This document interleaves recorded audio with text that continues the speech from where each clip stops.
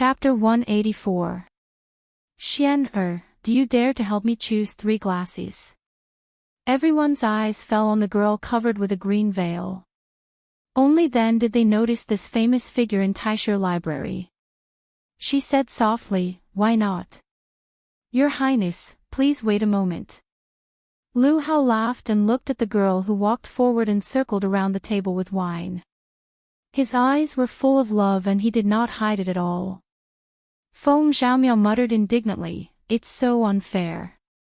Lu Hao said, "How is it unfair?"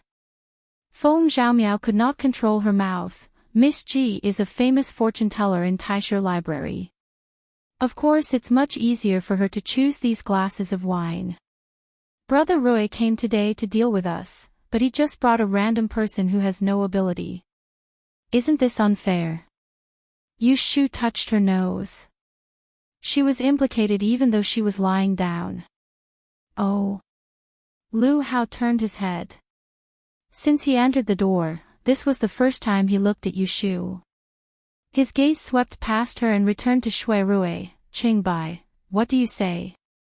"Since it's a gamble, there's nothing to say." Shui Rui turned around and whispered in a volume that only the two of them could hear, "I'm sorry for getting you involved." Yu Shu shook her head. She was more concerned about how Shui Rui was going to get out of this situation. Shui Rui heaved a sigh of relief in his heart when he saw that her expression wasn't displeased, and his expression became much more relaxed. He glanced at the 6 cups of wine on the table, and his gaze flickered imperceptibly as he asked Yu Shu, "Do you dare to help me pick 3 cups?" "I don't dare." Yu Shu answered truthfully. She'd come here today to do her arithmetic, and she didn't intend to bet on luck. If she was unlucky and chose the cup of poisoned wine, causing Shui Rui to die from drinking it, then wouldn't she have to take responsibility? Everyone pricked up their ears to listen to what they were saying. When they heard Yu Shu's words, they didn't know whether to laugh or cry. At this time, they should lose, but not lose, right? Compared to the shame on the faces of the others, Shui Rui laughed, and his expression became more relaxed. "If you don't dare, then so be it. I'll choose myself." When Yu Shu saw that he actually wanted her to go forward to get the wine, she hesitated for a moment and couldn't make up her mind. She reached out and grabbed his sleeve. "Wait, let me help you choose." She regretted it as soon as she finished speaking. There was a prince here, was he someone she could mess around with? She thought that Shui Rui would decline, but unexpectedly, he turned to look at her and nodded, "All right. Help me choose." "Bastard, can't you just decline it a little more?"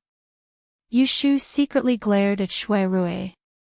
This time, she was the one who couldn't back down. She had no choice but to walk forward, pretending to cover half of her face with one hand to prevent being recognized. Just like Ji Xingxuan, she stood by the table with 6 glasses of wine. She could only stare. What should she do? How should she choose? At this time, Ji Xingxuan had already picked up the first glass of wine. She walked back to Lu Hao, under the gaze of the crowd. Lu Hao opened the lid of the teacup and drank it without looking at it. He wiped the corner of his mouth and smiled at Shui Rui. "It's not poisonous." Ji Xingxuan walked back and walked 2 rounds around the table. She picked a glass of wine faster than before and brought it back to Lu Hao. "It's not poisonous." Lu Hao gestured to Shui Rui that there was an empty glass, and his eyes were filled with victory. "1 more non-poisonous, and I'll win. Remove the 3 non-poisonous glasses. Of the remaining 3 cups, 1 of them must be poisoned." Looking at Ji Xingxuan walking back to the table, the impatient Feng Zhaomiao couldn't help but urge Yu Shu, who was still standing in front of the table. "Miss Lianfeng, hurry up and choose. If you don't, there'll be no more." Shui Rui reached out and patted him on the shoulder. He stopped him from shouting and said to Yu Shu's back, "There's no hurry. Take your time to choose. Bring it to me when you're done." Lu Hao turned to look at him. Seeing his calm expression, he felt a little strange, but he couldn't grasp the main point. Shui Rui crossed his arms before him as he turned to glance at Lu Hao, and the corners of his eyes were suffused with a slight smile that carried unknown meaning. In this gamble, whether he won or lost was also a win. It was just that he would have to pay a price if he lost. "Hey, what is she doing?" Feng Zhaomiao exclaimed in surprise, causing Shui Rui to shift his gaze back to the table. He saw Yu Shu, who had been standing there in a daze for a long time, fumbling around on her body. She dug out a few copper coins from somewhere, lifted her skirt, squatted down, and started throwing them on the ground. Ji Xingxuan also noticed Yu Shu's action. Her eyes were full of suspicion. She knew there was a kind of divination that used copper coins to calculate.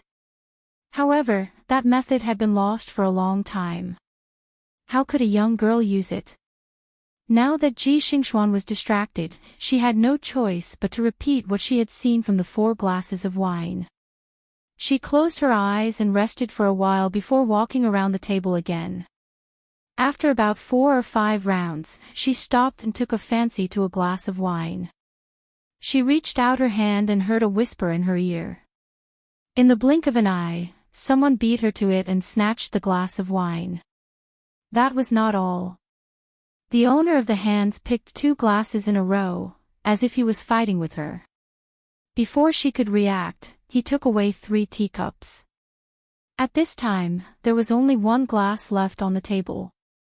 "Extreme East, Extreme West, Official Eye," Yu Shu murmured. After confirming that she did not take the wrong glass, she turned around and walked to Shui Rui with 3 cups of tea in her hand. Everyone in the leisure hall was dumbstruck. Who would have imagined that she dawdled for so long and actually chose 3 cups in one go, and they could practically foresee that one of these 3 cups would be finished. Those who had a good relationship with Shui Rui all broke out in cold sweat, and they already had hostile expressions as they looked at Yu Shu, who took it to be child's play. Shui Rui helped Yu Shu receive the cup, and he didn't know whether to laugh or cry towards her actions that were too rash. Even though he was prepared to drink the rat poison since long ago, he still didn't want to drink it if he could avoid it. "Quick, taste it and see if it is poisonous," Yu Shu urged. She did not know that her words were very strange. Ji Xingxuan did not take the last glass of wine on the table. She returned to Lu Hao's side. Since he had picked 3 cups, she did not need to pick another one. She only knew that the wine in Yu Shu's hand was not poisonous, but she was not sure if the other 2 cups were poisonous. Therefore, she paid attention to it with the others. Yu Shu was holding a cup in her hand and forgot to cover up her face. Ji Xingxuan happened to see her face. Earlier, Ji Xingxuan didn't pay much attention to this young lady who was traveling with Shui Rui. Now that she saw Yu Shu, she frowned and thought for a moment before recognizing Yu Shu's face. It was the young man who had once disguised himself as Xia Jiangmin's side. It was her. Seeing the person who escorted Xia Jiangmin to the capital appeared next to Shui Rui, Ji Xingxuan could not help but have some doubts about Yu Shu's identity. However, she did not expose it on the spot. Instead, she waited to see what would happen. Shui Rui took the cup and drank it without hesitation. He smacked his lips and did not say anything. He picked up the 2nd cup and drank it in one breath. He picked up the 3rd cup. At this time, a group of people in the hall was already nervous. They were afraid that he would hold his stomach, roll on the ground, and faint after drinking the wine. Even Yu Shu, who was picking the wine, looked at Shui Rui nervously. She was just trying to make a Hail Mary. She had no choice but to use the 6 lines to ask the question in front of her. She did not know if it worked. If Shui Rui really got sick after drinking it, she would not be able to pay for it even if she sold herself. Shui Rui raised his head and drank the 3rd cup of wine under everyone's gaze. Yu Shu looked at his straightforward manner, and her mood suddenly became a little strange. Did he trust her too much or himself too much? After swallowing the last mouthful of wine, Shuai wiped the wine stains on the corner of his mouth and looked at Yushu. His eyes gradually focused and showed a strange look. It seemed that he saw the uneasiness in her expression. He said in a hoarse voice, which had been washed by wine, "I'm fine." "You chose very well." Yushu breathed a sigh of relief. That was close. Lu Hao, who had been staring at Shuai, tightened his face. He strode forward, picked up the remaining teacup, and lifted the lid. He put it under his nose and sniffed. There was a faint smell in the wine. This made his face suddenly become unsightly. Ji Xingxuan frowned slightly. Looking at Yushu, who was happy, she could not help but wonder whether she was lucky or she really knew how to use that strange technique. Seeing this scene, everyone knew what was going on and wiped their cold sweat. Xue Guangshu, who came with Lu Hao, secretly clenched his fists. Feng Zhaomiao stuttered and grabbed Shuai's arm. "Rui, brother Rui, are you okay?" Shuai shook his head and looked at the back of the seventh prince in front of him. He asked, "Your Highness, there is still 1 cup of wine left. Do you want to admit defeat now, or do you want to test it yourself?" Lu Hao turned his face back to the people behind him. When he turned around again, his face had returned to normal. "Qingbai, what do you want?" This sentence was a disguised admission of defeat and accepted the bet at the beginning. Shuai said, "I just want to be quiet and don't pester me anymore." This sentence was said to save face for Lu Hao, but those who knew the situation at the scene could not hear the severance in Shuai's words. 2 years ago, everyone in Anling City knew that the eldest young master of the Shui family and the seventh prince were on the same side. Now, it was gone just like that. Outsiders could not even figure out the reason, which made people sigh and sigh. Okay, Lu Hao smiled and loosened his fingers. The cup with rat poison fell to the ground and splashed 3 feet of wine. Everyone was nervous, afraid that he would attack at this time. However, Lu Hao did not lose his composure. He just looked at Shuai deeply and left. Ji Xingxuan looked at Yushu again and left without saying a word. "Your Highness." Xue Guangsu shouted and turned his head to say to Shuai, "This time you have completely offended the seventh prince. Are you happy now?" Shuai's eyes flashed. "My business, when did it become your turn to interfere?" Xue Guangsu was humiliated but did not dare to talk back. He lightly snorted and went to chase after Lu Hao. Once this group of uninvited guests left, the atmosphere in Huaixian Hall became noticeably better. Because Prince Yang's heir Lu Jiong had privately arranged for Shuai to meet with Lu Hao, he felt ashamed. He looked at Shuai as if he wanted to say something but stopped. There was a trace of flattery on his face. At this time, Shuai was in a good mood and could not be bothered to argue with him. He sighed and waved his hand, saying, "Forget it this time." Yushu was still thinking about the look Ji Xingxuan gave her before he left and knew that she had been recognized. She was pondering how Ji Xingxuan would think of her identity when she heard a warm and soft voice full of curiosity asking, "Lianfang lady, the divination technique you used just now, was it the long-lost 6 lines breaking law?" The one who asked the question was the young woman who had been sitting next to Lu Jiong. She seemed to be a female student of LoveLore Library. Everyone then remembered the inconspicuous person next to Shuai. To be honest, in the bet just now, not only did the seventh prince lose, that Ji Xingxuan also lost. She was not as good as this unknown Lianfang lady in front of them. Thinking of this, it made people overflowing with interest. Yes, what method did you use just now?" Feng Zhaomiao came up excitedly and said carelessly, "Just by throwing a copper coin, you know the cause and effect. Isn't it a trick in Jianghu?" In the face of everyone's inquiry, Yushu smiled but did not say anything. She did not hide or respond to the 6 lines breaking law. In fact, she could not tell whether the 3 cups of wine just now were due to luck or the effect of the 6 lines breaking law. After all, she had never used it on such things. Shui Rui glared at Feng Xiaomiao and said to Yu Shu, "Don't bother with this naughty boy. If you get entangled with him, you will have a headache." Then he sneered at Lu Jiong, "Today, I came to introduce her to a few Grandie Masters. Because of your interference, I came here for nothing." After listening to his words, Lu Jiong first smiled at Yu Shu and then said, "It's not a big deal. Which Grandie Master do you want to meet? I will write a recommendation letter for you. Just go to their door and find them." Yu Shu was happy and did not hesitate. She gave a few names on the spot. They were the famous masters in Anling City that she heard in Autumn Osmanthus Lane recently. Lu Jiong did not say it out of politeness. He turned around and asked his servant to find the letters and wrote them to Yu Shu one by one, so that she could visit them at any time. In this way, it was noon. The crowd had long lost the mood to gamble. They did not eat lunch and left Dingbua House. After saying goodbye in front of the door, they went to their own carriages and sedan chairs. In the carriage, Shui Rui looked at Yu Shu happily holding the recommendation letters, but he did not ask about the grudge between him and Lu Hao. Although it was what he wanted, he felt a little disappointed because of her indifference. After putting away the recommendation letters, Yu Shu thought of another thing. She put on a straight face and said to Shui Rui, "This is bad. I didn't get any money from gambling. How can I pay for Xiaoxiu's tuition fees?"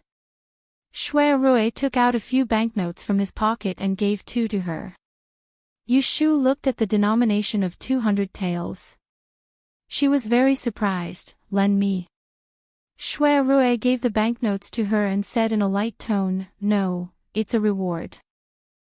A reward for not letting him drink the cup of rat poison. Today's trip was not in vain. Everything that should be solved was solved." Lu Jiong did not send them off. He took the female student from Taisha Shuyuan to the back garden. After dismissing the servants, he took her hand and put her on his lap. He wrapped his arms around her waist and said in a lazy voice, "Meow meow, don't you think Xiao Wang is doing a strenuous and unrewarding job?" Xia Miaoyun touched his cheek and said softly, "Shizi has good intentions. I don't know what grudge young Master Shui has with the 7th prince that is so hard to resolve." Lu Jiong kissed her fingers. "I don't know about their matters. I heard it was because of a woman. Who knows if it's true or not?" Xia Miaoyun did not ask in detail and turned to care about something else. "The 7th prince brought Ji Xingxuan here today. Is it true that the Ji family has a chance to climb up to the emperor's side? In the past, it was hard to say. But now, it's not certain." What do you mean?" "There's no harm in telling you, just don't tell outsiders." Lu Jiong lowered his voice. "I heard Fu Wang say before that the emperor intends to give the 7th prince the 4 daughters of the Xia Jiang family as his concubines. The decree has already been drafted, but Xia Jiangying was killed not long ago, so this matter was left unsettled. Looking at cousin's appearance today, he seems to be more interested in this Ji Xingxuan. If you have the heart, you should get closer to her." Xia Miaoyu nodded and sat back. "I'm curious about that Lotus Room girl. Where did young Master Shui find such a person? I've never heard of her before." Lu Jiong said, "What's there to be curious about? From what I can see, she picked the wine cup out of luck. What can she know by throwing a few copper coins?" Chapter 185. Leaving Dingbua Hall, Yu Shu insisted on changing back into men's clothing at the clothing store where she previously bought clothes. Shui Rui watched her take off her green dress and return to her plain appearance of a young man. He felt it was a pity, but he didn't go overboard and make her wear women's clothing again. After all, they had met today and there was still time. "What should we do with this dress?" Yu Shu asked Shui Rui as she held the dress she had changed out of. "Of course you keep it. Do you want me to take it back?" Yu Shu thought about it and agreed. It wasn't good to return the clothes she had worn, even though she didn't wear this dress on many occasions. After they changed their clothes, Shui Rui acted as the host, and the two of them found a restaurant in the south of the city to have a meal. They ordered 4 dishes and a soup, and they took the opportunity to chat about some matters during the meal. "Why did you call me Miss Lianfang today? Where did that name come from?" Yushu asked as she poked at the fish bones with her chopsticks. Shui Rui moved the plate of braised fish in front of her and said, "That group of people are very shrewd. Since you are traveling with me today, they will definitely inquire about your background. If you tell them your real name, it's hard to guarantee that they won't investigate thoroughly." Oh, Yushu accepted his explanation and ate a few mouthfuls of rice. She suddenly looked up and said, "Miss Ji family should have recognized me. I am with Xia Jiangmin. I have seen her twice before. Now that she sees me with you, will there be trouble?" Shui Rui said indifferently, "If she sees, then she sees. What trouble is there?" Yushu rolled her eyes. "There's no trouble for you, I am talking about me. After all, I almost replaced her to become your concubine. She should have some impression of me. If she thinks about it, it's hard to say that she can't recognize me as the girl who was kicked out by the Ji family." Because they were brought out of prison by Shui Rui, the two of them talked about the past in Yang clearly. Now that the matter of taking in a concubine was mentioned, the two of them didn't feel awkward. In fact, one of them pretended to be confused. One was pretending to be confused. Yushu thought that Shui Rui didn't know that she had offended the Ji family by helping Zhao Hui with the lawsuit. However, Shui Rui had seen it outside the yamen that day, so he heard her say this. Knowing what she was worried about, he put down his chopsticks and said to her, "You don't have to worry about that." The Ji family was one of the top families in Yang, but it was nothing in Enling City. If one of them gives you a hard time, just come and find me, I'll get rid of them for you. What Yushu wanted was this promise from Shui Rui. Hearing him say this, she was relieved. If the Ji family really came to find trouble with her in the future, at least she had a shield. As for whether or not she owed Shui Rui a favor, she was no longer as calculative as before. As the saying goes, one does not need to worry about too much debt. Anyway, she wouldn't run away. There would always be a chance to pay him back in the future. Oh yes, when you picked the wine glasses, was it divination? What's the meaning of it? Shui Rui didn't think that Yushu picked the 3 glasses of wine today by luck. Firstly, the Yushu he knew wouldn't do such an unreliable thing. Secondly, he heard someone mention the 6 lines, divination. Yushu didn't answer Shui Rui perfunctorily like she did to others. She thought for a moment and said, "It is indeed a divination. However, I've never used it on divination before, so I must have been lucky to be able to pick it." Shui Rui said with interest, "What's so great about divination? How accurate is it?" Yushu said after some consideration, "I can ask about the present and recent events. If I know nothing, I won't be accurate. The more detailed I ask, the more accurate my divination will be. For example, I can see the positions of the 6 glasses of wine today. I can tell that they are made of porcelain, their color, and the time. If I want to ask about the danger, I have to meet the requirement of asking about the matter. My accuracy should be around 7 or 8. Fortunately, Shui Rui had a wide range of knowledge and dabbled in E. After listening to her explanation, he understood but was also confused. If you have such ability, why do you still set up a stall on the street to do divination? Why don't you refer to Dian? Isn't there a better way out? Being able to hit 7 or 8 was a high standard.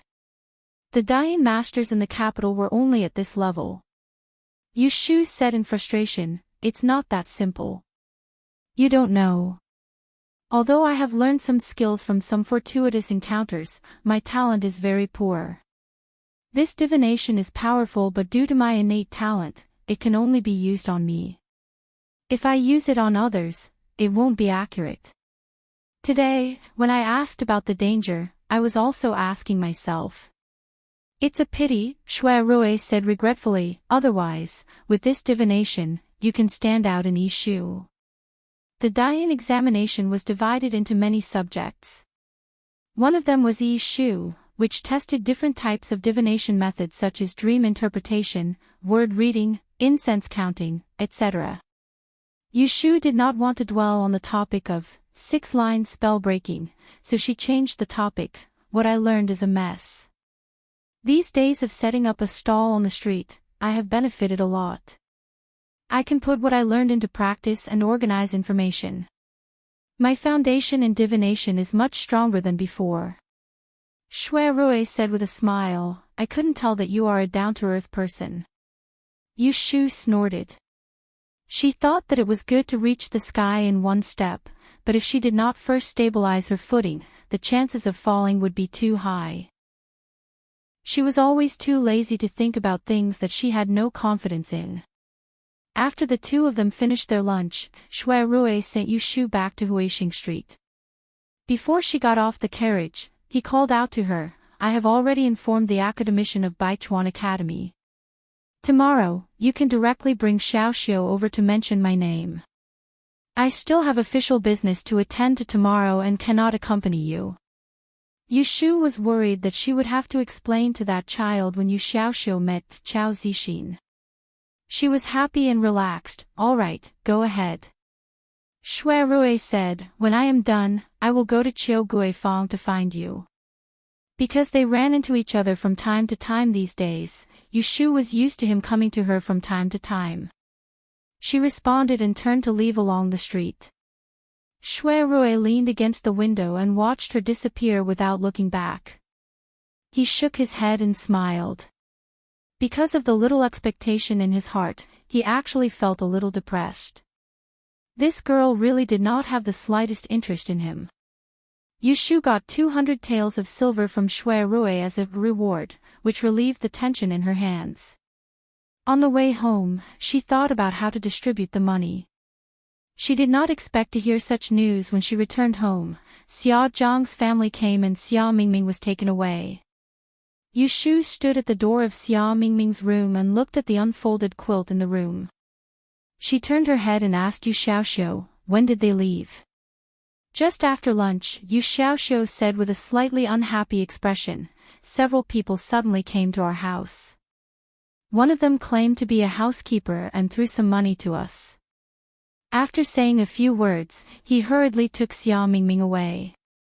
He didn't even ask her to tidy up his clothes. Yushu was suspicious. Money. Yu Xiaoxiu nodded and pulled her into the inner room. Sure enough, there was a plate of silver ingots on the dining table. On top of it, there was a yellow, furry, suspicious object. When it saw people approaching, it rolled and stood up, baring its teeth and threatening to not let people come closer. Yushu expressionlessly grabbed Kim Bao's tail and threw the yellow-skinned mouse that was trying to jump up and bite her finger to Yu Xiaoxiu. She counted the silver and found that there were about 200 taels. She then shook out a few banknotes on the bedding. Each banknote was 100 taels. There were 5 banknotes in total. In the past, when Yu Xiaoxiu saw so much money, he would definitely be so excited that his face would turn red. However, at this moment, he was abnormally sullen. He didn't even try to coax Kim Bao, who was screaming and rolling on his knees. It was obvious that the Xia Zhang's family's rich and overbearing behavior had angered him. Yushu, who was a money-minded person, felt happy when she saw this windfall.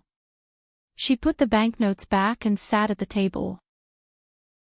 She poured a mouthful of tea and drank it. She turned her head to look at Yu Xiaoxiu and said, "Did Xia Mingming leave any message?" Yu Xiaoxiu said, "She did. She told me to tell you that her father has entered the capital. She has to rush back to see him. She can't stay and wait for you to come back." Yu Shu nodded. She could understand Xia Mingming's eagerness. Xia Jiangying had been murdered and hadn't been buried yet. It wasn't easy for someone to take charge of the family. He must be anxious to go back and discuss it. After pressing this item, Yu Shu looked around and didn't see Jing Chen's figure. She asked Yu Xiaoxiu. Where's your big brother Jing? Oh, someone came to pick Mingming up just now. Big brother Jing went back to his room to avoid them. He should be taking an afternoon nap now. Do you want me to wake him up? Yu Shu was a bit puzzled. Recently, Jing Chen seemed to be particularly fond of taking afternoon naps. He often went back to his room to rest after lunch. He would sleep until dusk. Those who didn't know would think that he went to do something at night and slept during the day. Well, you go and tell him that we are going out to buy some paper, pens, clothes, and the like. Ask him if he wants to go. Yu Shu told Yu Xiaoxiu to call Jing Chen. She also asked him to take away the noisy Kim Bao. She took the heavy plate of silver and returned to the room. She folded the banknotes and the ones given by Shui Rui and put them under the locked cabinet. She took out 2 ingots of silver and wrapped them in cloth. She was going to use them to buy things later. In addition to the pen and paper, the 3 of them also need to buy a cotton-padded coat. Yu Xiaoxiu was going to study in the capital, so his clothes couldn't be shabby. She taught this child to be more confident. Otherwise, he would be like the time when he was in the Sanju study room, where he couldn't lift his head and was bullied and ridiculed. It went against her original intention. After putting away the money, Yu Shu put the dress she wore today into the cabinet. She tidied up her belongings and went out. She saw Jing Chen standing in the living room. His hair was slightly messy and his forehead was slightly red. He looked like he just woke up. Are you going out? Jing Chen asked. Yu Shu nodded her head. Do you want to go out for a walk? Although it was risky to take Jing Chen out, it was unreasonable to always let him stay at home. She had to be careful to watch him. She planned to go out, but who would have thought that Jing Chen shook his head. I'm not going. Ah. You're not going. Are you not feeling well? No. Jing Chen didn't know how to lie, but he couldn't tell Yu Shu that he wanted to practice swordsmanship at home while they were out. He thought about it and reluctantly found a reason. I don't want to go out. Yu Shu had a strange expression on her face. Why did Jing Chen have the same problem as Yu Xiaoxiu? He didn't want to go out and liked to stay at home to draw. This was a sign of a nerd. Not good. Such a chivalrous person was almost turned into a nerd by her. Wasn't it bad for her? Then you stay at home today. After I send Xiaoxiu to school tomorrow, I'll take you to the Taoist temple in the city the day after tomorrow to see if you can remember anything. Chapter 186. If they were too big, they would not be able to display their skills. It would be best for them to temporarily stay in a reputable but not too well-known shop. Yu Shu knew of 2 such shops. One was the Heavenly Star shop located on West Qugifang Street and the other was the Zhou family shop located on East Street. If she had to choose between the 2, Yu Shu would lean towards the latter. For no other reason than the fact that the owner of the Zhou family shop was familiar with shopkeeper's son of Sun Ji Tavern, it would be more convenient to introduce them to each other. Yu Shu decided to bring Jing Chen to the Taoist temple tomorrow and ask shopkeeper's son to introduce them. It was Yu Xiaoxiu's first day at school and he felt pretty good.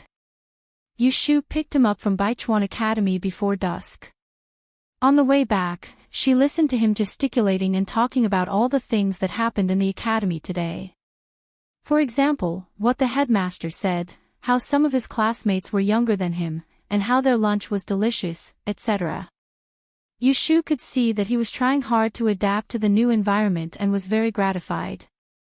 When she passed by the pork shop, she bought a caddy of pork and another caddy of fish.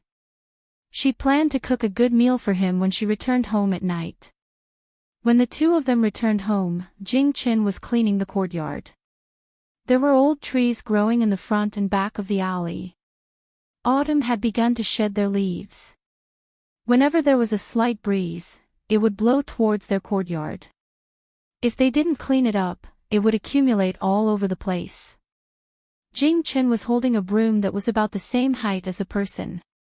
His hair was tied up behind his back and his forehead was slightly wet with sweat. He practiced the sword for the whole afternoon. Yushu did not know and thought that he was tired from work. She took the broom from his hand and said, "You only need to sweep the courtyard once a day. Go wash your face, I will cook now." And Jing Chen gave the broom to Yushu and went to wash his face. When he came out, Yu Xiaoxiu stopped him in the courtyard. Holding the new textbooks he received today, he embarrassedly begged, "Big brother Jing, can you help me write my name on the pages? I am afraid I will dirty the books." "Okay." Jing Chen brought him back to his room. Yu Xiaoxiu stood by the table and grinded the ink. Jing Chen flipped through the book, glanced at a few pages, and asked him, "Is the school interesting?" Yu Xiaoxiu heard the concern in his words and answered carefully, "There were quite a lot of people. The headmaster has a good temper and the students are very polite to me. Oh, but there are some parts of the book that I don't understand." Jing Chen asked, "Where?" Yu Xiaoxiu put down the ink stick and wiped his hands. He flipped to the part that he heard in class today and pointed it out to Jing Chen. "Look, it says here, the Book of Changes is a book, it cannot be far away. The path of changes is constantly changing. It cannot be an important part of the book, only changes are suitable." But, what does only changes are suitable mean? The teacher didn't explain it clearly, so I don't understand it. I even asked my brother, but she doesn't know either. She asked me to go to the school tomorrow and ask the teacher. Yushu did not learn the Book of Changes from an orthodox teacher. She often did not understand these written things. She knew nothing about the ancient language. When Yu Xiaoxiu asked her these questions, she was also confused and blamed the teacher in the school. Yu Xiaoxiu said this to Jing Chen, not expecting Jing Chen to answer his questions. He just mentioned it in passing. Unexpectedly, Jing Chen stared at the line of words and blurted out, "The way of heaven operates, only changes are suitable. The world is ever changing, and one should adapt to it." "Ah. What did you say?" Yu Xiaoxiu was confused. Jing Chen was in a trance for a moment. He came back to his senses and pointed to the 4 words "only changes are suitable" at the top of the book. He said, "This should be saying that everything is always changing. One should not follow the rules and regulations. One should adapt to the situation." Yu Xiaoxiu thought for a moment and clapped his hands, "So that's what it means." Then he read the 2 sentences a few times. The more he read, the more he understood. He then asked curiously, "Brother Jing, how do you know this meaning?" Jing Chen thought for a moment and told him, "Recently, I remember some grammar from time to time. I don't know where it came from. In my dreams, I often dream that someone is talking to me. I don't know what the words are, but when I wake up, I remember most of it." When Yu Xiaoxiu heard this, his mouth opened wide in surprise. He put the book on the table and rushed to the courtyard to shout for Yushu, "Sister, brother, brother. Come quickly, big brother Jing seems to have remembered something." When Yushu heard this shout from the kitchen, she threw the kitchen knife on the chopping board and wiped the oil on her apron. Then she rushed into Jing Chen's room. What did he say? What did he remember? Jing Chen saw that the 2 of them looked anxious, so he took out the paper from the drawer and passed it to Yushu. "I wrote it all on this." It was dusk. Yushu took the paper and retreated to the door. With the help of the light, she took a closer look. She saw that the words on the paper were very clear. Some were 1 sentence, some were 1 or 2 words. She didn't understand what they were. She flipped to the next paper and saw the 3 words that were repeatedly written on the first line, "Adversity blocking stone." To be continued. If you like this work, you are welcome to vote for it. Your support is my biggest motivation. Thank you Ruoyu Yenran, Xiaoxia, Xie Gay 26, Infinity, Shuyu 100851188974, Acm, Vimua, Bright River 1, Mouth, HTNH Cricket, Lily Winter, Xiao Xiao Qian, Tsang Yi, Don't Surf the Internet, Orange Who Likes Reading, Steam 21. Yushu took Yu Xiaoxiu out to the familiar autumn Osmanthus Square. They went to a few shops and found a place to buy ready-made clothes for Yu Xiaoxiu.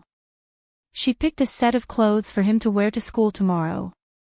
Then she went to the silk shop to find a tailor to make other clothes. Yu Xiaoxiu didn't want to spend money.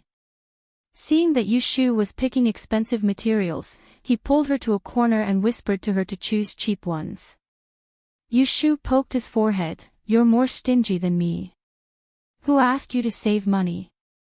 Yu Xiaoxiu said in a muffled voice, "I didn't earn the money. It was given by someone else." It was easy for Yu Shu to understand Yu Xiaoxiu's thoughts. She knew that he cared about the money that Xia Mingming's family left behind and didn't want to spend it. She didn't think much of it. Although she saved Xia Mingming and took care of her in the future, it didn't mean that she didn't deserve it. From Xia Jiangjia's point of view, the safety of their Mrs. Life was much more important than a few hundred taels of silver. Since they gave it to her, she wasn't so noble as to not use it or give it back. But to Yu Xiaoxiu, she had to change her approach. She couldn't be too direct or too realistic. She had to leave some room for purity and nobility. What are you thinking? It's not like we're taking it for free. She's been living at home all these days, and she has to spend money on food and drinks. Do you think she won't feel embarrassed? Don't just think about yourself, think about others. If we don't take the money, how can we feel? Is that so? Li Ran, if you don't believe me, you can ask her next time you see her. Yu Shu had a stomach full of fallacies, but to coax Yu Xiaoxiu was like drinking cold water. Yu Xiaoxiu was fooled by her words and didn't keep a straight face anymore. He obediently let Yu Shu pick out the needle and thread for him. Yu Shu had made up her mind not to let Yu Xiaoxiu be looked down upon in school. She took care of everything when she bought things. She picked out the best purses, handkerchiefs, scarves, and hair bands. She spent all the money she brought before she led the dizzy Yu Xiaoxiu back home with a full load. One day at the end of October, Yu Shu woke up early and led Yu Xiaoxiu to Baichuan Academy in the north of the city. She brought some gifts and paid a visit to Academician Song, who was over 50 years old. She mentioned Shui Rui's name and quickly helped Yu Xiaoxiu complete the admission procedures and pay 2 months' tuition fees. Academician Song very responsibly tested Yu Xiaoxiu on a few questions about learning. After estimating his level, he arranged for him to be enrolled in the 3rd class. He also asked his page boy to go to the library to get a few textbooks for him. Then, he led Yu Xiaoxiu to the back courtyard, where the teachers rested, and personally gave him a few words of advice. Yu Xiaoxiu was very shy in front of strangers and didn't say much. But his well-behaved manner was liked by the elders. When the teachers saw that it was the academician who personally led them and that he was dressed well and had a fair face, they decided to take care of him in the future. There were 5 lecture halls in Baichuan Academy with a spacious garden and a small shooting range that could accommodate 30 to 50 people. Although the scale was only average in the north of the city, it was many times better than the Sanju study house in Jinyang. After all, Yu Xiaoxiu was still a child and was very curious about the new environment. After being led around the academy by Academician Song, his previous remaining resistance also disappeared. "Mr. Yu, does your younger brother plan to listen to the lecture today or come tomorrow?" Academician Song asked. Yu Shu said, "Since he's here, let him go to class. I'll come pick him up in the afternoon." "All right." Academician Song then led them to the 3rd class lecture hall. Yu Shu and Yu Xiaoxiu walked behind and softly told him, "Lunch is in the back hall. If you don't know the place, just ask someone. You've paid for the meal." Wait for me at the door after class in the afternoon. Today is the first day, I'll come pick you up and let you know the way. Next time you'll be able to walk by yourself. Yu Xiaoxiu nodded and looked left and right, looking at the banners that could be seen at regular intervals along the corridor. After escorting Yu Xiaoxiu to the entrance of the lecture hall, Academician Song led the others inside. Yu Shu stood outside and peeked in through the half-open window. She saw that there was enough space for 20 people to sit inside. The windows were bright and the tables were clean. There were more than a dozen children in their teenage years. Each of them had a desk and a short chair. Their faces were filled with childish innocence. When they saw the new students, they all looked at them curiously. Seeing that Yu Xiaoxiu was arranged to sit in an empty seat in the second row, Yu Shu turned her head and left with Academician Song after the teacher signaled for him to take out his textbook and listen to the lecture with the other children. After sending Yu Xiaoxiu to school, Yu Shu walked out of Baichuan Academy and aimlessly on the street for a while. After the beginning of winter, the weather turned cold. The leaves on the streets were all withered. The only green that could be seen were some evergreen pines and cypresses that grew out of the eaves of some houses. It was a rare sight to see green everywhere like the Dingbo Hall he visited yesterday. It was as if it was spring all year round. The sun was hidden in the clouds, and the weather was a bit gloomy. It looked like rain was about to fall, but Yu Shu knew that the rain would be delayed until the evening of the day after tomorrow. It was rare to have such free time to wander around. Yu Shu calmed herself down and sorted out the recent situation, making plans for the future. Xia Mingming left and Xiaoxiu entered the school smoothly. Her fortune-telling stall in Autumn-Osmanthus Lane was doing well and had a little reputation on the street. She didn't have to worry about money for the time being. Next, she considered finding a barter shop to be a barter customer.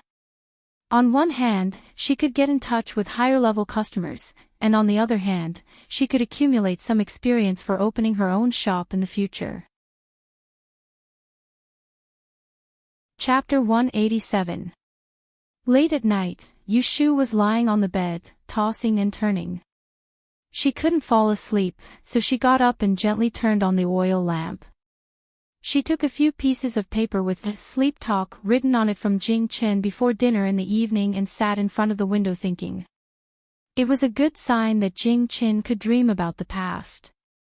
Although he still couldn't remember anything, there were some clues to find. The bad thing was that some of the things he dreamed were not good news for Yu Shu. Speaking of which, it had to be traced back to half a year ago when she and Jing Chen had met in Yang. He had given her a stone called Yellow Frost, which she had accidentally lost. Before this, she had only felt that it was a pity, but now it seemed that the small yellow stone was actually not an ordinary item.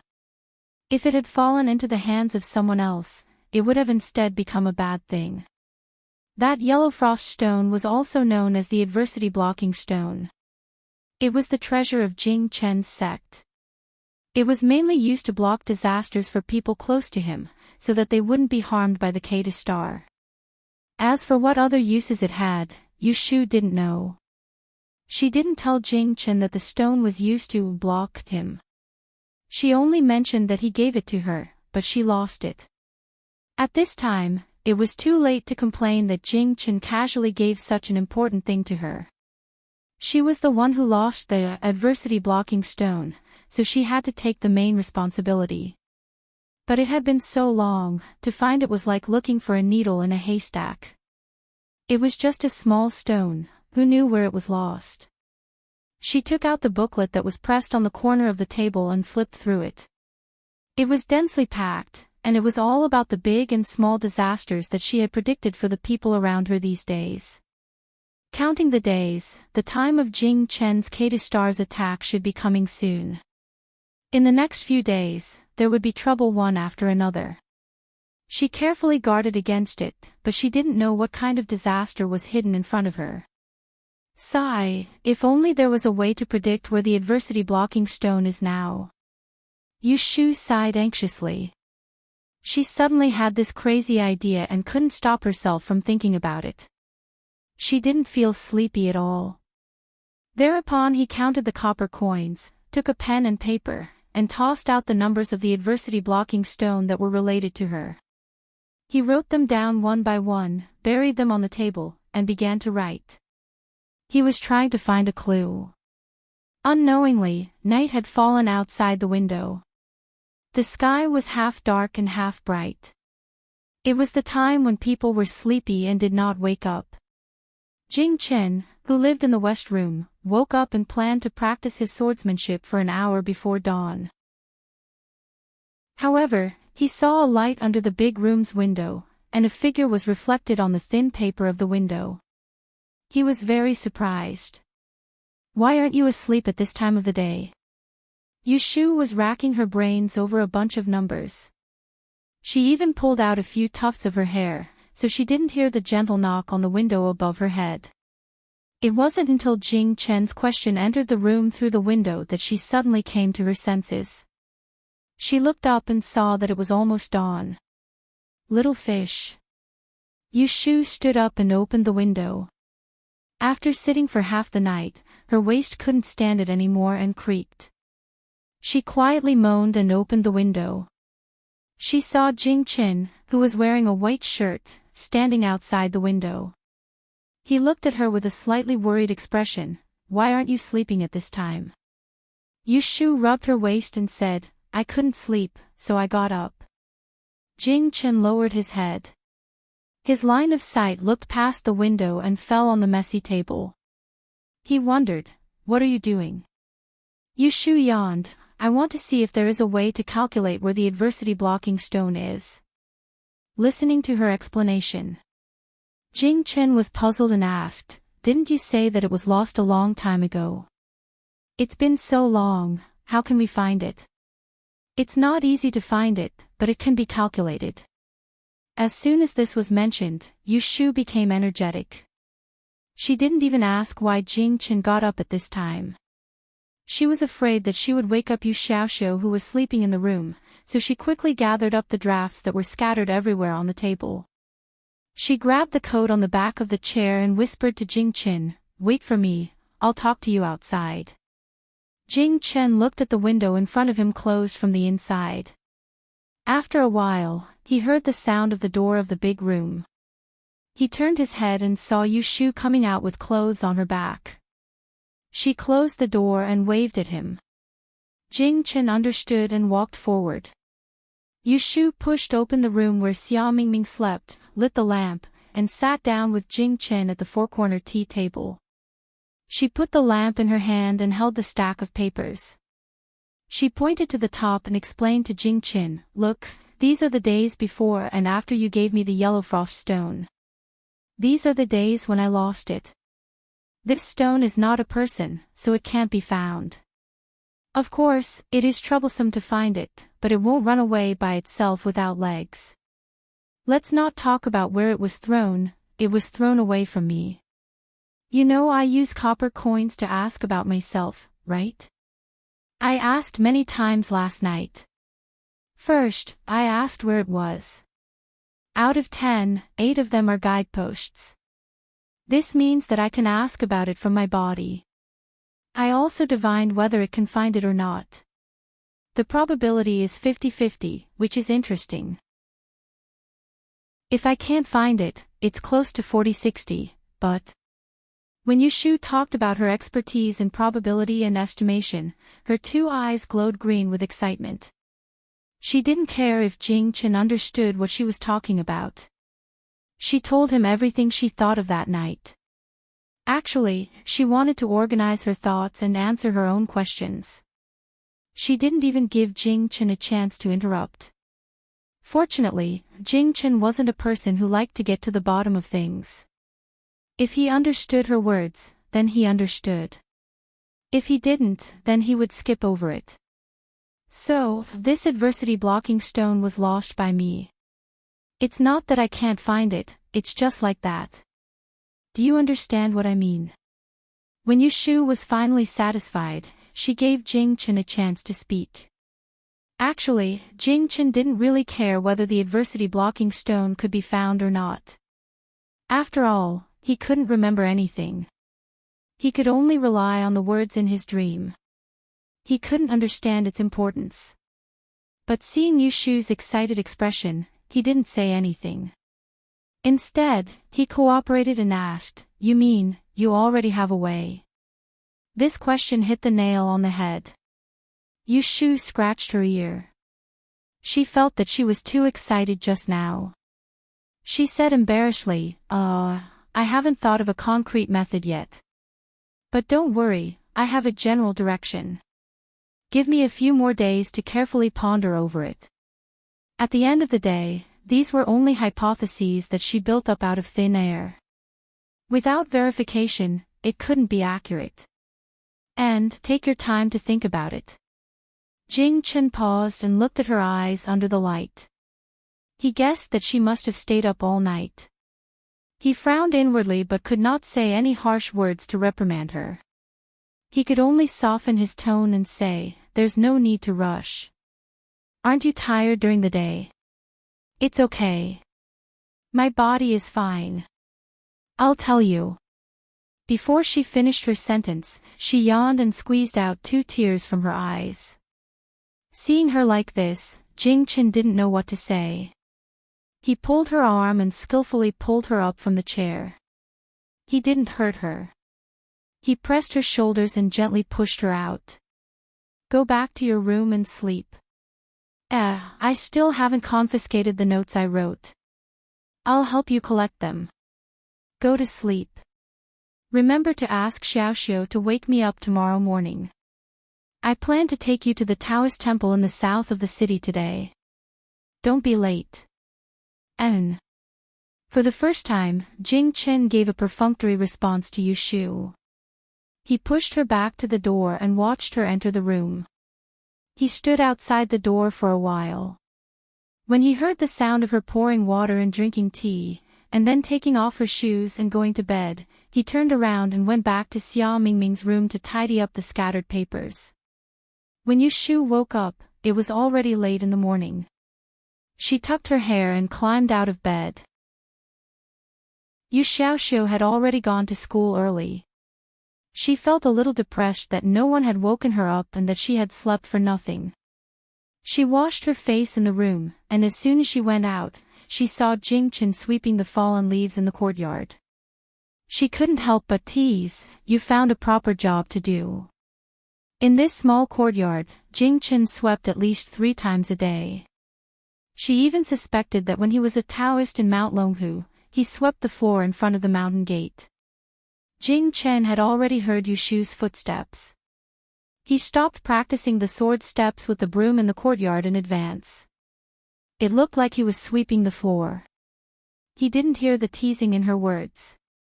He looked at her recovered complexion and said, "Did you sleep well?" N. Yushu crossed her fingers over her head, stretched herself, and stepped over the threshold. As soon as she walked into the courtyard, a few drops of something fell on her head. She raised her hand to wipe it and looked at it. Her eyelids twitched. Ga. A crow flew over the roof. Yushu cursed in a low voice, "Smelly bird." She shook off the bird droppings on her hand and was about to go to the kitchen to get some water to wash up. Who would have thought that when she just took 2 steps, there was another "ga" sound on her head. Blue veins suddenly popped out on her forehead.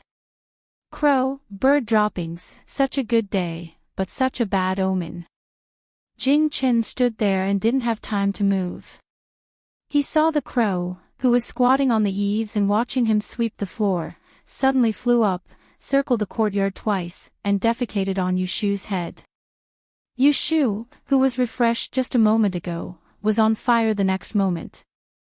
She came forward and grabbed the broom in his hand. She fiercely chased the crow flying in the air and shouted unclearly, "I let you pee and defecate wherever you want, I let you pee and defecate wherever you want." Ga. Kim Bao, who was lying under the window and basking in the sun, was innocently implicated. He was lucky that he didn't get swept away by the broom. He He jumped off the window's sill and sneaked to Jing Chen's feet. He hugged his tail and hid behind his feet. He peeked his head out to see that the troublesome black bird couldn't fly after being hit by Yushu. Its feathers were all messed up, and it was cawing. "That's enough, Xiaoyu." Jing Chen came back to his senses and went forward to stop her. If she hit it a few more times, the crow would have to walk in the future. Yushu felt much better after venting her anger. She conveniently stuffed the broom into Jing Chen's arms and said, "Sweep the floor again. I'll go and dry my hair. We'll go out later." "It's already so late, do you still want to go out?" Jing Chen looked at the sun that was rising in the sky. Yushu said, "We'll go. Xiao won't be back at noon. The two of us will eat outside. We'll rent a car to go back and forth. We'll be back before dark." They had to go there sooner or later. They wouldn't be so scared by a bird that they didn't even dare to go out. Ga.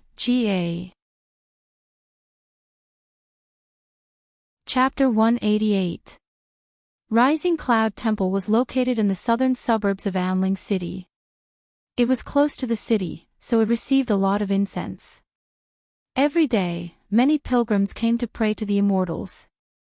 Compared to the big exchange houses in the capital city, the temple was divided into a front yard and a backyard. The front yard was spacious. Upon entering, a huge incense burner was placed in the middle of the road. Green smoke could be seen curling up from the burner. A path led straight to the Hall of Three Pristines. Worshippers could be seen shaking hands and worshipping devotees everywhere. Some Taoists were dressed in green and white robes, neatly combed hair and sleeves. They walked freely in the temple. They looked noble and did not take the initiative to talk to others. Therefore, although there were many people in the temple, it was rare for it to be quiet. Yushu still managed to find out the location of this Taoist temple from Shui Rui. She brought Jing Chen here and circled around the courtyard for a while before entering the main hall.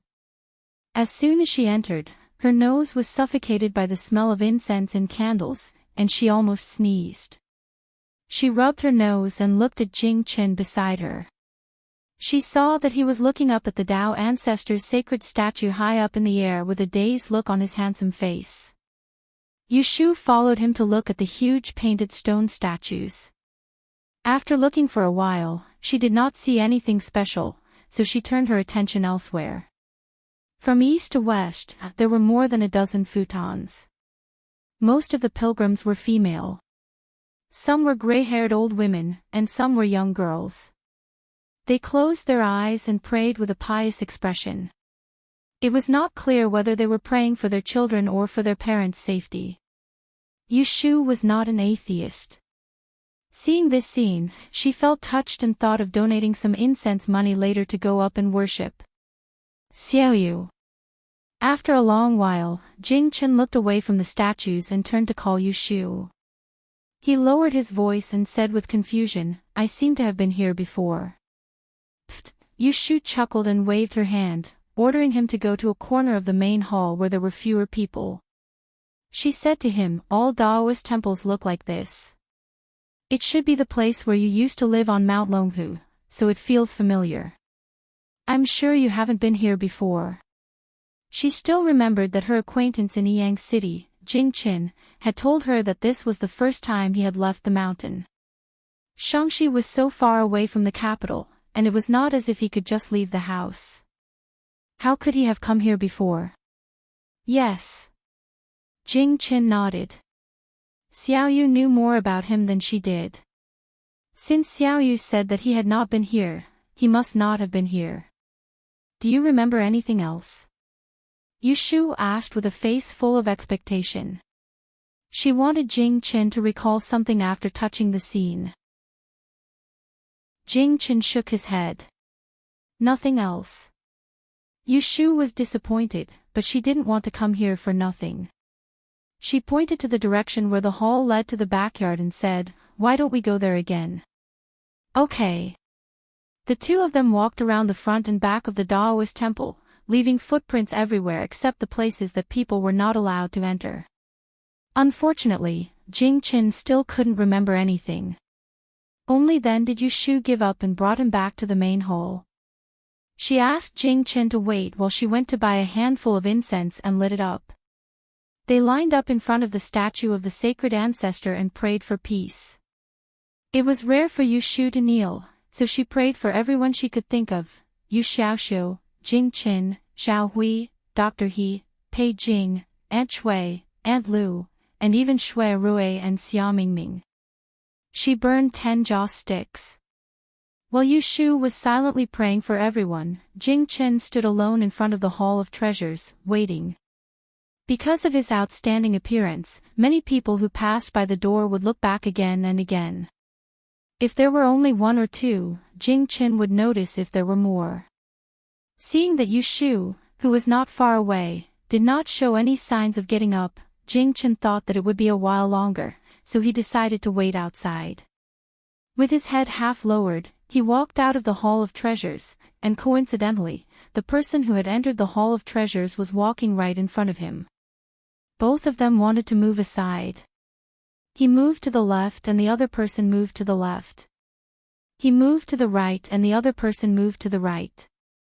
Since they couldn't move, they stopped at the same time and raised their heads to look at each other. Both of them were stunned. Right in front of Jing-Chin stood a girl with half her face covered with a veil. Only her eyes could be seen and her facial features were unclear. However, he didn't know why, but he had a different feeling about her. If he really had to say what it was the same feeling he had when he saw the 3 statues of the founding masters. It was a vague sense of familiarity. Jing-Chin said he was stunned, but it was only for a moment. He took 2 steps back and let the girl go first. The girl didn't hurry to leave. Her gaze lingered on his face for a moment before she realized that she had lost her composure. She lowered her head and bowed to him to thank him for letting her pass. Then she walked past him and entered the Hall of 3 Pristines.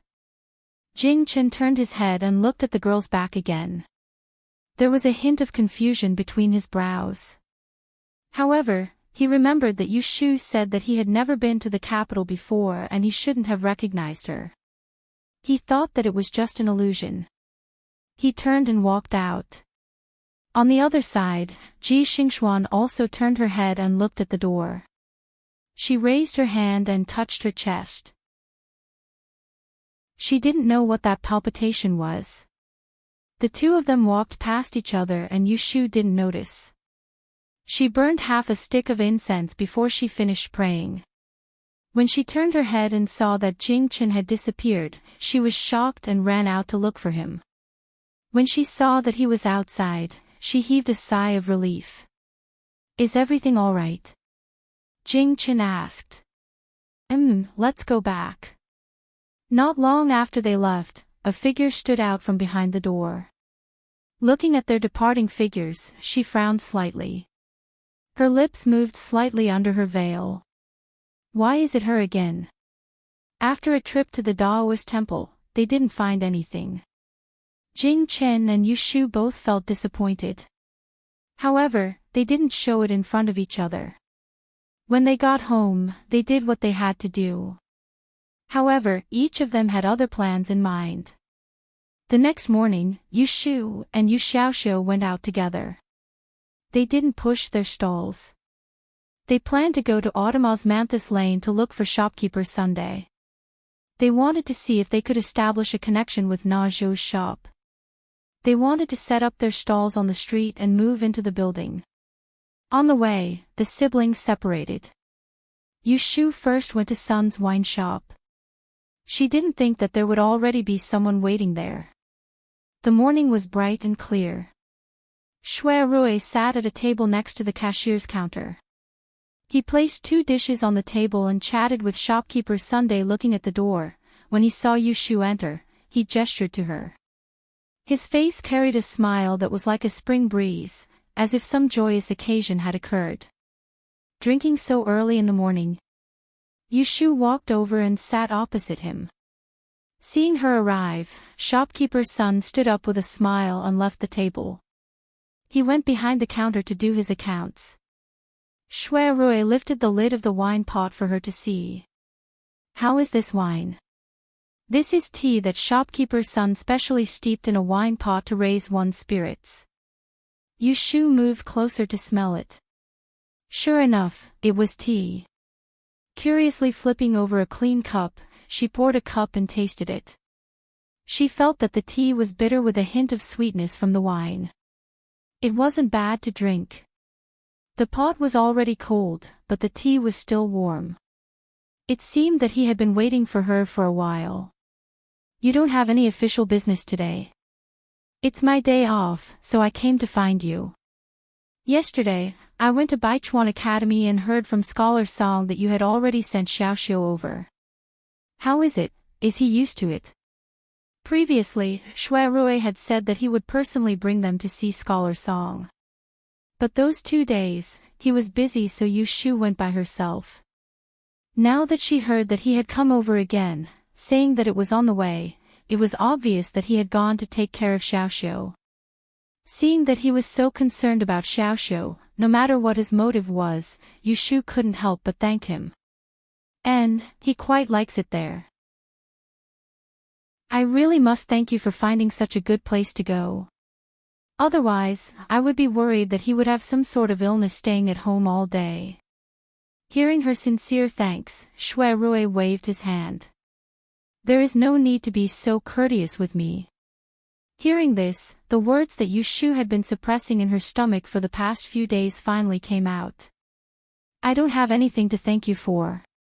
If there is anything that I can help with, just say it. She owed Shui a favor. This was not just 1 or 2. Regarding this, she was already calm. In any case, she was here to slowly repay him. Shui had been waiting for her to say this.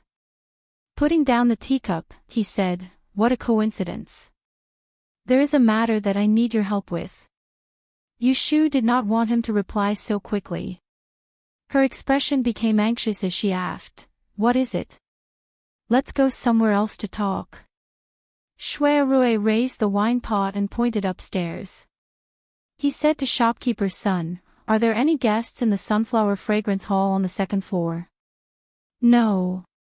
"Then let's go upstairs and have a seat. In a moment, have the waiter bring some tea over." "Okay." Shui led Yushu up the stairs and entered into a private room called the Sunflower Fragrance Hall. There were 2 wine tables within the room, and both of them were rectangular seats. The floor was covered with old velvet blankets, and it was the style of the Wei and Jin dynasties. Closing the door, the 2 sat facing each other. Shui then stated his purpose for coming today. "I want to open a large restaurant in the northern part of the city. I have already found the floor, waiters and chefs. All I am lacking is a manager. Are you willing to help me?" Yushu did not expect that the help he wanted was this kind of matter. "Manager? Isn't the shopkeeper the one in charge? You want me to be an accountant, right?" She had already said that she could not help him with anything else. However, when it came to accounting, he knew of her background. Thinking back to the time when the Taihing Chamber of Commerce had asked her to be an apprentice accountant, it was him who had spoken to Pei Jing on her behalf. "It's not the same. I've found someone else for the manager and the accountant. I've asked you to help me keep an eye on the monthly accounts so that there won't be any mistakes. Secondly, I have official duties that I can't get away from. I need someone to take care of the people in the restaurant on my behalf. For some reasons, it's not convenient for me to find someone at home, and I can't trust an outsider. After thinking about it, I can only trouble you. How about it, if you are willing to come, apart from your monthly allowance, I will give you another 10% of the restaurant's profits. No matter how much you earn, it is up to you. You don't need to show your face often. If nothing happens, you can go about your business." Opening a big restaurant in the northern part of the city was a big business. 10% of the profits was a lot. Thinking about it, it was easy to know that it would be a lot. Not only would she manage people, but she would also not have to look at others' faces. Shui Rui tossed out a few baits, and Yushu was already able to smell the fish. This matter sounded like a good job, yet she knew very well that once she agreed to it, she would be tied to the same boat as Shui Rui, and it would be difficult for her to get off in the future. Don't be in such a hurry to reject me. My restaurant is still under repair, and it will take a month or so before it can open for business. Think about it before you give me an answer. I know that you are interested in E, but helping me won't affect you from learning E. The more people you meet, the wider the world, and the more rare things you hear from time to time, the better it will be for your future. It's better than setting up a stall on the street. Chapter 189. Because of Shui Rui's invitation, Yushu had to postpone her search for a job at the Yi house for a few days. She made an appointment to give him an answer a few days later. The two of them parted in front of Sun Ji Tavern. One left on horseback while the other took a detour to the Yi house on Osmantha Street. She wanted to find a quiet place to think about whether or not she should hitch a ride on Shui Rui's boat. It was still early in the morning and there weren't many people in the Zhou family's house. There were two people copying books in the back room. Yushu randomly picked a book from the shelf and found a corner to sit down. After entering the capital, when she met Shui Rui again, she had the idea of keeping a respectful distance from him. Who would have thought that not only did she not stay away from him, but she would also gradually become closer to him. It was not impossible for her to be his assistant and help him with his business, but there was no such thing as a free lunch in the world. She was afraid that once she joined him, she would be involved in unnecessary trouble, and it would be difficult for her to get out of it. That day at the Dingbui house, she had seen with her own eyes that the people Shui Rui associated with were all descendants of generals and princes. Any one of those people was not someone to be trifled with. Shui Rui even had a grudge with an imperial prince. Although she kept her mouth shut and didn't ask him too much, it didn't mean that she didn't think too much about it. Why would Shui Rui want to open a restaurant for no good reason? The Shui clan had been vassals to 3 dynasties, and they were a clan that lived a luxurious life. As the eldest son of the direct line of descent, would they really lack such a share of profits? He must have some other purpose. The restaurant he wanted to open couldn't be as simple as selling a few tables of food and wine. Shui Rui must be hiding something from her. She didn't blame him for this. After all, the two of them didn't have a sincere relationship. If he told her everything, it would be suspicious. This caused her to be in a dilemma. If she accepted this job, she was afraid that she wouldn't be able to leave in the future. If she refused his invitation, she didn't want to give up this opportunity to climb up the ladder. It was hard for her to decide whether to accept or refuse. Alas! Yushu rubbed her forehead in distress. This guy surnamed Shui really left her with a difficult problem. As Yushu frowned, a customer passed by and saw her. He thought she was complaining about the article in the book and asked kindly, "Little brother, why are you sighing like this? Is there something you don't understand?" Yushu quickly sorted out her emotions. Holding the book in her hand, she stood up and said to the customer, "I want to buy some books related to Taoism. I wonder if there are books related to Taoism, books related to Taoism, books in Taoism." She still had a serious matter to attend to when she went out today. That was to search for Taoist books and buy them for Jing Qin to read. This was also the inspiration she had received after going to Ascending Cloud Temple yesterday. She wanted to let Jing Qin come into contact with more familiar things. Presumably, it would stimulate his memory. "Yes, over there. Follow me."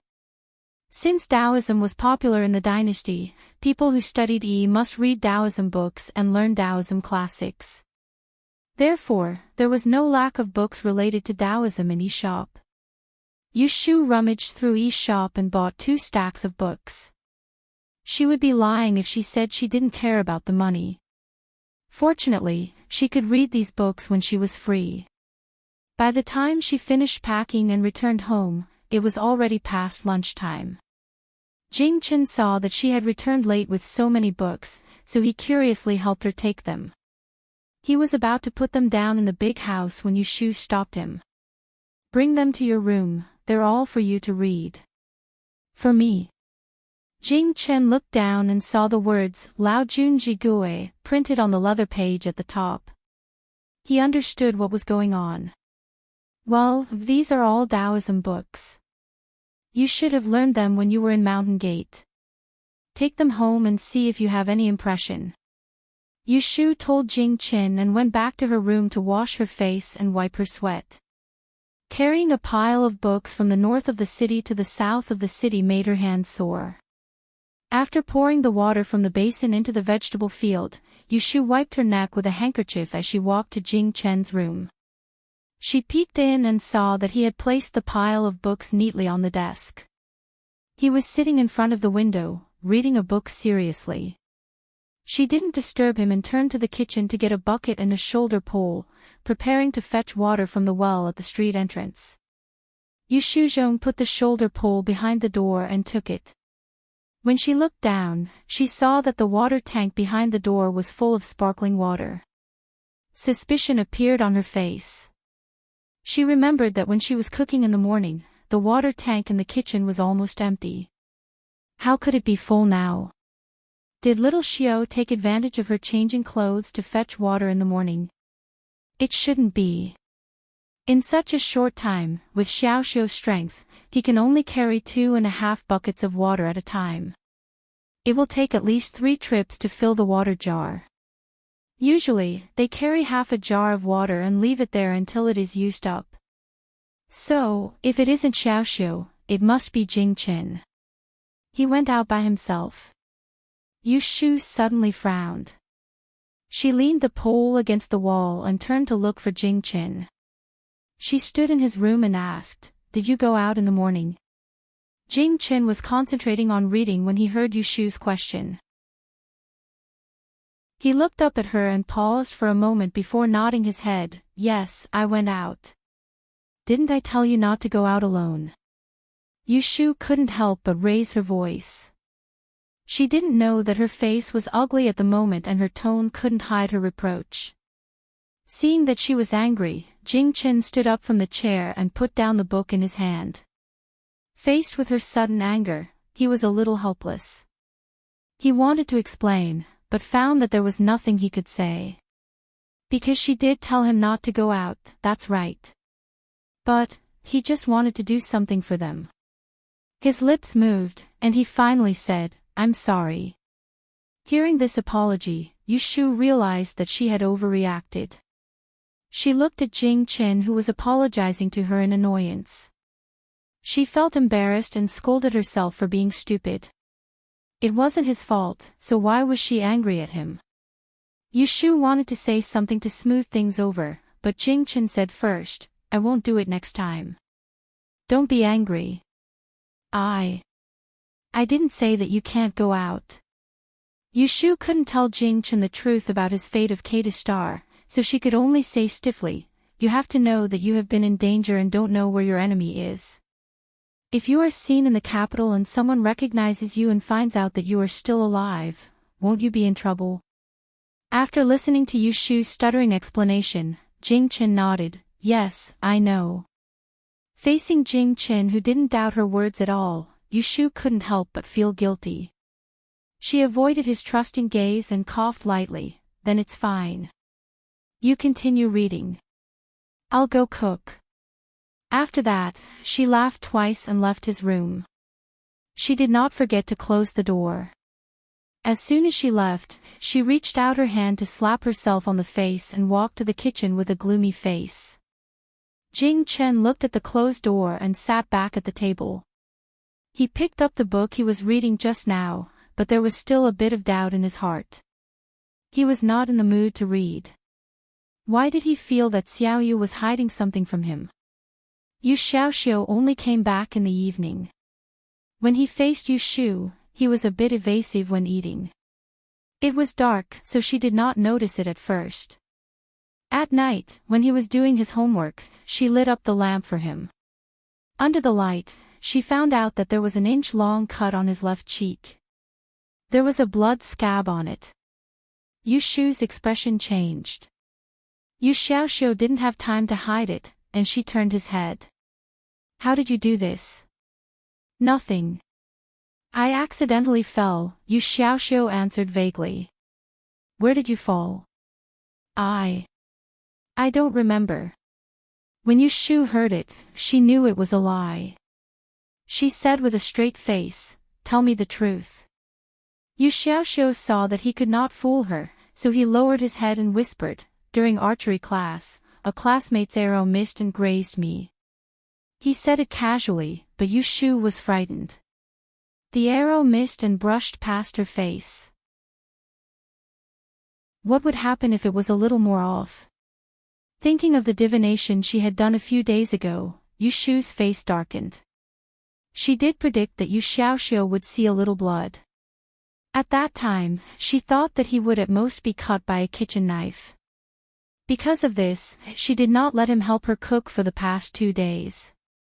Who would have thought that it would be such a blood method? Sister, I'm really fine. That person has apologized to me. Yu Xiaoxiu looked at Yu Shu's expression and deliberately interrupted. You don't know, I haven't done anything yet, but the guy who shot the arrow missed was so scared that he cried. He almost peed his pants, ah. Seeing that he could still laugh, Yu Shu couldn't help but slap him on the forehead and reprimanded in a low voice. You don't like horse riding and archery, then you might as well stop learning these 2 classes. Ah. How can I do that? This is what the academy teaches. How can I just stop learning it? Why not? Yu Shu frowned. Tomorrow, I will find Academician Song and tell him that your body is weak. You don't need to learn these 2 classes. Yu Xiaoxiu's face wrinkled, and he grabbed Yu Shu's hand and shook it, saying, Don't, it's so embarrassing. I will stay away from you next time, okay, sister? Yu Xiaoxiu's tone was pleading when he called her sister.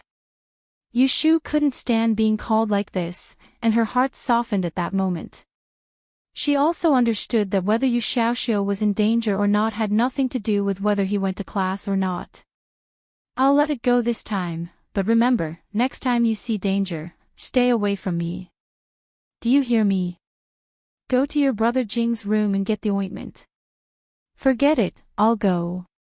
Yu Shu reprimanded Yu Xiaoxiu and asked him to continue with his homework. She went to Jing Chen's room to find the ointment she bought last time, which was said to be able to smooth scars. She applied it on Yu Xiaoxiu's face to avoid leaving scars on his good face. Yu Xiaoxiu was probably tired from playing in the school during the day, so he started snoring after finishing his homework. On the other side, Yu Shu couldn't fall asleep. She got up in the middle of the night, lit the lamp, and sat at the table, continuing to study how to find the yellow frost stone using the metaphysical theory of Yi Shui. She didn't know why these 2 days, but since she knew the importance of the yellow frost stone, she couldn't feel at ease. She always felt that she had to find the small stone.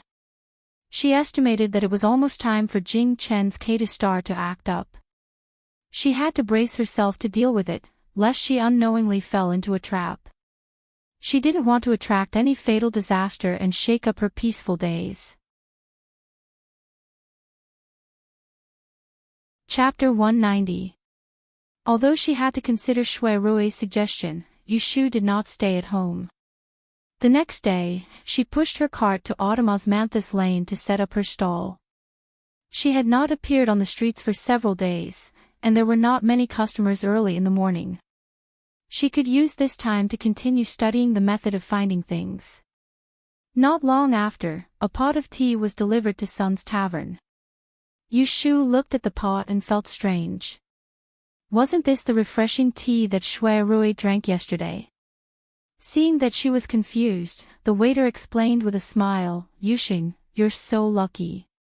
We sell this tea for 20 taels of silver a pot. We don't even brew tea for ordinary people. The young master who was with you yesterday was very generous. He told us that as long as you came to set up a stall, he would bring you a pot to quench your thirst. Yushu raised her eyebrows and felt it was funny. This Shui guy said he would give her time to consider, but he didn't forget to ask. Was he trying to win people's hearts by doing this? Thank you, waiter. I'll leave the tea here. Yushu knew it was a sugar-coated bullet, but she didn't refuse. She could just not come tomorrow. The waiter returned to the tavern with the empty plate. He leaned against the counter and whispered to the manager who was doing the accounts, "Manager, isn't Yushing a candidate for the Dian examination? It's almost the 12th month, so why is he so calm? He's not preparing for the exam at home, but setting up a stall." Shopkeeper's son did not even raise his head as he replied, "Why are you asking so many questions? Why do you care what others think? Go and clean the tables by the window." Yushu drank a cup of tea to refresh herself and continued to do the calculations. In the middle of it, there were customers, so she stopped to deal with them.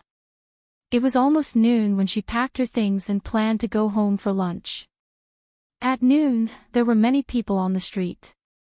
From the south, a group of merchants passed by with carriages and goods.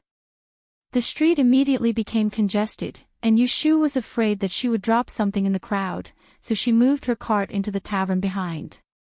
The waiter was free, and when he saw the manager go to the back to get wine, he came up to talk to her. "Yushing, have you heard? The Xiaojiang family from the south has come to the capital."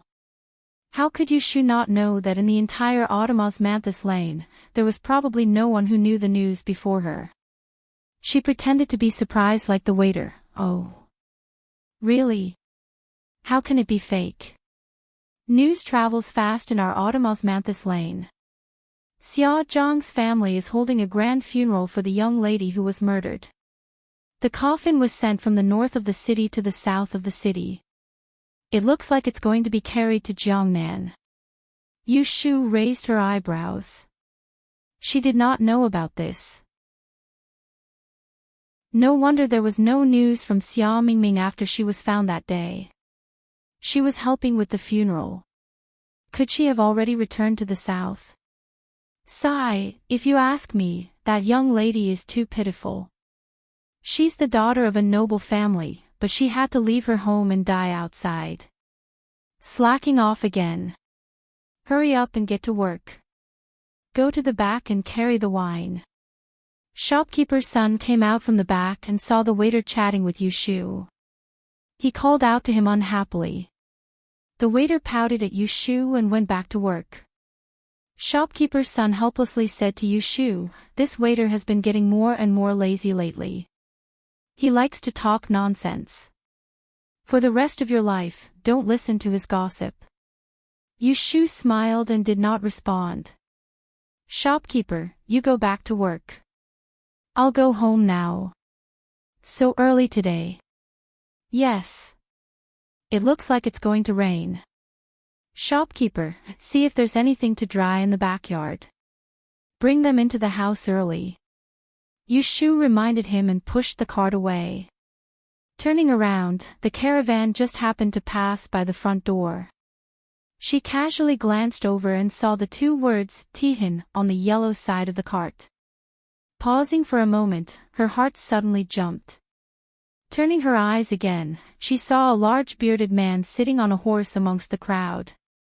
He had the back of a tiger and the waist of a bear. If it wasn't Qiu Biao, then who else could it be? It could be said that it was a coincidence. While she was still in a daze, the person on the horse also turned his head to look. Just like that, the two people's eyes met. Yushu's eyelids twitched and she quickly turned around. Using one hand, she brushed away the papers on the cart. Pretending to pick them up, she crouched down on the ground, not daring to look back. She did not know if Qiu Biao had seen her or if he had recognized her. Anxiously waiting for a moment, the scene she was worried about did not appear. Yushu tilted her head to look at the side of the road. In the distance, she could still see Qiu Biao's back. Without delay, she picked up the papers on the ground and stuffed them into the cart. Silently bidding farewell to shopkeeper's son, she pushed the cart in the opposite direction of the caravan. Only when she had walked out of autumn osmanthus lane did she slow down. Stopping at the side of the road where there were fewer people, she panted with an uncertain expression. That day at the mouth of the river, the scene of the water bandits massacring the merchant ship and the scene of them being forced to jump into the night river flooded her mind. Her heart trembled with fear. Why did this group of people come to the capital? What are you spacing out for? Get off the horse and come in. In front of the Tai Hing Chamber of Commerce's branch in the capital, the cart stopped to unload the goods. Bai Qing came down from the cart and shouted at the distracted Qiu Biao. The surrounding people heard her, but pretended not to hear. In private, they couldn't help but discuss the rumors that Boss Bai and Captain Qiu didn't get along. Hiss, it shouldn't be. Qiu Biao flipped his chin and handed the reins to his subordinates. He followed Bai Qing in. Hearing his muttering, Bai Qing turned around and asked, "What shouldn't be?" "Old Bai, I think I saw someone just now." Qiu Biao scratched his beard and looked around. He pulled Bai Qing to a corner and whispered in his ear. Bai Qing's expression changed. He said in a low voice, "Where did you see him?" "On the street we just passed by." Bai Qing immediately arranged for his subordinates to unload the goods and pulled Qiu Biao out of the door. "Let's go back and take a look." Qiu Biao was reluctant. "It's not worth it. Aren't they all dead? My eyes must be playing tricks on me." Bai Qing glared at him and said in a low voice, "What do you know? When they died, I didn't see their corpses. I suspected that they escaped after crossing the river. If what we have done is exposed by them, not only will you and I suffer, but my big brother is also helping Pei Jing to fight for the opportunity to come to the capital to manage things. Once it is exposed, all of us will perish. If there are still any survivors, we can't let any of them go." Qiu Biao's expression also became nervous. He didn't think about saving a few more steps. After instructing the brothers in charge of guarding the team, he left the branch with Bai Qing one after another.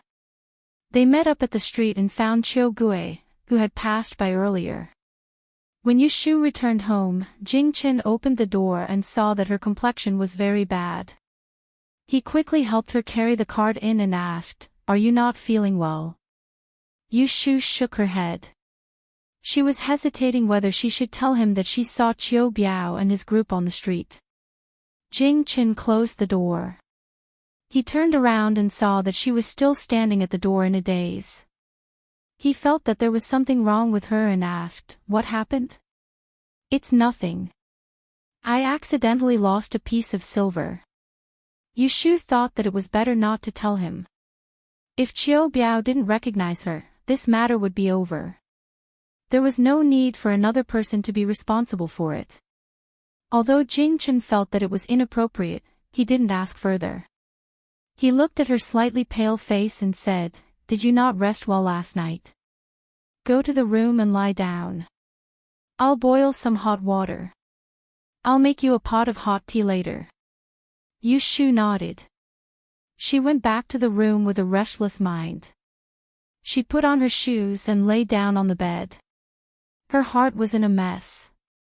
Bai Qing and Qiu Biao were both vicious people, especially the former. He was a beast in human skin. That night, everyone on the ship was familiar with each other, but they could bear to kill them.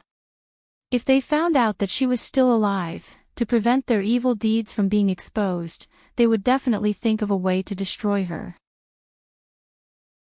She had inquired about the influence of the Tai Hing Chamber of Commerce in the capital. Although it wasn't a first-class chamber of commerce, it was still famous. Bai Qing was a very sinister and cunning person. With the Tai Hing Chamber of Commerce as his backing, it would be difficult for her to tear his face off. The only thing she could do now was to hide for the time being. Thinking of this, Yu Shu couldn't help but comfort herself. It was just a glance. Even if Qiu Biao saw her, he might not recognize her. The matter might not be as serious as she thought. But just in case, she couldn't go to Osmanthus Lane for the time being. As for Yushu, she hid at home and didn't go out for several days. When Shui Rui had some free time, he went to Osmanthus Lane to find her. In the end, he didn't find her. Shopkeeper's son wasn't there, so he asked the shop assistant. He heard that he hadn't seen her in the past few days. He thought that she had deliberately refused him and was purposely avoiding him. He secretly suspected that he had bought too much in one go. Since he was here, he couldn't avoid a drink. He ordered some wine and was about to go upstairs when he was stopped by shopkeeper's son who walked in from outside the door. Master Shui. Shopkeeper's son waved his hand for the waiter to do his work. He led Shui Rui to another table and sat down. After thinking for a moment, he said, Yuxing seems to have caused some trouble. Shui Rui was suspicious. Why do you say that?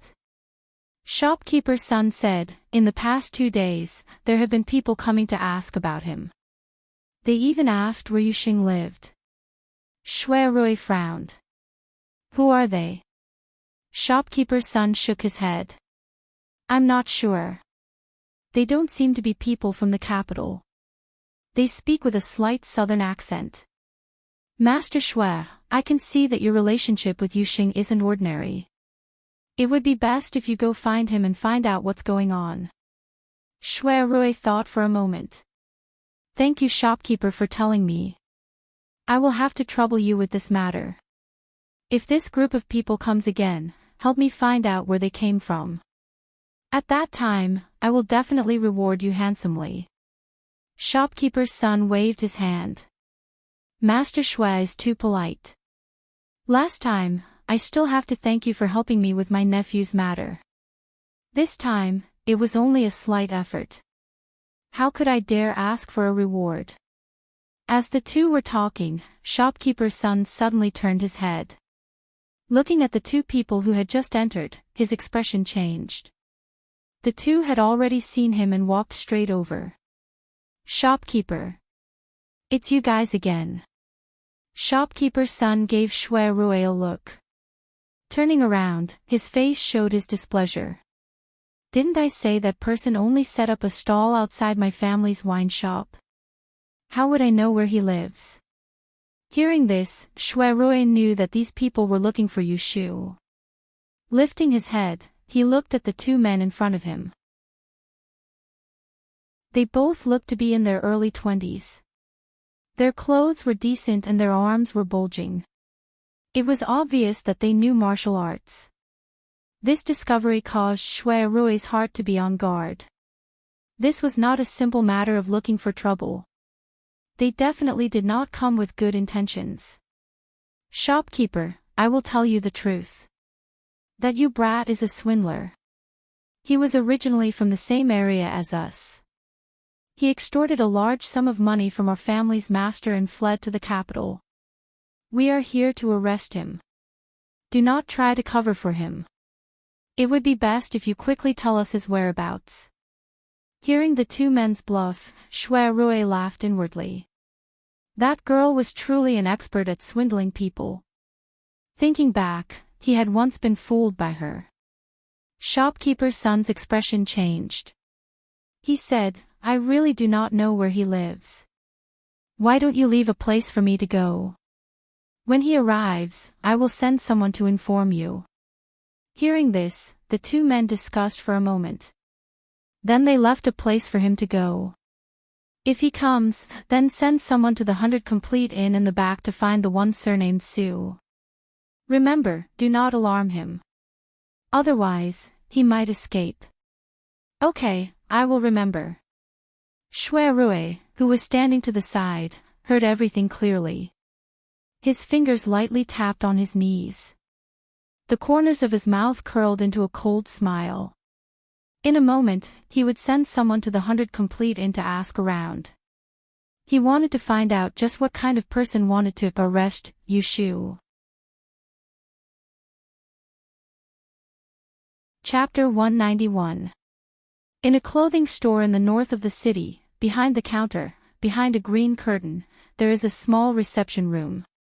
Shui Rui is sitting on a chair under the window, listening to the shopkeeper's report. Master, there is an outsider with the surname Su staying at the Baikwan Inn in Automosmanthus Lane. He just checked in the day before yesterday with a few companions.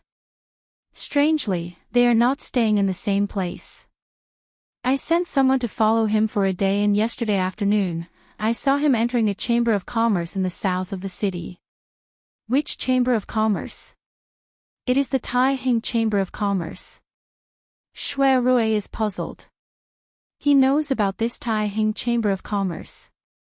That day in Yang, when he was disguised as Chao Zixin, there was a manager with the surname Pei who was interested in Yushu's fortune-telling ability. Under his persuasion, Yushu entered the Tai Hing Chamber of Commerce as an apprentice. Now, they are looking for trouble with her. Even when she is in the capital, they still do not let her go. How big of a grudge is there? Seeing Shui Rui's expression, the shopkeeper thought that he does not know about the Tihan's reputation. He said, Master, you have been away from the capital for 2 years. You probably do not know about this. This Tai Hing Chamber of Commerce is a business that has just moved to Enling City in recent years. Their business is booming and they have a good reputation. They also have some background. Shui Rui asked, Is that so? Who is the person in charge here? Do I know him? Master, this is the owner of the Tai Hing Chamber of Commerce. You may not know him, but you should have heard of him. Oh. Who is he? Do you still remember that in the previous Diyan examination, there was a fortune-teller who wore mourning clothes when the results were released? Shui Rui thought for a while and remembered this news when he was young. He hesitantly said a name that is difficult to pronounce, Gu Gai. The innkeeper was a little surprised that he could still remember him after such a long time. It's that Gu Swansea, do you still remember him? Shui Rui not only remembered that when Gu Gai was dressed in mourning clothes, he was also present. When he passed by, he saw with his own eyes the man in his 40s crying loudly in front of the Celestial Commissioner's door, without any joy of winning the championship. Later on, he heard from others that his parents had passed away a long time ago, but it was unknown who he was mourning for and who he was crying for on that joyous day. Is this Gu diviner currently residing in the capital? Shui Rui asked. I don't know about that. Allow me to send someone to ask around. Shui Rui nodded his head and stood up. When he reached the door, he turned back and added, Along the way, I want to find out if anything special has happened in the Tai Hing Chamber of Commerce in the past 6 months. Yes, I will check it out as soon as possible. Shui Rui left the clothing shop, but did not return home. Instead, he took a sedan chair to Hengwu Building. He wanted to find someone who knows about the background of the Tai Hing Chamber of Commerce. Although he said to do it as soon as possible, when Shui Rui received the news, another 3 days passed. During this time, he sent someone to keep an eye on Sun Ji Tavern, but he did not go to Huixing Street to warn Yushu. Firstly, he did not know which household she lived in. Secondly, the capital was his territory. He was not afraid that something would happen to Yushu under his watch. However, after reading the news he just received, he still decided to look for her. Every month in a large chamber of commerce, big and small things happened. But there was one incident that caught Shui Rui's attention. A few months ago, a caravan traveling from Yang City to Anling was robbed by water bandits. Dozens of people died tragically and their corpses were thrown into the river. Only a few people escaped. This robbery case was very serious. It alarmed the government along the river. But the water bandits' whereabouts were erratic and they hid in the river valleys. The government was unable to catch the criminals. It was said that because of this, the Tai Hing Chamber of Commerce issued a reward of 8,000 taels of silver. They claimed that if anyone could catch the group of criminals, the reward would be doubled. This caused many people in Jianghu to become restless.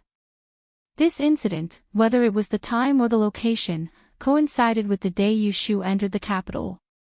He could not help but suspect that this incident had something to do with her. If this was really the case, then it was not a small matter that could be easily solved. Although the Taiheng Chamber of Commerce was only in the middle of the capital, there was indeed someone behind it. Yu Shu did not show her face at Autumn Osmanthus Square. Shui Rui did not know which street she lived in, so he was not in a hurry. In the middle of the afternoon, he finished his work for the day and went to Baichuan Academy. If he knew where the little monk was, he would not be afraid of not knowing where the temple was.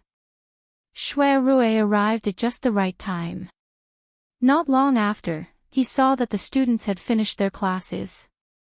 A group of half-grown children came out of the library, talking and laughing. Several groups of people passed by, and his sharp eyes saw a boy among them. It had been almost half a year since Shui Rui last saw Yu Xiaoxiu. Fortunately, this child's appearance had not changed, so he recognized him at a glance. But Yu Xiaoxiu was listening to the people around him and did not notice Shui Rui on the opposite side of the street. It was only when he heard someone call his name that he raised his head to look. Xiaoxiu.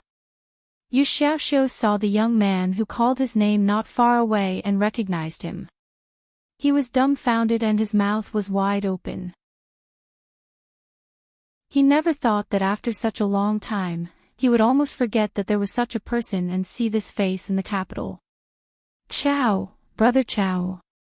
Shui Rui smiled and looked at the surprised face of the child on the opposite side of the street. He thought, she really did not mention him to this child. Yu Shu stayed at home for a few days. Because she had something to do, she did not feel that it was a long time. She used the method of finding lost objects, but she did not make much progress. But this did not prevent her from enthusiastically researching. She often buried herself in front of the table for half a day. Even hatching eggs was not as diligent as her. Jing Chen was a little better than her. Although he also held those Taoist books all day and never left his hands, when it was time to eat, he would go to the big room to call her. The two of them ate, washed the dishes, and then went back to their respective rooms to continue their work. Hearing a knock on the door in the courtyard, Jing Chen put the book down and went outside to open the door. As soon as he pulled the door bolt, Yu Xiaoxiu squeezed in and closed the door. Where is my brother? Jing Chen pointed to the big room and watched Yu Xiaoxiu run in hurriedly and then closed the door. Jing Chen was surprised by his unusual behavior, but he did not think much about it. He turned back to the room and continued to read. On the other side, Yu Shu was holding a charcoal pencil and drawing a parabola on the paper. Yu Xiaoxiu ran into the room. Sister. You are back. Yu Shu said without looking up. Sister, I saw Brother Chow. Oh. Yu Shu drew 2 more strokes and suddenly turned her head. What did you say? Yu Xiaoxiu then told Yu Shu about Shui Rui going to the book garden to find him. In the end, he complained, Sister, why didn't you tell me that Brother Chow is also in the capital? I was not prepared at all when I saw him today. I was so shocked.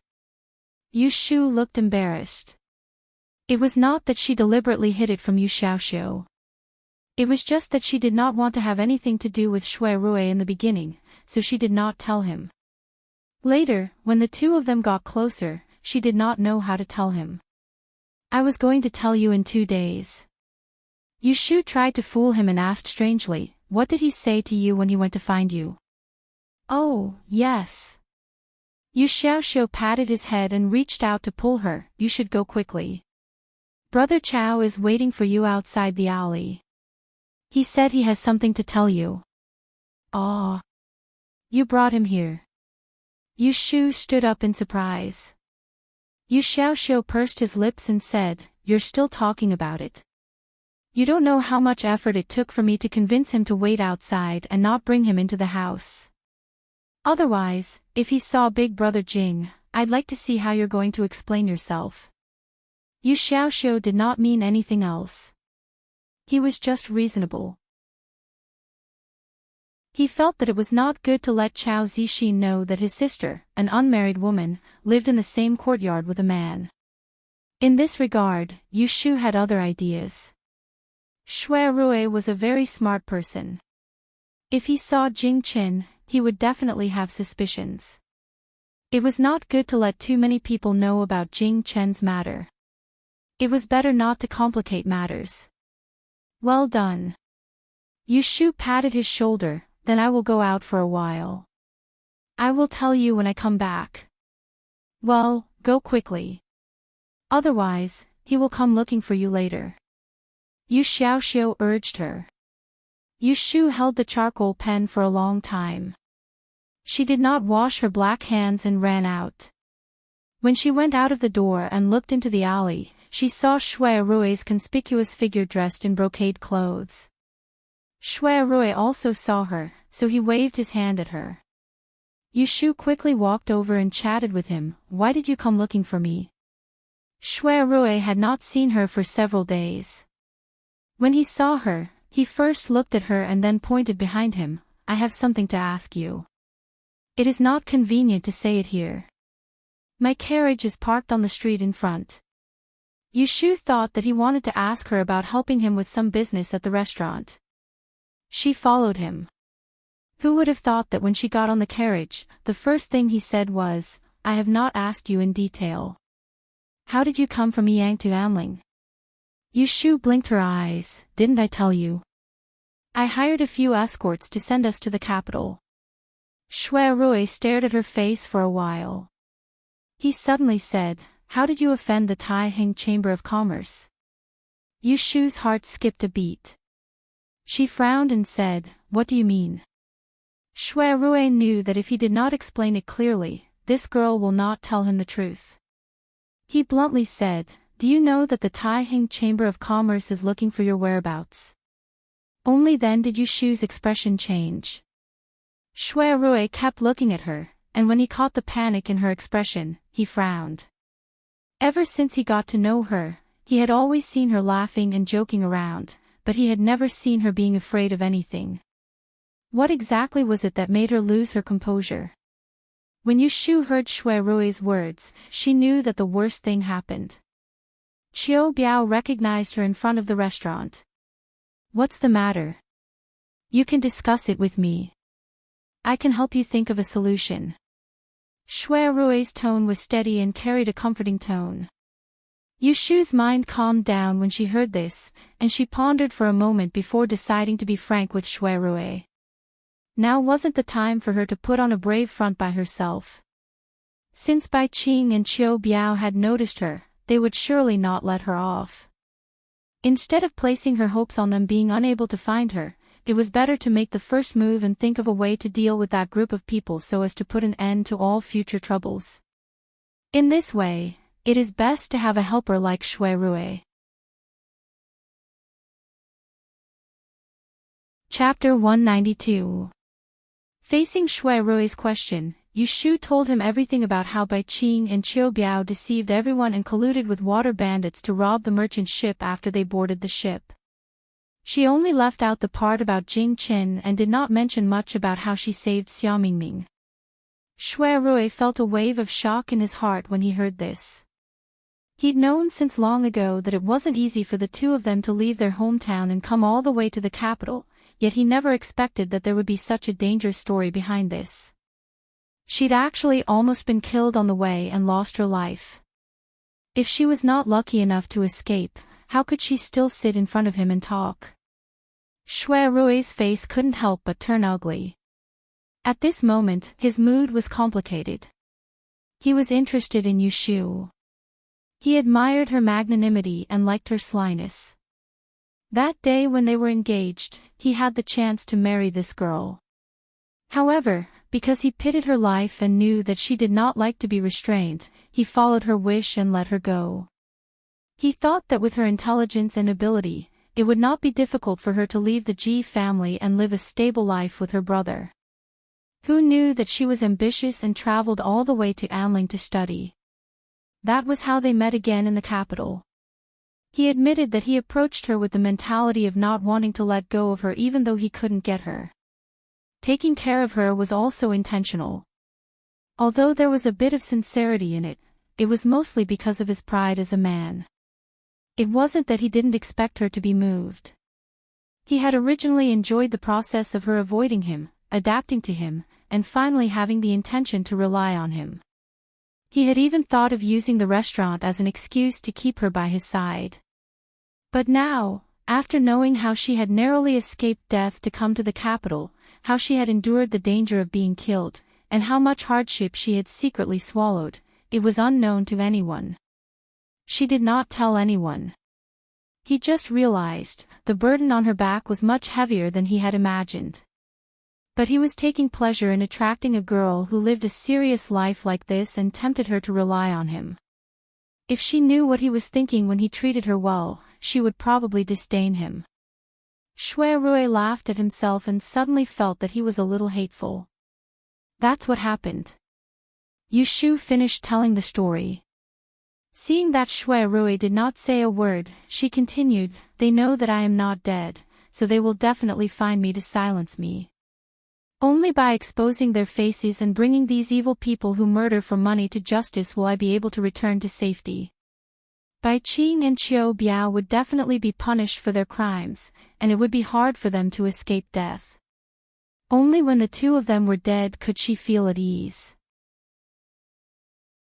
Only when she, a living witness who knew the truth, was dead could they feel at ease. When she spoke these words, she looked at Shui Rui, and she was already prepared to be tactfully refused by him. After all, this matter wasn't an ordinary small favor, and it was related to murder, a murder case, and the slightest mistake would cause her to be covered in blood. There was no need for him to get involved with her. Shui Rui sorted out his emotions. He did not take the initiative to make a decision for her like the previous few times. Instead, he asked, "What's your plan now?" Yu Shu pondered and said, "I want to see the person who is in charge of the Taiheng Chamber of Commerce."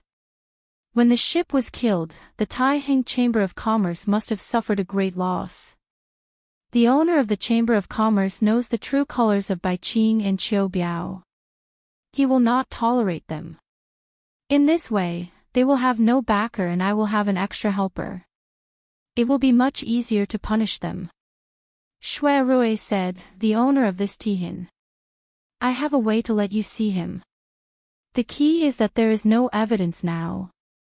How can you guarantee that the owner of the Chamber of Commerce will believe your words? I heard that this Bai Qing is sinister and good at pretending. Don't be bitten by them." Yu Shu saw his attitude. He did not hesitate to help. It would be a lie to say that she was not touched. She temporarily suppressed her gratitude and said seriously, "I need your help." Shui Rui nodded, "Speak. Can you help me find out where the people from the Xia Jiang family are and whether they are still in the capital?" Yu Shu saw that Shui Rui didn't understand, so she explained. "That Xia Jiang clan's fourth young miss entered the capital with me. We escaped from the ship together, and she was almost killed as well. If the Xia Jiang clan were to find out that this group of people entered the capital, they would probably not let them off." Only now did Shui Rui know how Yu Shu knew Xia Jiangmin, and he was curious. "According to what you're saying, the Xia Jiang clan probably wouldn't let this group of people off lightly. But why didn't I hear anything about the people from their clan that came from Jiangnan a while ago? No one went to the Ministry of Justice or the Yamen to complain." Yu Shu frowned and thought of a possibility. She hesitantly said, "Maybe they don't want to make a big deal out of it. For a family like the Xia Jiang family, it would not be good for the young miss to leave home and travel alone. If it was made big, it could ruin Xia Mingming's reputation." Shui Rui thought it was very likely as Yu Shu said, but he still suggested, "Not necessarily. I will take you to the Xia Jiang family first and see what they say. I heard from the people on the street that Xia Jiangying's coffin has been taken away. Are the Xia Jiang family still in the capital?" "They are still there," Shui Rui said. "The palace summoned Xia Jianglang a few days ago." They won't leave so quickly. Yushu nodded, then let's go see them. If Xia Jiangmin points them out, things will be easier. Others would not listen to the words of a nobody, but as the young miss of the Xia Jiang family, she would not wrongly accuse a merchant she had no connection to. Yushu discussed with Shui Rui for a while. The view inside the carriage gradually darkened and the sky outside became dark. Then let's do this. I will come pick you up tomorrow morning. They agreed to meet the Xia Jiang family tomorrow. Yushu said goodbye to Shui Rui but did not thank him. She got off the carriage. Shui Rui sat alone in the carriage and raised his hand to wipe his face. He couldn't help but push aside the curtains and look outside. He found a slender but straight figure in the night. For the first time, he did not hope for her to turn back. However, the figure stopped and turned around at the corner of the street.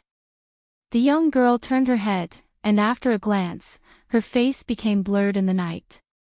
Shui Rui's chest tightened. He loosened his fingers and the window rolled down. He leaned against the wall of the carriage and clenched his fists on his knees. Sister, why did Brother Chow look for you? After dinner, Yu Xiaoxiu pestered Yushu and asked. Yushu did not intend to tell him about her encounter with Qiu Biao. She casually said, "Oh, he took a friend's horoscope and asked me to read his horoscope. Since I haven't been to Autumn Osmanthus Lane these few days, he came to my house." Yu Xiaoxiu did not suspect anything. He leaned across the desk and said to Yushu, who was checking his homework, "Sister, why is Brother Chow in the capital?" Yushu raised her eyelids. "Why didn't he tell you?" He knew that she did not mention him to Xiaoxiu, so he did not know if she made him unhappy. Yu Xiaoxiu gloomily said, "No, Brother Chow told me to ask you." The corner of Yushu's mouth curled up. This meant that he was angry. It wasn't surprising. She was the one who was being unkind. When Yu Xiaoxiu entered the school, that person had been busy with everything and was even more diligent than she was. In the end, she didn't even mention him in front of Xiaoxiu. If it were her, she would also be unhappy and throw a tantrum. "Do you know who suggested you to go to school?" "It was Brother Chow." Yushu looked at Yu Xiaoxiu's surprised face, as if he was not surprised enough. She said, "No, you should call him Brother Shui now. Your Brother Chow's surname is Shui, not Chow. Chao Zixin is his fake name. His real name is Shui Rui. He is the eldest young master of the current government minister's family." "Oh, yes, he is the eldest young master Shui who wanted to marry the Ji family and almost took me as a concubine." Yu Xiaoxiu's eyes widened little by little. He was completely dumbfounded. Yushu looked at his dumbfounded face and felt much better. She reached out and flicked his forehead. Yu Xiaoxiu rubbed his forehead and closed his jaw. He stammered, Then, Yu Xiaoxiu scratched his ears and cheeks. He wanted to ask a question, but he couldn't get a complete sentence out. Yushu looked at him anxiously and waved her hand, interrupting him. "Don't ask so many questions. Hurry up and wash your face and go to sleep." Yu Xiaoxiu could only drag his feet and walk away reluctantly. Shui Rui found out where Xia Zhang's family lived the night before. The next morning, he brought Yushu there. When they arrived at the door of a house, he asked her to get out of the car and waited outside. Yushu reported her name at the door. The guard went inside to report. After waiting for the time it took to brew a cup of tea, a maidservant came out to receive her and lead her inside. In order to avoid arousing suspicion, Xia Zhang's family did not have a mansion in the capital. This house was temporarily borrowed from someone else. Along the way, there was no one in the garden. It was cold and cheerless. Yushu was brought to a hall in the south. As soon as she went up the stairs, she saw an ink painting in the middle of the hall. There was a man wearing a green robe with large sleeves. At first glance, this man looked to be around 30 years old. When she looked at him again, she felt that he should be older. Because of his handsome appearance, it did not show his age. However, his calm temperament was not something that a 30-year-old could easily have. This must be Xia Mingming's father, the second master of Xia Zhang's family, Xia Zhang's Helang. Yu Shu looked around the room and did not see Xia Mingming. She then looked at Xia Zhang's Helang, who was calmly sitting on a chair. When he saw her enter the door, he did not move at all. She understood in her heart that this trip would not go smoothly. When she looked at him, Xia Zhang's Helang also saw her clearly. Although he saw that she was dressed as a young man, he knew that she was a girl. "Miss Yu, please come in and sit." "Greetings, Sir Xia Jiang." Yu Shu walked in and thought for a moment before bowing. Then she found a chair and sat down. She didn't say any polite words and directly asked, "Why don't I see fifth miss?"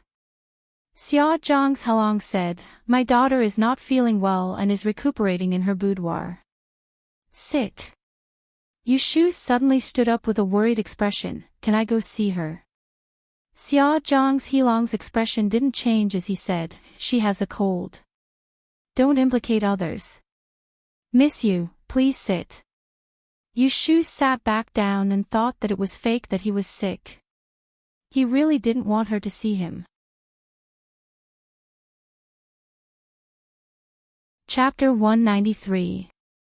May I know what business Miss Yu has with me today? Yu Shu was well versed in the ways of the world. Seeing Xia Jiang Helang's attitude, she knew that it was useless to continue being courteous with him. She went straight to the point and said, "I believe Mr. Xia Jiang has heard from your daughter that we were robbed and almost killed along the way. I am here today to inform you that the thieves from the Shang family are now in the capital. I hope Mr. can lend me a hand and help me bring those murderers to justice." Xia Jiang Helang's expression was as usual. After listening to Yu Shu's words, he slowly said, "Miss Yu must have made a mistake." "What murderers? I have never heard my daughter mention it. Weren't you escorted by an escort and safely entered the capital?" Yu Shu narrowed her eyes slightly. She had expected that Xia Zhang's family would try to keep the peace, but now they were pretending to be dumb. How could she not know what kind of temper Xia Mingming had? Why hadn't she mentioned it? He probably didn't want to mention it. Yu Shu was silent. Although they were both survivors of the incident, Xia Mingming was different from her. He had a family to rely on. As a wealthy family, the Xia Jiang family was naturally not afraid of Bai Qing and Qiu Biao. Even if they knew that Xia Mingming was alive, they probably wouldn't dare to find the Xia Jiang family.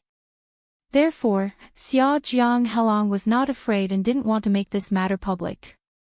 It was like a tiger cub being kicked by a rabbit. Even if the tiger was angry, it wouldn't be afraid that the rabbit could bite its cub to death. However, she was different. She had no backing and no power. If she didn't get rid of Bai Qing and Qiu Biao, there would be a disaster. "My daughter has a spoiled temperament. I am very grateful that Miss Yu took care of me along the way. I heard that Miss Yu is also a person of Yi Dao, so I specially prepared a gift. Come in." Xia Jiang Helang changed the topic and called in a servant. A half-foot-long golden velvet gift box was sent to Yu Shu. This is a 60-year cycle Na-Yin scroll. It has the annotations of several generations of my Xia Jiang family's ancestors. It is a secret that is not passed on to outsiders. I will now give it to Miss Yu to help you learn. Yu Shu looked at the brocade box in front of her. She stood up with an expressionless face and said to Xia Jiang, "I have disturbed Mr. Xia Jiang by visiting without notice. I will take my leave now." After she said that, she didn't even look at the box that contained the notes that the traders dreamed of and walked out. Xia Zhang's Helang's eyes flashed as he called out, "Miss Yu." Yu Shu turned her head and saw Xia Zhang's Helang standing up. He cupped his hands in front of his chest and raised his eyebrows. My daughter is young and inexperienced. She has caused a lot of trouble for Mississippi. As her father, I will be strict with her. Xia Jiang has a presumptuous request. I hope that Miss will keep quiet about the matter of my daughter running away from home. At this point, in the face of a father's request, what else could Yu Shu say? She raised her hand to return the greeting and said in a low voice, "Don't worry, Mr. Xia Jiang. I will only treat it as a chance meeting with 5th Mississippi." Xia Jiang's Hong put down his hand and looked at Yu Shu's departing figure. He sighed and said to himself, "Mimin's father is doing this for your own good. You are a person with great fortune. How can you leave behind any evidence?" Shui Rui sat in the carriage and waited. From time to time, he would open the window to look. He finally saw Yu Shu's figure appear in the distance in front of the gate. When she came closer and observed her expression, he knew that her trip was not going smoothly. Sure enough, after Yu Shu got into the carriage, she shook her head at him as soon as she sat down. "No, they are not willing to help." She did not explain why the Xia Jiang family was not willing to help, but with Shui Rui's brain, he did not need to ask to know why. Seeing that she looked tired, Shui Rui seemed to have guessed her mood. His tone was calm as he said, "It's okay. I can help you." Yu Shu raised her head to look at his serious face. She could feel his sincerity. Her heart moved faintly. There was a matter that she could not make up her mind about, but at this moment, she made a decision. With a relaxed smile, she said, "When this matter is over, I will help you to look after that restaurant." Shui Rui's expression changed. He said, "This matter is not urgent. Let's talk about what to do next first. Now that the Xia Jiang family is not willing to help, you have to make other plans." Yu Shu nodded. After thinking for a moment, she said, "Actually, there is another way." "What is it?" "Since we cannot beat the grass and alert the snake," Yu Shu raised her hand to touch her chin, "then we can lure the snake out of its hole." Shui Rui thought for a moment and knew what she meant. He immediately frowned and rejected, "No." Yu Shu glanced at him, "I haven't said anything yet, and you already know it's not possible." Shui Rui looked at her disapprovingly. How could he not know what she was thinking? Luring the snake out of its hole was nothing more than her appearing to provoke those people's killing intent. Then, she would catch them in the act. "If you want to put yourself in danger, it would be better for me to think of a way to drive these people out of the capital. Otherwise, I will find a reason to send them to prison. Even if they are locked up for a year or so, it would be fine." His tone sounded arrogant, but Yu Shu knew that he was not boasting. With his identity as the young master of the Shui family, it was not difficult for him to deal with a merchant. However, this was only treating the symptoms and not the root cause. Her eyes flashed with a cold light. What she wanted was not a temporary solution, but to cut the weeds and eliminate the roots. What about in the future? When they come out of prison, they will not let me go. Can I hide from these people for a lifetime? Yu Shu looked serious. Now the enemy is in the light and I am in the dark. It is a good opportunity to find them out in one fell swoop. Otherwise, if they are vigilant, I am afraid that I will be in more danger. I would rather take a risk now than live in fear in the future. Do you understand? Bai Qing and Qiu Biao would never think that she had a helper like Shui Rui. She just needed to sell them a loophole and let them walk into the trap and expose their tails. Such an opportunity must not be missed. Shui Rui knew that what Yu Shu said was reasonable. Although he did not agree with her taking risks, there was no better way. He could easily control those merchants, but he could not kill them. He could only punish them and punish them according to the law. What are you going to do? In any case, he would protect her. Yu Shu sneered, "Aren't they looking for me? When they find me, they will definitely kill me." Then, Yu Shu returned home at dusk. She did not mention anything about visiting Xia Jiang's family today. She also did not show any unusual expression in front of Jing Chen and Yu Xiaoxiu. She was so calm that she did not look like a person who knew that she was going to be killed. The next morning, Yu Shu, who had been idle at home for many days, finally went out with her cart. Before leaving, she did not forget to leave a message to Jing Chen and Yu Xiaoxiu. Boss Shou of Fu an escort agency wants me to look at the house. I may come back late tonight. You guys eat by yourselves, don't wait for me. Jing Chen nodded his head. Yu Xiaoxiu was also planning to go out with his bag, then don't come back too late. It will be dark on the road. How about I wait for you on the street at night? No, I won't get lost. Jing Chen, remember to drink your medicine. We are leaving. Yu Shu pulled Yu Xiaoxiu and waved her hand at Jing Chen. Jing Chen also waved his hand. Be careful on the road. After closing the door, Jing Chen went back to the courtyard. He looked up at the sky. Then, he tiptoed and leaped forward. His body was so light that it was 6 feet above the ground. He stretched out his hand and grabbed the eaves. Then, he stepped on the wall. He turned around in the air and steadily landed on the ground. In his hand, there was a rough wooden sword that was made from a tree branch. He held the sword in his hand and took a few steps back. As soon as he drew his sword, the sword moves were like moving clouds and flowing water. The sound of each move was ear-piercing. In the morning, in the hall of the Taihing Chamber of Commerce in the south of the city, Bai Qing was discussing today's business with a visiting merchant. Suddenly, a short-legged attendant rushed in and whispered a few words in his ear. Bai Qing's eyes flashed. He cupped his hands and apologized to the visitor. I'm sorry, I have an urgent matter to deal with. We will talk another day. After that, he asked the waiter to send him away. He turned to his attendant and said in a low voice, Find Qiu Biao. Yes. Bai Qing turned and went to the backyard. He entered a room in the corner that was used to store miscellaneous items. He paced back and forth. Just as he sat down, Qiu Biao came looking for him. As soon as he entered the door, he excitedly said, Old Bai, you found him? Shu. Bai Qing closed the window behind him and beckoned him to come closer. I found him. He is now outside the Sun Ji Tavern. Su San is watching him. He can't escape. Then what do we do now? Should we hurry and capture him? Qiu Biao made a knife gesture with his palm and slashed downwards. His expression was fierce. Bai Qing shook his head. There is no hurry to kill that kid Oshu. He wasn't the only one who ran away that day. There should be others. Let's first have someone follow him and see where he goes at night.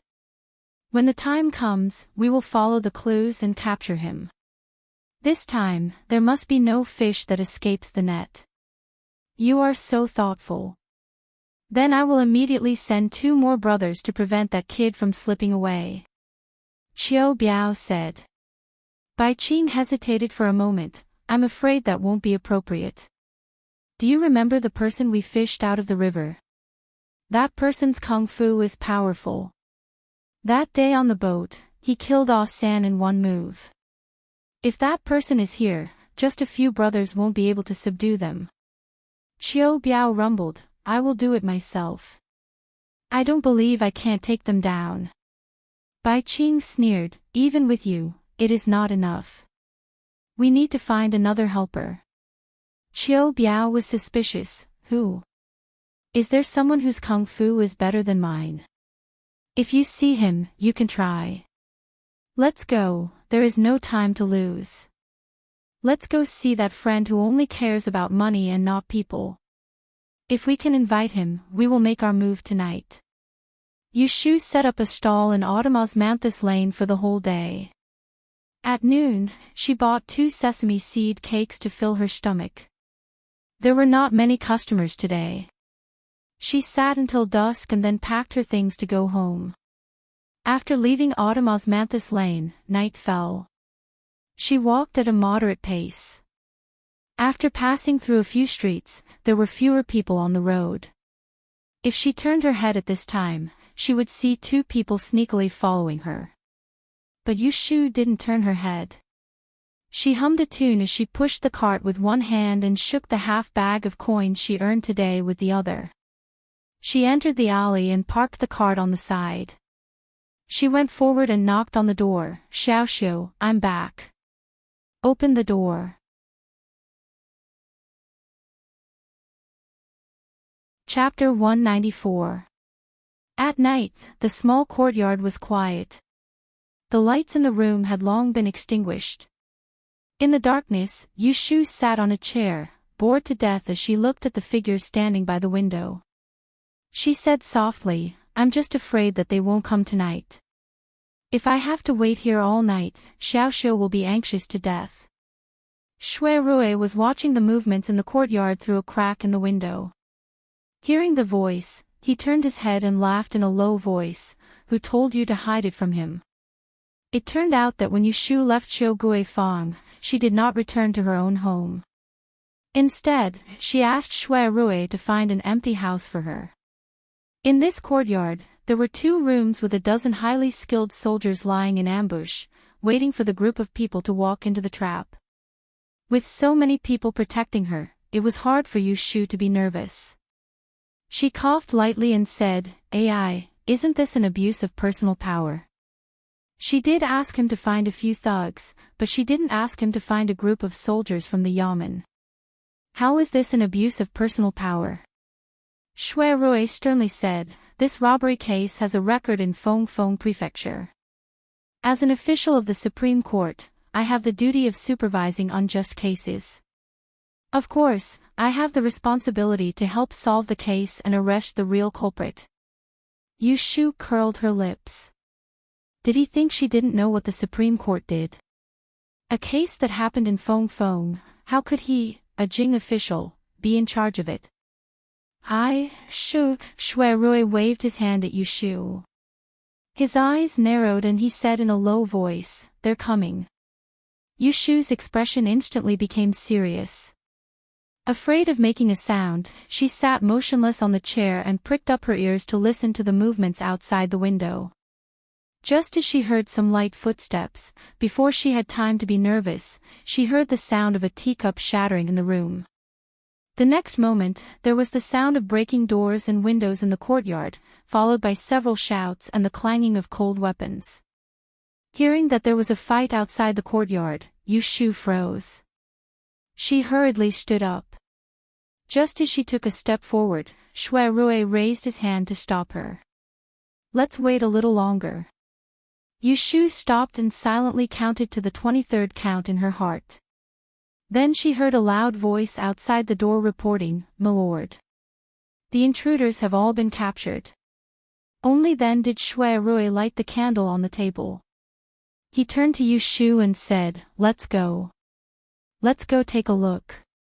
Yushu had a strange expression on her face. She had originally thought that there would be a fierce battle. How could it be resolved before she even had the time to wash her face? To think that she had been prepared to put herself in danger. What a waste of time. Shui Rui noticed her expression, and the corners of his mouth curled up slightly. Did she really think that he would let her take the risk? If that was the case, then he was too incompetent. Just in case, the people lying in ambush in the courtyard were not ordinary soldiers. He said that to Yushu, but this group of people was actually a group of elite soldiers that he had borrowed from the military office. Yushu followed Shui Rui out of the house. The small courtyard outside was not bright. The moonlight was not bright and there were dark figures everywhere. Soon, someone lit a torch. As soon as the courtyard was lit up, Yushu could clearly see the scene in front of her. It was difficult for 2 people to fight against 4 people. There were a few swords and ropes on the ground, but there was not much blood. The people who were still standing were all soldiers in regular clothes. The 4 masked men who were kneeling on the ground were obviously here to kill them. Yushu's eyes lit up when she saw a figure who was being restrained by two people and was still struggling. It was a pleasant surprise. Yushu pursed her lips and walked forward. She pulled off the mask on his face. When she saw the signature beard, the anger that she felt when she was forced to jump into the river for a long time came back. She immediately sneered, "Captain Chiu, how have you been? In the middle of the night, you broke into a private house and even brought a sword. Did you enter the wrong house or do you want to commit crimes?" Chiu Biao knew that he had fallen into a trap. His face turned red. He was shocked and angry. He looked at the young man who was sneering in front of him. He did not know where the martial artists in the courtyard came from. For a moment, he couldn't find anything to say. Shui Rui stood behind Yushu and did not interrupt. He wanted to see what she would do. "Why don't you say anything?" Yushu stretched out her hand and used the back of her hand to slap Chiu Biao's face. The slap was not light nor heavy, but it was enough to humiliate him. "Are you afraid after seeing so many people? Ha, so you only have this little guts." Humph. Chiu Biao turned his head angrily and dodged Yushu's slap. "It's my bad luck to fall into the hands of a brat like you again." Thinking back on the ship, Chiu Biao attacked Xia Mingming and locked him in a bucket in the warehouse. It was Yushu who saw through him. Shui Rui's brows raised in displeasure when he heard this insult, whereas Yushu started laughing instead, and she fiercely grabbed Chiu Biao's beard with her fingers, forcing him to face her. "It's not that you're unlucky, it's that you're stupid. Compared to that old fox, Bai Qing, you're his dog, and you're a stupid dog." Chiu Biao glared at Yushu with fire in his eyes. He wanted to eat her. "If you want to blame someone, blame yourself for seeing me on the street a few days ago. What do you think? Do you regret it?" Chiu Biao's beard was in pain from being pulled by Yushu. He roared with red eyes, "I only regret that I didn't kill you on the ship that day, you bastard, and let you live until today." Hearing this sentence, the corner of Shui Rui's mouth moved. What a stupid thing. Yushu's eyes turned cold. She leaned forward and whispered in his ear, "It's too late to regret it. For the sake of ill-gotten wealth, you killed so many innocent people. You deserve to die." Chiu Biao shivered. He was about to pounce on Yushu, but he was pulled back by the soldiers behind him. He could only sneer, "Do you think you can escape? You still have to." Before he could finish his words, his mouth was blocked by someone. He could only make muffled sounds. Yushu stood up and retreated to Shui Rui's side. She shrugged and said, "So many people saw and heard it. He came to kill me. I'll have to trouble Lord Shui to make another trip to the Tai Hing Chamber of Commerce to capture his accomplice, Bai Qing." Shui Rui nodded. He maintained his dignity in front of outsiders. He didn't respond to her teasing words. He pointed at several soldiers in the courtyard and said sternly, "Send them to the yamen and put them in prison first. The few of you go to the Tai Hing Chamber of Commerce to arrest them." "Yes, Lord." Seeing the officers take the people away, Yushu was suspicious. "You're not going?" "It doesn't matter. I've already arranged people to keep an eye on the Tihan Guild. They won't let anyone run away." Shui Rui's face was still serious. He leaned over and whispered in her ear, "It's too late. I'll send you back first, okay?" His voice was in her ear, with a faint fragrance of tea. Yushu's ear itched. She slightly lowered her neck, lowered her eyelids, and responded softly. "Okay." She caught Chiu Biao. Although she didn't see Bai Qing tonight, Yushu was relieved. She believed that this time the two of them couldn't escape. She asked Shui Rui to send her home. Because they lured the snake out of the hole, there were no carriages. Fortunately, the house that Shui Rui found was not far from Huixing Street. The two walked along the way, discussing tomorrow's matters. Soon, they arrived at Huishing Street. At the end of the street, Yushu didn't ask Shui Rui to send her any further. Let's stop here. It's so late. Xiaoxiu might come out to look for me. It'll be hard for him to explain if he sees you. I told him that I'm going to help the security company look after the house when I went out in the morning. Shui Rui looked at the alley in front of him. It was only a few steps away from her house. There weren't many people on the road, so he said, "Okay, I'll come and pick you up tomorrow." After saying goodbye here, Yushu took a few steps forward and turned back. She scratched her ear and said, "You're going back alone. Be careful on the road." Shui Rui looked at her and nodded. There was an inexplicable emotion in his eyes. He had to hide it. Looking at Yushu walking away and disappearing at the end of the alley, Shui Rui took a step back and turned around with his hands behind his back. He took a step forward and brushed past the hunchback night watchman. When he didn't see him, the night watchman raised his head and touched the knife scar on his face. He hit the gong in his hand and quickened his pace. He disappeared at the end of the alley in a flash. After solving a problem, Yushu walked briskly. She felt strange that she didn't see Yu Xiaoxiu on the way. When she heard the night watchman not far away, she realized that it was so late. She couldn't help but quicken her pace. Perhaps she was too happy to be sad. She didn't see where she was going and sprained her ankle on the stone platform in front of her house. She screamed in pain and fell on the steps in front of the door. She knocked her knee. She gritted her teeth but didn't scream in pain. She tried to stand up twice but couldn't. She just sat on the ground and raised her hand to hit the door. Jing Chen, Xiaoxiu, open the door. I'm back. Her back was facing the west entrance of the alley, so she didn't see a black shadow quietly approaching her.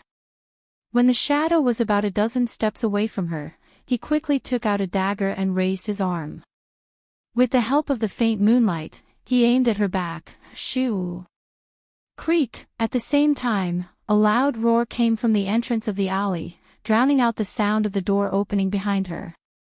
Yushu subconsciously turned her head and saw a flash in front of her eyes. She saw a cold glint and the sound of wind rushing towards her. Her pupils shrank and she held her breath as she watched the sharp weapon stabbing towards her face. But the next moment, the cold glint stopped. It was less than half an inch away from her eyebrows. Time seemed to be strangled by someone and stopped. Drip. 1 drop, 2 drops, a slightly sweet drop of blood landed on the tip of her nose. Time was broken by this small sound, and only then did she clearly see what had caused that fatal dagger to stop. She took in a deep breath, her voice trembling. Without even turning her head, she said, Jing Qin. At the entrance of the alley, Shui Rui had returned after noticing that there was something off about the night watchman, and he'd chased him here before he saw the dangerous scene from before. He was unable to stop it in time, yet he saw a white sleeve stretch out from the door behind Yushu, and it didn't hesitate in the slightest to grab onto the dagger. At this moment, both inside and outside the alley, even the killer was stunned for a moment. Shui Rui was the first to react. With a serious face, he rushed forward and without saying a word, he slapped the shoulder of the killer disguised as the night watchman, forcing him to throw away the sharp weapon in his hand and dodge backward. Shui Rui rushed forward and the two of them immediately fought. Looking at Yushu again, she turned her head with a pale face and looked at Jing Qin who was standing behind her unknowingly. Are you okay? Jing Qin asked. Was she the one who was in trouble now? Yushu shouted in her heart, but a gush of anger was stuck in her throat and she could not say a word.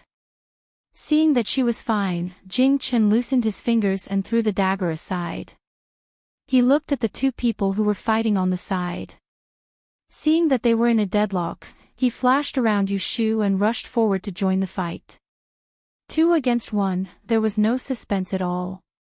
The night watchman was kicked in the chest by Shui Rui, and his shoulder bone was broken by Jing Chen's palm strike, causing him to be nailed to the wall. He spat out a mouthful of blood and fainted on the ground. Seeing that he was lying on the ground, the two of them stopped fighting. One turned around and the other looked back. Their eyes met in the air, one squinted and the other frowned. After a moment, Shui Rui spoke first, "Your hand." Jing Chen looked down at his finger and shook his head. "It's okay." Shui Rui raised his eyebrows slightly and turned his head to look at the person sitting on the steps of the door. He was about to ask who the person who blocked the knife was when he saw her trembling shoulders. He thought that she was frightened and walked forward with concern.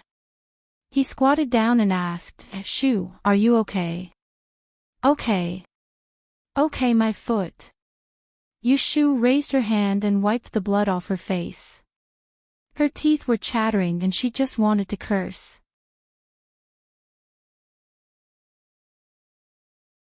Chapter 195. Nothing, my ass. Yushu shouted in a hoarse voice. She looked at the strange man lying on the ground not far from her. Her back was covered in cold sweat and her heart was pounding. She couldn't tell if she was more frightened or angry. She grabbed the door frame and stood up from the ground while enduring the pain in her ankle. Her body swayed a little, and Shui Rui saw her movements and hurriedly supported her elbow with his hand. Yushu borrowed his strength to stand up and leaned against the door frame. She gently pushed him away and looked at Jing Chen's hand that was hanging by his side with a straight face. Because it was dark, she couldn't see it clearly, so she waved at him and said hoarsely, "Come here." Jing Chen obediently walked over. When he saw Yushu's hand reaching out to him, he didn't dodge. He let her carefully hold his hand and frowned. As if he could feel her hand slightly trembling, Jing Chen said softly, "Don't worry. You didn't hurt your bones." Hearing this heartless words, Yushu felt even more uncomfortable. She couldn't help but glare at him. She turned her head and pointed at the killer on the ground. She said to Shui Rui, "Please carry him in." As she said that, she held Jing Chen's hand and limped into the courtyard. Shui Rui looked at their backs and temporarily suppressed his doubts. Resigned to his fate, he walked to the disguised night watchman's side and bent down to grab him by the back of his collar. Without any gentleness to speak of, he dragged him into the small courtyard. Shui Rui had sent Yushu home several times. This was the first time he entered the house. The courtyard wasn't big, but it was clean and tidy. He couldn't help but think of the temporary residence in Yang City and the days when he saw her frequently. After a moment of absent-mindedness, Shui Rui casually threw the man against the wall. He found half a clothesline in the courtyard and tied the man up. He clapped his hands and looked at the house in front of him. The moment Shui Rui entered the room, he saw the scene in the room. Unknowingly, his footsteps stopped at the doorway. In the bedroom that was made up of walls, the furnishings were simple and crude. There was a bed, a cloth screen, and a study table by the window. There was an oil lamp on the table. A handsome unfamiliar man was sitting on the chair while she was squatting by his side. She was holding onto his blood-red wrist while concentrating on wrapping his palm with a towel. There was a medicine bottle by her feet and a basin of water was soaked with red liquid. The corner of her clothes hung in the basin. She did not even notice that it was half wet. The strange man lowered his head to look at her. There was no pain on his face, only an almost calm focus. Her face was illuminated by the oil lamp. Her lips were tightly pursed, and she couldn't help feeling a little heartache. Looking at this scene, Shui Rui's eyes dimmed. He didn't think and broke the silence. "It's better for me to find a doctor. It's so late. Are there any medical halls open?" Yushu turned her head and asked. Shui Rui nodded. He was not familiar with this area. It was inconvenient for him to find a doctor in the middle of the night. But he saw this young man blocking the knife for Yushu. He knew that his injury was not light. If he left him like this, even if his hand was not crippled, it would leave a sequela in the future. Then I will trouble you, Yushu said gratefully. Shuai didn't hurry to leave. He asked, "Oh right, where is Xiaoxiu? Why don't I see him?" Yushu's hand stopped moving. She was worried about Jing Chen's injury. Now she realized that she didn't see Yu Xiaoxiu for a long time. He said he will go out to pick you up, Jing Chen said. Yushu frowned. When did he go out? How long has it been? Jing Chen thought for a while, about half an hour. Yushu suddenly became anxious. It had been half an hour. She wouldn't be worried at other times. But today was special. She was afraid that the child would encounter something bad. Shuai saw her changed face and comforted her. "Don't worry, I will go out to look for him." Then he turned around and was about to leave. But he was stopped by Yushu. "Wait, I will go with you." Yushu quickly tied a knot on the back of Jing Chen's hand. She squatted beside his leg, looked up and apologized to him. "Jing Chen, you wait at home. I have to go out to look for Xiaoxiu." The injury on Jing Chen's hand had reached the bone. Logically speaking, he should find a doctor first. But Yushu was really worried that Yu Xiaoxiu would have an accident. She could only ask Jing Chen to wait for a while. Jing Chen had doubts about what happened tonight. But when he saw Yushu's flustered expression, he didn't ask more. Instead, he said, "I will go with you." How could Yushu let him run around like this? She said, "No need, the two of us can go look for him. The person who wanted to kill me is still in the courtyard. You stay here and watch him. Don't let him run away." Jing Chen looked up at Shuai. He thought that this person also knew martial arts. He nodded and didn't argue with Yushu. He was afraid that it would delay them. Yushu stood up with the help of the table. She stamped her feet. She was still in pain from the sprain. Fortunately, it didn't affect her walking. She immediately left with Shuai. Yushu hurriedly left the house and followed the path she took to Osmanthus Lane to search for Yu Xiaoxiu. Shuai followed her because he was also worried that something might have happened to Yu Xiaoxiu. Even though he had his suspicions, he did not ask too much about the identity of the unfamiliar man who had appeared in her house. Xiaoxiu. It was late at night. They ran a few streets. Except for the beggar sleeping on the roadside, they didn't see anyone, let alone Yu Xiaoxiu. Yushu was getting more and more worried. She was sweating and shouting Yu Xiaoxiu's name at the top of her voice. She didn't care if she would wake up the neighbors. She wanted to spread her voice so that people within a radius of 10 miles could hear her. "Let's split up. It'll be faster this way." Maybe he took the side road. Yushu was burning with anxiety. She turned her head and said to Shuai. Shuai rejected her suggestion. "Let's go together. It's so late. I'm afraid that someone might ambush you in the dark." Yushu gritted her teeth and said, "The one who came to kill me tonight must have something to do with Bai Qing. I didn't expect him to have a backup plan. That thief." She didn't think it through. She should have told Jing Chen and Xiaoxiu to stay at home and not come out. The two of them went from one end of the street to the other. Yushu's back was soaked with sweat. Her voice was also hoarse from shouting. At this moment, a response came from not far away. "Sister." Yushu looked at the figure running towards her from the corner of the street. She was so excited that she almost burst into tears. She went forward and grabbed the panting Yu Xiaoxiu. She patted his back and scolded, "Where did you go in the middle of the night? You brat." Yu Xiaoxiu was stunned. He didn't dodge and stammered, I saw that you didn't come back so late, so I wanted to pick you up. Who knew that I didn't see you all the way? I thought I got lost, so I came back. Didn't I tell you not to pick me up? Why are you so disobedient? Don't you know that you made me anxious? You got lost in the middle of the night. Where can I find you? Ah. Yushu was full of twists and turns tonight. When she saw Yu Xiaoxiu, she felt relieved.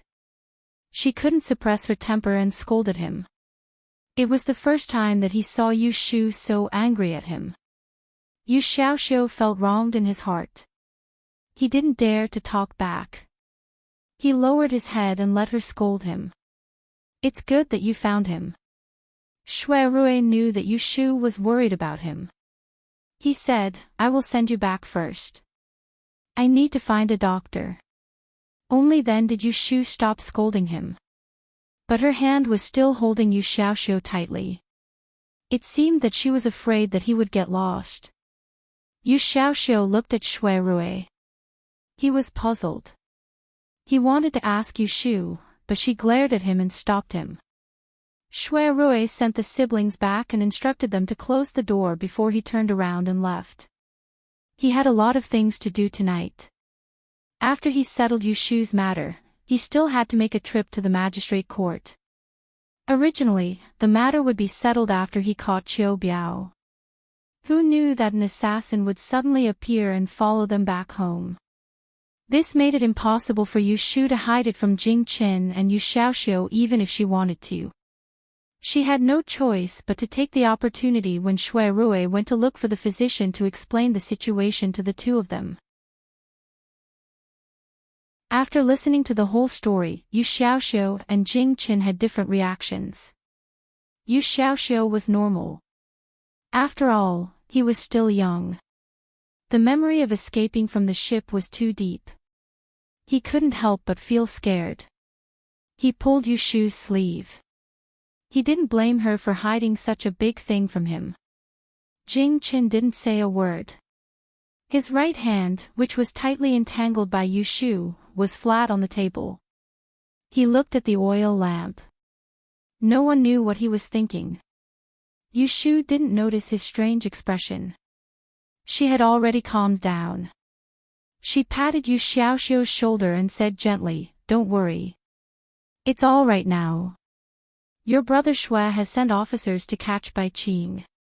They killed so many people. They can't escape the death penalty. After comforting Yu Xiaoxiu, Yu Shu coaxed him to go to sleep. Wash your face and go back to the room. Cover yourself with the quilt and go to sleep. You don't need to go to the academy tomorrow. What about you? Yu Xiaoxiu grabbed Yu Shu's arm. He didn't want to let go. He didn't hold a grudge when she scolded him on the street. He only cared about his sister's kindness. There is a bad guy in the yard. I can't sleep. What are you afraid of? That person was beaten half to death by your brother Jing and brother Shui. He is unconscious. Go to sleep.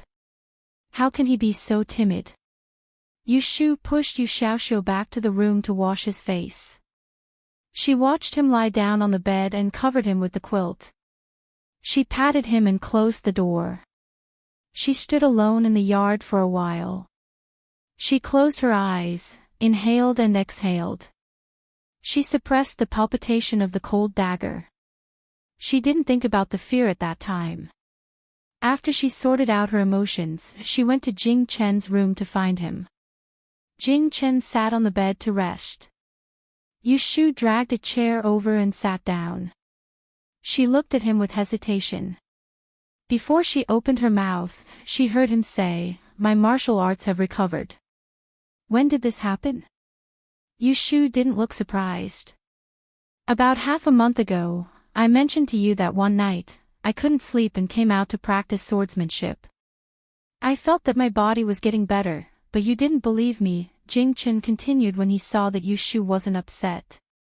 I realized that every time I practiced swordsmanship, my body would feel better.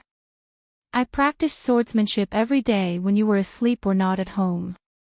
After half a month, I feel that my body has recovered. Yushu raised her hand and massaged her forehead. She realized that sometimes she really liked to act smart, whether it was about Jing Qin or what happened tonight. Xiaoyu, my body has recovered, Jing Qin repeated. He sat up straight and leaned forward slightly. He raised his uninjured hand and gently pressed on Yushu's thin shoulder bones. Due to the loss of blood, his face was slightly pale. However, his clear eyes were full of seriousness that could not be ignored. This kind of gaze was too sincere and undisguised, allowing others to see to the bottom. This complete trust caused Yushu's heart of stone to involuntarily waver. She heard him say in a deep voice, "Thank you for saving me on the river, taking care of me for so long in the capital, and putting in so much effort for my matter. Although I still can't remember what happened in the past, from now on, you don't have to treat me as a weak patient. So if you encounter any trouble or danger, whether it's worry or fear, you can tell me. Even if I can't help you, I will definitely protect you. As long as I'm by your side, I will do my best to not let anyone hurt you. I mean what I say." This simple and unpretentious words, at this moment, sounded especially heavy. Yushu looked at Jing Chen's face that was inches away from hers. Seeing the unmistakable sincerity in his eyes, she felt a wave of sourness in her eyes. After living for almost 30 years, she was used to putting on a strong front. She was always the one who used all her strength to protect others. In her previous life, it was Yulei. In this life, it was Xiaoxiu. However, this was the first time that someone said this to her so seriously. She wanted to laugh it off, she wanted to be indifferent, but at this moment, she couldn't help but have some greedy thoughts that she shouldn't have. She looked at this pure and innocent young man in front of her, who was willing to use his back to block a sword and his hands to block a dagger for her. "Jing Chen, let me ask you," Yushu's voice was low and hoarse, with a trace of uncertainty, "if one day, you regain your memory and realize that I lied to you and hid many things from you, at that time, will your words still count?" Jing Chen's expression didn't change. Without a hint of hesitation, he nodded lightly, "Yes." Yushu raised her hand and placed it on Jing Chen's shoulder. Holding the back of her slightly cold hand, she raised her head and looked straight at him with her bright eyes. "This is what you said. Don't regret it in the future." Shui Rui left for over an hour before he returned with the doctor, and at the same time, he also brought along 2 soldiers. Shui Rui let the doctor in to look at Jing Chen's injuries. He called out to Yushu, who was about to follow him in, "Shu, it's not convenient to leave this killer here. I'll get someone to bring him back for interrogation." Yushu thought that this was a good idea and said to him, "Let's wait for the doctor to look at Jing Chen's injuries first." Shui Rui didn't understand what she meant and asked her with his eyes. He saw Yushu sneer, if Jing Chen's hands were to make a mistake and become sick in the future, then this person's hands can be discarded. Hearing her harsh words, the corner of Shui Rui's mouth stiffened. He didn't suspect that she was lying, but seeing how she was so protective of the man named Jing Chen, he felt a little suffocated. He coughed and took the opportunity to ask, "It's been a busy night and I haven't asked you, who is this young master? Is he a neighbor?" Shui Rui didn't expect that Jing Chen lived with Yushu and the others. It was no wonder that Jing Chen's room was empty and there wasn't even a piece of clothing hanging on it. At first glance, Shui Rui thought that it was Yu Xiaoxiu's sleeping quarters. Yushu thought for a while and decided that there was nothing to hide. She said, "He's not a neighbor. Jing Chen is my good friend. We met on the way and came to the capital together." Hearing this, Shui Rui felt that something was wrong and asked, "Then why is he at your house at night?" Yushu laughed, "He lives here. If he's not at home at night, then does he sleep on the street?" Yushu peeked into Jing Chen's room and was anxious to hear the doctor's explanation. She missed the moment when Shui Rui's expression changed. Ah Shu. What? At this moment, Shui Rui had a bellyful of words to say. He wanted to scold her for being careless and not being aware of the situation. How could a woman live with a man? He also wanted to say that if she did not have enough money, he would help her find another empty residence and let this Jing Qin move out. However, when he saw her absent-minded expression, he recalled that time in the alley when she unhesitatingly raised her hand to block the knife behind her back. When the words reached his mouth, they turned into 2 words. It's okay. Yushu didn't hear the little bit of tolerance in Shui Rui and said to him, then I'll go in and have a look.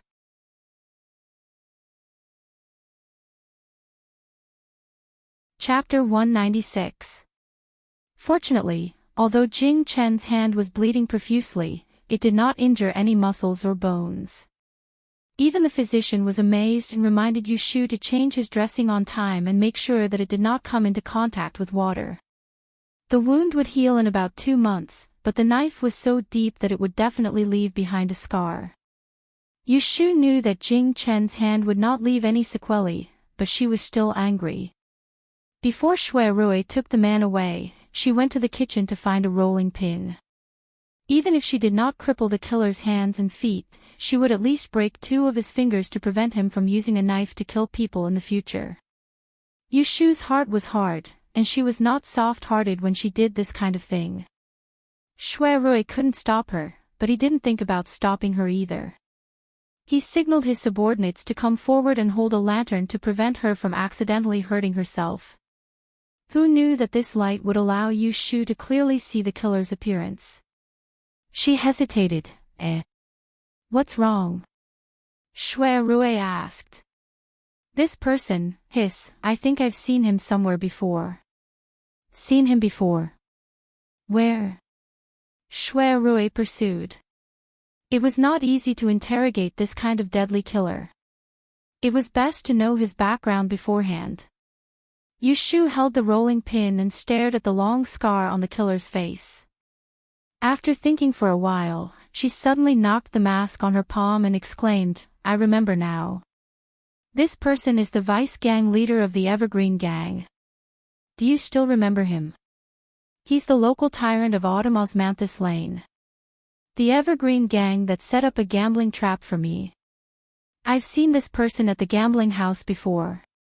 I remember the scar on his face. It's him without a doubt. That day, in order to help Xia Mingming raise money for the Great Yen examination, Yushu had gone to the gambling house to inquire about the gambling place in the south of the city. That was when she met the vice gang leader of the Evergreen Gang. The vice gang leader of the Evergreen Gang. Shui Rui frowned and said, the Evergreen Gang has been investigated for secretly gambling, committing fraud, and bribing officials of the Imperial Court. They've already been investigated last month, and I remember that a few leaders have been imprisoned. Why isn't this vice gang master in prison? Why did he come out to kill people instead? Yushu said, you'll have to ask that by Qing. I've only met this person once and have no enmity with him. There are only 2 reasons why he came to kill me. Either a favor or a contract. Shui Rui nodded, I'll bring my men back now. I'll inform you when there's news. Okay, Yushu answered and bent down, grabbing the scar-faced man's arm. With a fierce look on her face, she fiercely knocked the dough stick on 2 of his right hand's fingers, making 2 crisp sounds. The man, who was still unconscious, couldn't help but let out a muffled groan in pain. The man was still unconscious and couldn't help but groan in pain. Shui Rui had thought that she had forgotten about this. Seeing her merciless actions, he froze and furrowed his brows, but didn't say anything. Shui Rui had his subordinates carry the man out. Yushu went in to invite a doctor to escort them to the door. Shui Rui walked at the back. He stopped and said to Yushu, there's no need to send them off. Let's go back. You've been tossing and turning all night. Rest early. Amen, then I'll see you tomorrow. Be careful. Close the doors and windows before you sleep. Shui Rui used the lantern in his hand to look at her face. He saw that she was exhausted. In the end, he didn't say what he wanted to say. He turned and hurriedly left. He still had many things to do tonight and probably wouldn't be able to sleep for the whole night. Jing Chen's hands weren't convenient. Yu Xiaoxiu had suffered a fright and fell into a deep sleep. Yu Shu got some water and helped Jing Chen wipe his face. She also took out some clean clothes, planning to help him change into them. Fortunately, Jing Chen was wearing inner clothes. Only his upper body was stained with blood, so he didn't need to change completely. Otherwise, Yu Shu really wouldn't be able to help him. I can do it myself. Jing Chen saw that Yu Shu was reaching out to help him undress. He took a step back and turned his back to her. He took off his belt and used one hand to take off his clothes. These days, he had read many scriptures.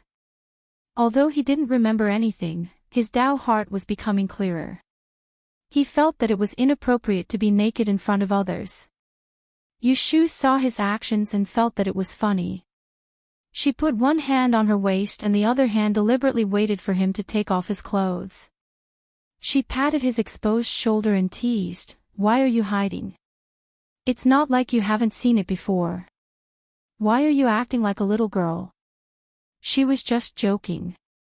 She didn't expect that when she patted him, her hand actually hurt. She shook her arm and didn't feel ashamed to look at Jing Chen's exposed shoulder. She was secretly speechless. Last time, she accidentally saw him changing clothes and saw that his shoulders and back were still thin. In less than half a month, he has developed a layer of strong muscles. Is he practicing swordsmanship or boxing? When Jing Chen heard Yu Shu's joke, he didn't take it seriously. He focused on putting on his clothes with one hand. He then turned around and said to her, "I'm done changing. You should go to sleep. It'll be dawn soon." As he said this, Yu Shu happened to yawn. She picked up his dirty clothes and said, "I put the kettle on your bed. If you're thirsty, you don't need to get out of bed to pour it." "Okay. Also, you have to sleep on your back. Be careful not to crush your hands." "Okay. Call me if there's anything. Shout louder so that I can hear you when I'm asleep."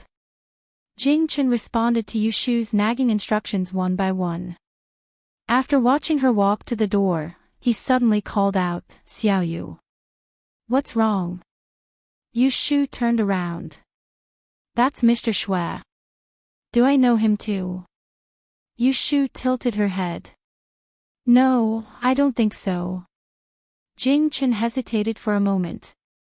"Then why do I find him familiar?" Yu Shu's expression changed slightly when she heard this. Jing Chen found the man familiar. If it was an item, it would be fine.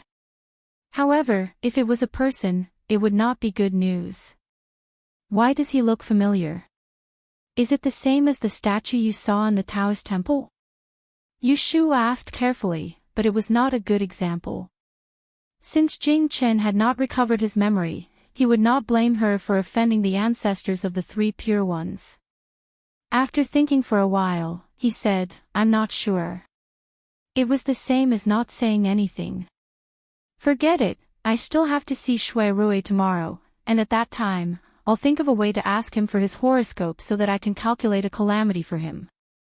If there's really anything, it'll be good for me to give him a warning first, so as to prevent him from being muddle-headed and falling into a trap. Then go to sleep. Don't think too much. When it's time to remember, you'll remember." Yu Shu coaxed Jing Chen. Then, she closed the door and left. After returning to the room, she first looked for Kim Bao. The little thing hid when it saw a stranger and did not show up all night. She searched half of the room and finally found it under the wardrobe. Seeing it curled up and sleeping soundly, she could not help but feel a little envious. She reached out her fingers and rubbed its head. Then, she carefully took it out and put it at the end of Yu Xiaoxiu's bed. After a restless night, when Yu Xiu finally fell asleep, she heard roosters crowing outside. Usually, she liked the diligent roosters in her neighbor's house, but when she was sleepy, she suddenly felt that the roosters were annoying. Ooh, ooh, ooh, ooh, ooh, ooh. She wanted to pull out all the feathers of the rooster. Yu Xiu rubbed her ears and held on for a while. She could not stand it anymore and got up. She rubbed her aching forehead and sat on the edge of the bed. She woke up, lifted the quilt and wanted to get out of bed. As soon as her feet touched the ground, she almost fell to the ground. Hiss! She sat back on the bed and lifted her leg to take a look at her trouser leg. She had sprained it yesterday and did not pay attention to it. After one night, it was swollen like a steamed bun. Sister, you're awake. Yu Xiaoxiu, who got up early, came in while wiping his face with a handkerchief. When he saw Yu Xiu's red and swollen foot, he hurriedly bent over to take a look. What happened? You look like this. Hey, don't touch it. It hurts. Yu Xiu grabbed Yu Xiaoxiu's hand to stop him from touching her. Go get a basin of cold water. I'll wring a handkerchief and apply it. It'll be fine. After sending Yu Xiaoxiu away, Yu Xiu stepped on her shoes and tried to walk. She sat back down in pain after just 2 steps. This is bad. How can I go out? Yu Xiu crossed her legs in worry. She asked Yu Xiaoxiu to get some water. Yu Xiu applied cold water several times. The redness subsided a little, but the swelling did not disappear. She could not walk. She could only say to Yu Xiaoxiu, Xiaoxiu, change your clothes. Later, wait for your brother Xue at the west entrance of Huixing Street. Tell him and ask him to come to our house. The matter with Bai Qing and the others was not urgent. Because she wanted to get her horoscope, she had to see Xue Rui as soon as possible. She had no choice but to ask him to come to her house. Do you want me to find a doctor? Yu Xiaoxiu asked. No need. It will be fine in a few days. What's the point of finding a doctor? It's a waste of money. She remembered that when she had just entered the workplace, she often sprained her ankle while wearing high heels. She lived in a dormitory with 8 people to a room. Everyone cared about themselves, and no one cared about her. She was the one who applied the water herself, and it was more effective than applying any kind of safflower oil. Yu Xiu had the final say in the family. Yu Xiaoxiu could not persuade her, so he changed his clothes and went out to wait for Xue Rui. Not long after Yu Xiaoxiu went out, Jing Chen also woke up. When Yu Xiu heard the movement in the yard, she jumped up from the bed with one leg. She jumped to the side of the bed with the other leg and opened the window. She saw Jing Chen at the door of the kitchen with his black hair down. He was fetching water to wash his face. However, his hair was not obedient on his shoulders. When he bent down, it slipped down. It was not convenient for him to tie his hair with one hand. In order not to get his hair wet, he had to bend over and get up. He did not know whether to wash his hair or not. Yu Xiu looked at this scene and laughed. Jing Chen heard it and turned around. He saw Yu Xiu with her fluffy curly hair lying by the window and smiling, revealing her sharp canine teeth. For some reason, seeing her so happy, he did not even know why she was happy. He could not help but raise the corner of his mouth with her. Come here. I will tie your hair. Yu Xiu waved at Jing Chen and asked him to come to the window. She turned around and jumped to the bedside to get a comb and hair tie. Then she jumped back. Jing Chen walked to the window. When he saw her standing on one leg, he remembered that she was not able to move properly yesterday. He looked worried and asked, Did you hurt yourself yesterday? Yu Xiu nodded and jumped to the window. She pointed at him and signaled him to turn around with his back facing her. She knelt on the chair and stood a little taller. She used the comb to comb his soft hair and said with a smile, "Isn't this good? You hurt your hand and I sprained my leg. The two of us can be brothers in hardship." Jing Chen heard this and turned his head. He frowned slightly and said, "Not good." Yu Shu was only joking. Seeing him so serious, she felt that he was cute. She turned his head back and combed his hair. She deliberately asked, "What's not good?" It was such a clear morning. It was rare for her to have a break. She did not need to earn money or do her calculations. She could have someone to talk to. Why would her leg hurt? "You're injured. What's so good about that?" "But I can be your companion this way.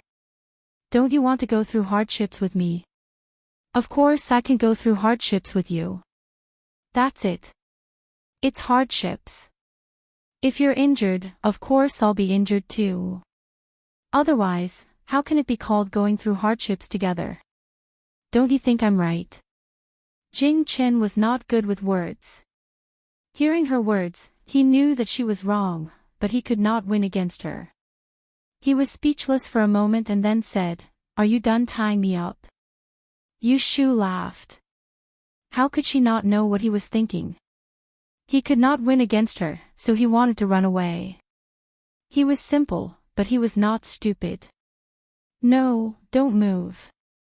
I'll tie it up tighter for you." Yu Shu hummed a little tune as she twirled his hair with her fingers, mischievously twirling his hair.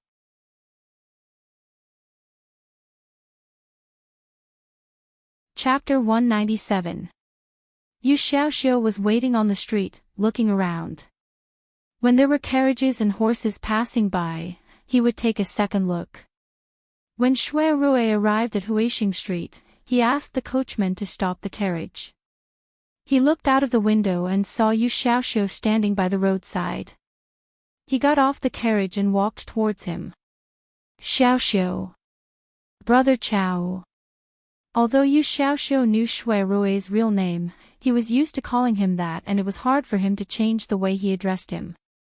Shui Rui looked around. "Where is your sister?" Yu Xiaoxiu said, "My sister sprained her ankle yesterday. She is swollen and can't go out today. She asked me to wait for you here. Brother Chao, my sister wants to invite you to our house." Shui Rui frowned. It was dark last night. He did not notice if she did not mention it. Why was it so serious that he could not walk? He talked to the coachman for a while and left with Yu Xiaoxiu. On the way, Shui Rui tried to ask about Jing Chen. He wanted to find out who that person was, but Yu Xiaoxiu was evasive and did not seem to want to talk about it. This made Shui Rui suspicious. He saw that Jing Chen was handsome and had extraordinary skills. However, a young man living in the same house with a woman was not a relative but a friend. It was very disgraceful. It was obviously the behavior of a Jianghu person. Thinking about it again, Xia Jiangmin lived with Yu Shu. In other words, she also lived with Jing Chen. It was no wonder that Xia Jiangmin did not want to talk about it. If the daughter of Xia Jiangmin wanted to marry, she must be the legal wife of a high-ranking official. Even if she married a man of lower status, the man would not allow her to have a close relationship with a man before marriage, let alone living under the same roof. Shui Rui had known Yu Shu for more than a day or two. He knew that even though she was a little careless when it came to the etiquette between men and women, she was meticulous about everything. She was absolutely not a careless person. Thus, it was obvious that Jing Chen was not an ordinary friend. When he thought up to here, Shui Rui felt even more uneasy in his heart. When he arrived at the mouth of the alley that was sparsely populated, he intentionally slowed down his footsteps and turned his head to say to Yu Xiaoxiu, "Xiaoxiu, have you gotten used to studying in Baichuan Academy?" Mentioning this, Yu Xiaoxiu quickly thanked him and said, "Yes, thank you, Brother Chao. I heard from my sister that it was because of your help that the academy was willing to accept a foreigner like me." Shui Rui smiled noncommittally and said, "It is a long way from the south to the north of the city. You have to wake up early every day to go to school. Are you tired of walking back and forth?" Yu Xiaoxiu scratched his head and said honestly, "It is quite far, but I only have to walk back and forth every day. It is not a big deal." Shui Rui seized the opportunity to suggest, "Do you want Big Brother Chow to help the two of you find another residence that's closer to the 100 Rivers Academy? In this way, you'll be able to walk less to and from school every day." Yu Xiaoxiu waved his hand without thinking and said, "Don't bother.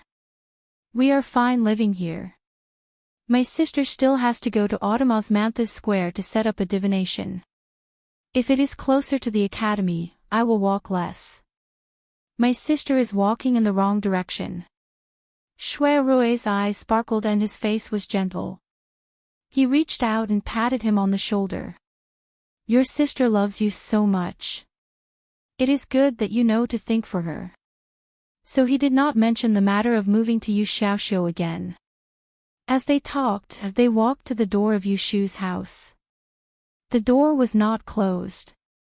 Yu Xiaoxiu went forward and pushed the door open. He shouted towards the courtyard and turned sideways to let Shui Rui in first. "Sister. Brother Chow is here." Yu Shu had just finished changing her clothes and was sitting on the edge of the bed to wrap her socks. When she heard Yu Xiaoxiu's voice, she hurriedly picked up her shoes and hopped over to the window. When she saw Shui Rui who had just entered, she said to him, "Quickly come in. I've really troubled you to make another trip."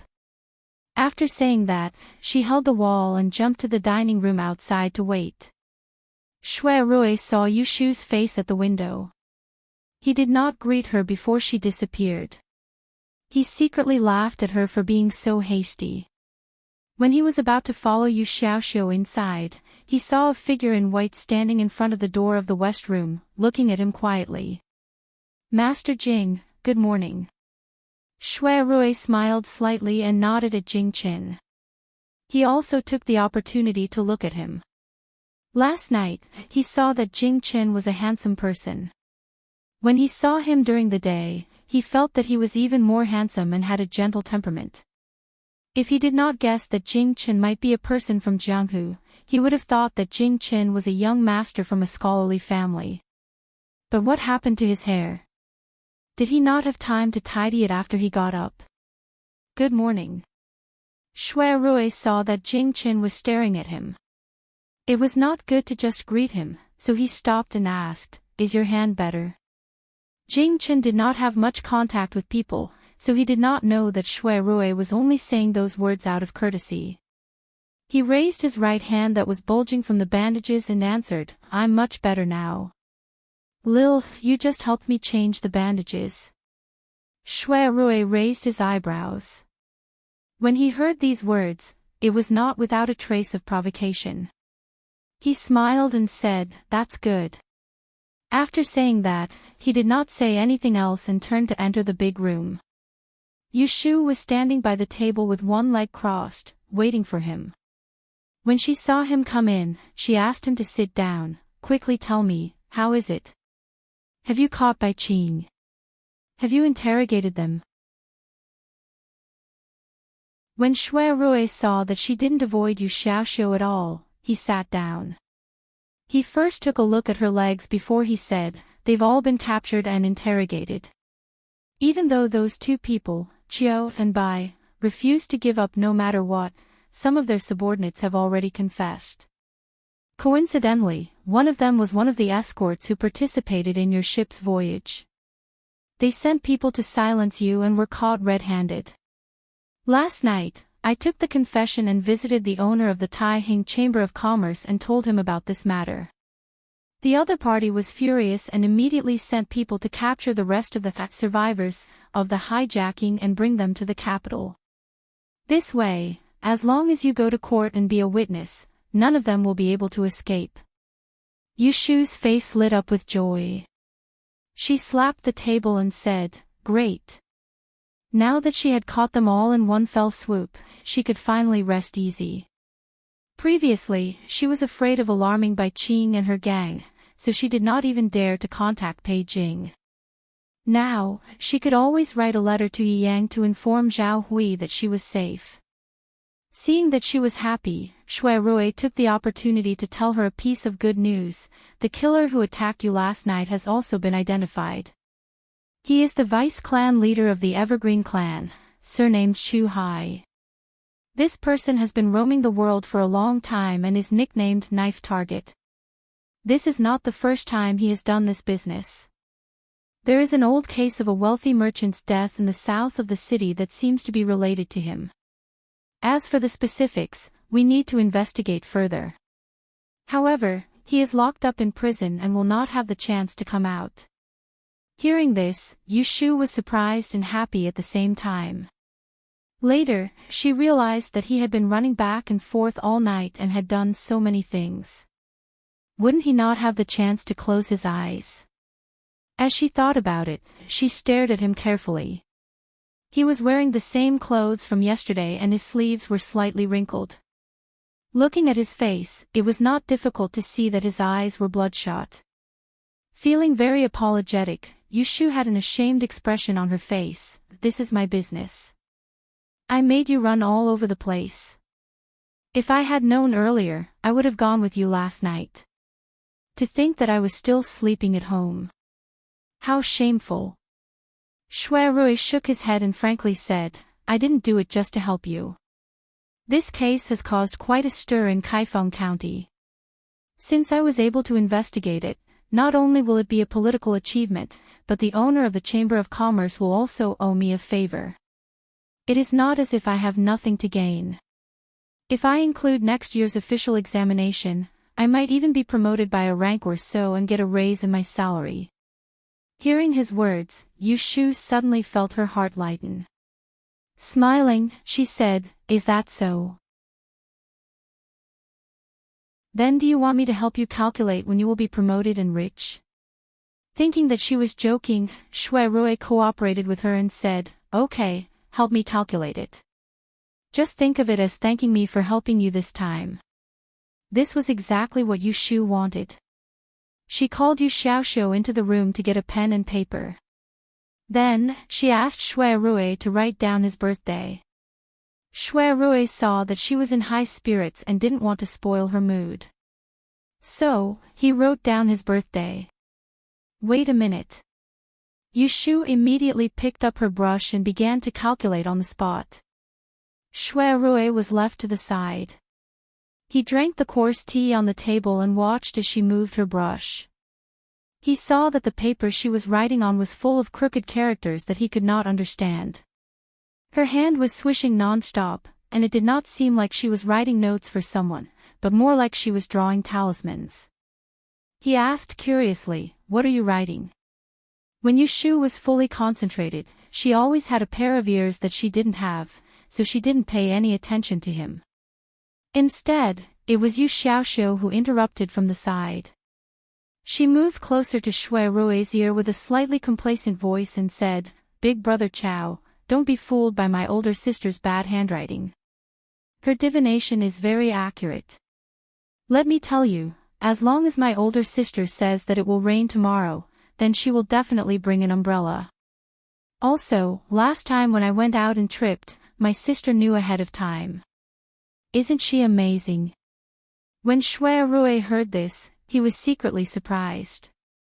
Other people might talk big, but Yu Xiaoxiu was an honest child. Even if his words were exaggerated, there should be 90% truth. He originally thought that Yu Shu was good at learning. That day when he brought her to Dingbo Hall, he saw her other skills. Now, it seemed that she wasn't just faking her skills elsewhere. To have this kind of ability, she was much better than some of the children of the Yi Shui family he had seen. This kind of ability, where did she learn it from? Shui Rui sat and waited for a long time. When Yu Shu finished calculating his next 10 days of misfortune, she stopped writing. However, her expression was a bit serious. "How is it? Have you calculated when I will be promoted and rich?" "Promotion and wealth are definitely there, Yushu pretended to smile lightly. Then, she hesitated, but there is one thing that you have to be careful about. Shui Rui's expression didn't change. What is it? Just say it. Today is the 9th. The day after tomorrow, which is the 11th, it's best that you don't go out. Yushu sternly said. Shui Rui didn't understand. Why? Did you calculate some kind of bad omen? Yushu nodded. I don't know exactly what it is, but this divination shows that you will encounter misfortune the day after tomorrow. It seems like it's not a small matter. She thought for a moment, then said, if you believe me, then find another master who is proficient in omen to do a divination. If you need to avoid it, then avoid it. You must not be careless. Although her divination was accurate, she often saw some cases that she hadn't seen before. She calculated that there would be misfortune, but she didn't know what kind of misfortune it was. Shui Rui's case was one that she had never seen before. It wasn't a bloody light, nor was it a bad omen, but it wasn't an ordinary small disaster. In her opinion, if one didn't know about misfortune, then staying in the residence and not going out was the simplest and most effective way to avoid misfortune. With the Shui family's business, the feng shui of the residence must have a big mystery. If one wanted to avoid misfortune, it would be more secure. So when someone encountered misfortune, they would go to a noble's house to hide. Shui Rui knew that Yushu wouldn't joke with him about this matter. Since she reminded him, then she must have really calculated something. There is a master in the residence. When I go back today, I will ask him. Shui Rui said.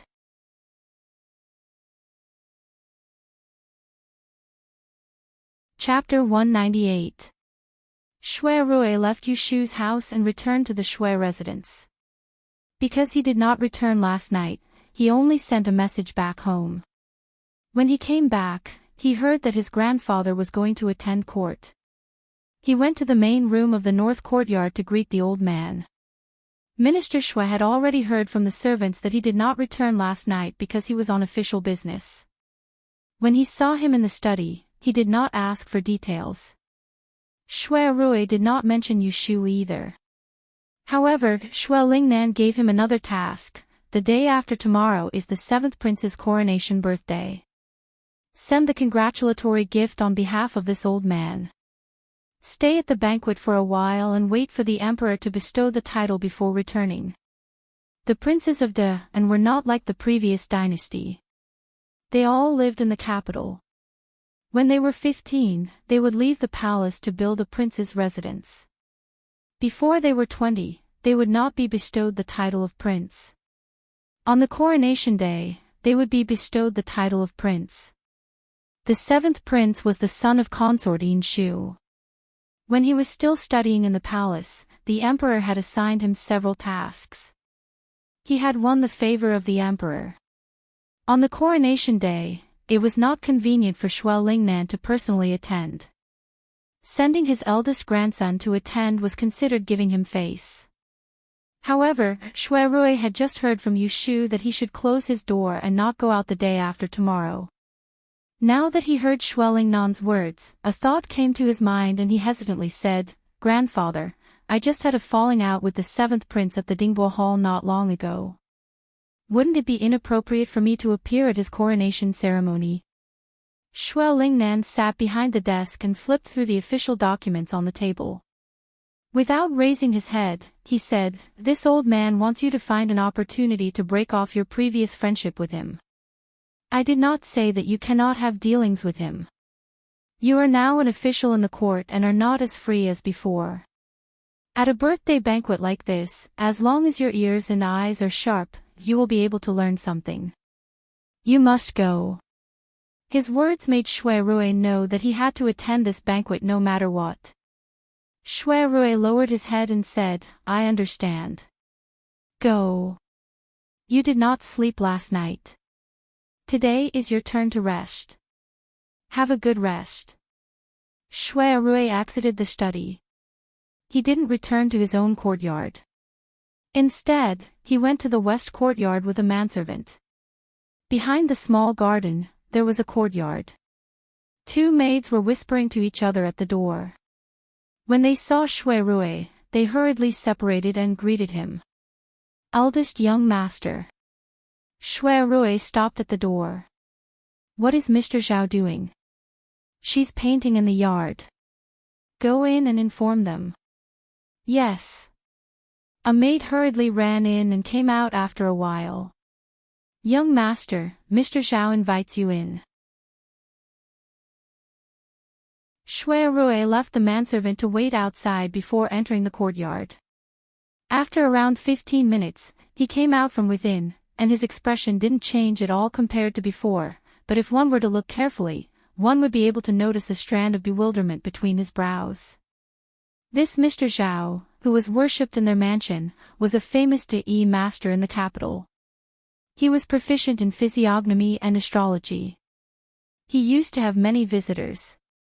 Later, because he offended a noble, Shui Lingnan helped him out. That was why he stayed in the Shui mansion and became a guest of the Shui family. Yu Shu predicted that he would be in trouble the day after tomorrow. However, he had asked Zhao Yanlin to read his fortune for him. Zhao Yanlin said that he didn't look fierce. Could it be that she was wrong? Yu Shu's foot was swollen, so she couldn't go anywhere. She waited at home leisurely for Shui Rui's news. She asked Yu Xiaoxiu to write a letter.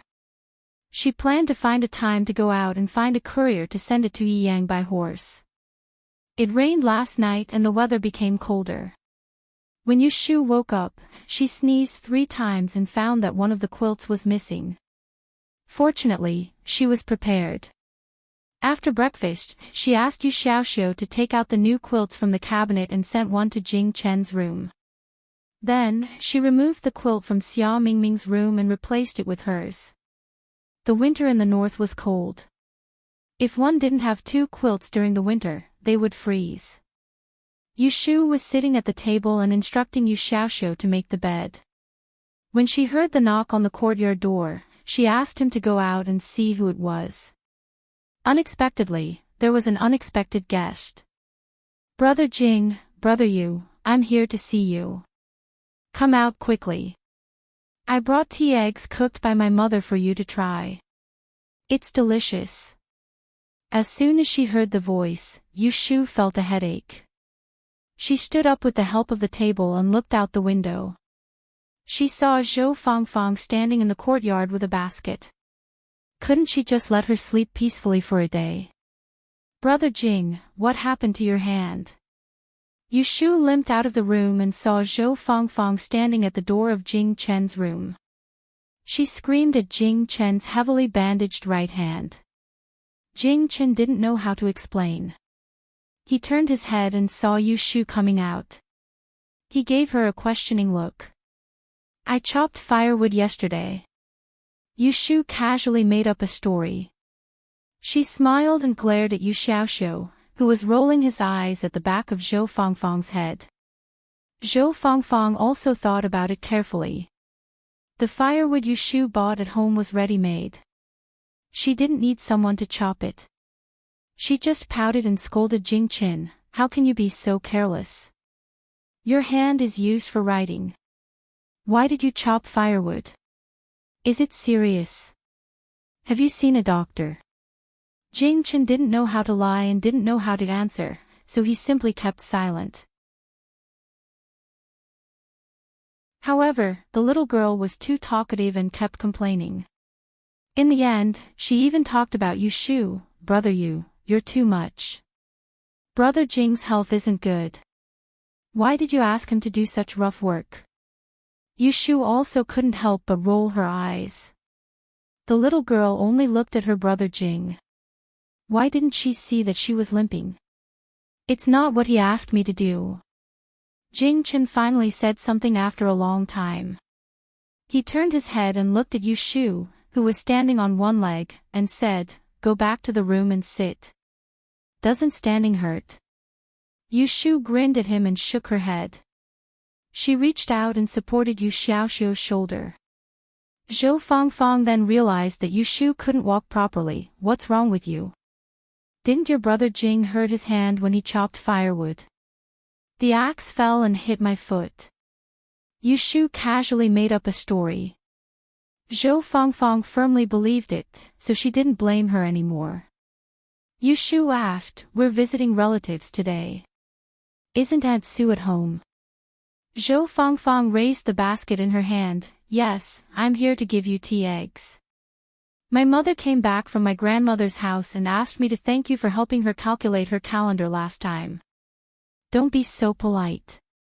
We're neighbors. Yushu asked Yu Xiaoxiu to take the eggs from the basket and take them to the kitchen. She asked her, is there anything else? Zhou Fangfang said angrily, I wanted to ask Brother Jing to write a letter for me, but his hand is injured, so I can't do it. Then should I write it for you? Yushu wanted to quickly send her away, so she suggested. Unexpectedly, the young girl was unwilling. Don't. Brother Yu, your handwriting isn't as good as mine. I'm afraid that people won't recognize it if you give it to them. Pfft, Yu Xiaoxiu snickered. Yushu secretly pinched him and said to Zhou Fangfang helplessly, then there's nothing I can do. Don't we still have Xiaoxiu? Xiaoxiu, help me write a letter. Yu Xiaoxiu was upset that Zhou Fangfang had just ridiculed his sister, so he deliberately said, my handwriting is ugly too. Zhou Fangfang had indeed never seen Yu Xiaoxiu's handwriting, so she couldn't tell if he was lying. She frowned, then what should I do? I still want to send a letter later. When Yushu heard this, she quickly patted Yu Xiaoxiu's shoulder and said to Zhou Fangfang, Hee, Xiaoxiu is just teasing you. His handwriting is not bad. Go, help him write a letter. Make his handwriting look better. After being pushed by Yushu, Yu Xiaoxiu reluctantly led Zhou Fangfang into the big room to write the letter. How come I didn't know that I hit your foot with the firewood I chopped? Jing Chen whispered behind Yushu. Leaning against the door frame, Yushu turned her head and blinked her eyes. Didn't I lie to her? Jing Chen lowered his head and looked at her. You like to lie to people. Hearing this statement, Yushu was not unhappy, nor did she try to hide anything. Instead, she said to him in a serious tone, in this world, who hasn't lied to others? It's just a matter of how much you lie to others and how little you lie to others. It's not wrong to lie to others, but it depends on what you lie to. Jing Chen thought for a moment and felt that it made sense, so he nodded, you're right.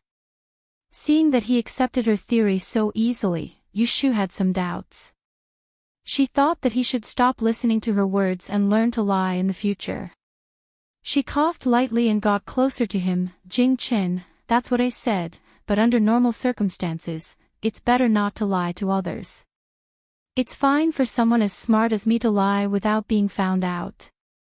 But for someone like you who doesn't lie often, if your lie is found out, it won't be fun. Jing Chen shook his head, I don't lie to others. He paused, then added, especially you. Hearing this, Yushu was very happy. She praised Jing Chen for being smart, but deliberately made things difficult for him. Why didn't you lie to me? I don't know who was the one who secretly practiced swordsmanship behind my back. Jing Chen said, it wasn't a lie. I told you at the beginning, but you didn't believe me. Later on, you asked me, did I hide anything from you? Yushu looked at his honest eyes, but she felt a little guilty. She thought that he also had times when he was so eloquent. Her eyes looked left and right, then she touched her neck and said, I'll go see if they finish writing. After she finished speaking, she jumped away on one leg. Jing Chen looked at her back and gently curled up the corner of his mouth, letting out a low laugh. Zhou Fangfang got the letter and said goodbye with satisfaction. Yushu let Yu Xiaoxiu send her out, so she didn't jump around and just sat in the central room. She saw that when the little girl reached the door, she turned around and ran back to Jing Chen's room. She took something from her basket and gave it to Jing Chen, then she shyly turned around and ran away. Yushu raised her eyebrows and lightly clicked her tongue. When she heard the door open, she shouted, "Jing Chen, you're here." When Jing Chen heard this, he walked towards the big house. In his hand, he was still holding the thing that Zhou Fangfang had stuffed into his hand. Yu Shu narrowed her eyes to take a look. It was a pair of white soles with cotton pads. The corners were even embroidered with patterns. It looked like a girl had painstakingly embroidered it.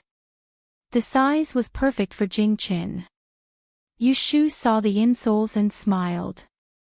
She said to Jing Chen, "This Miss Zhou is really biased.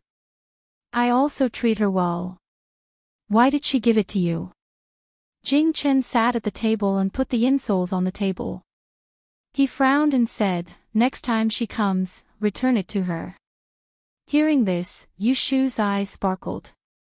She held her chin and asked, "Why should I return it to her?" Jing Chen turned his head and looked at her with a puzzled expression. The book says that men and women should not touch each other. What's wrong?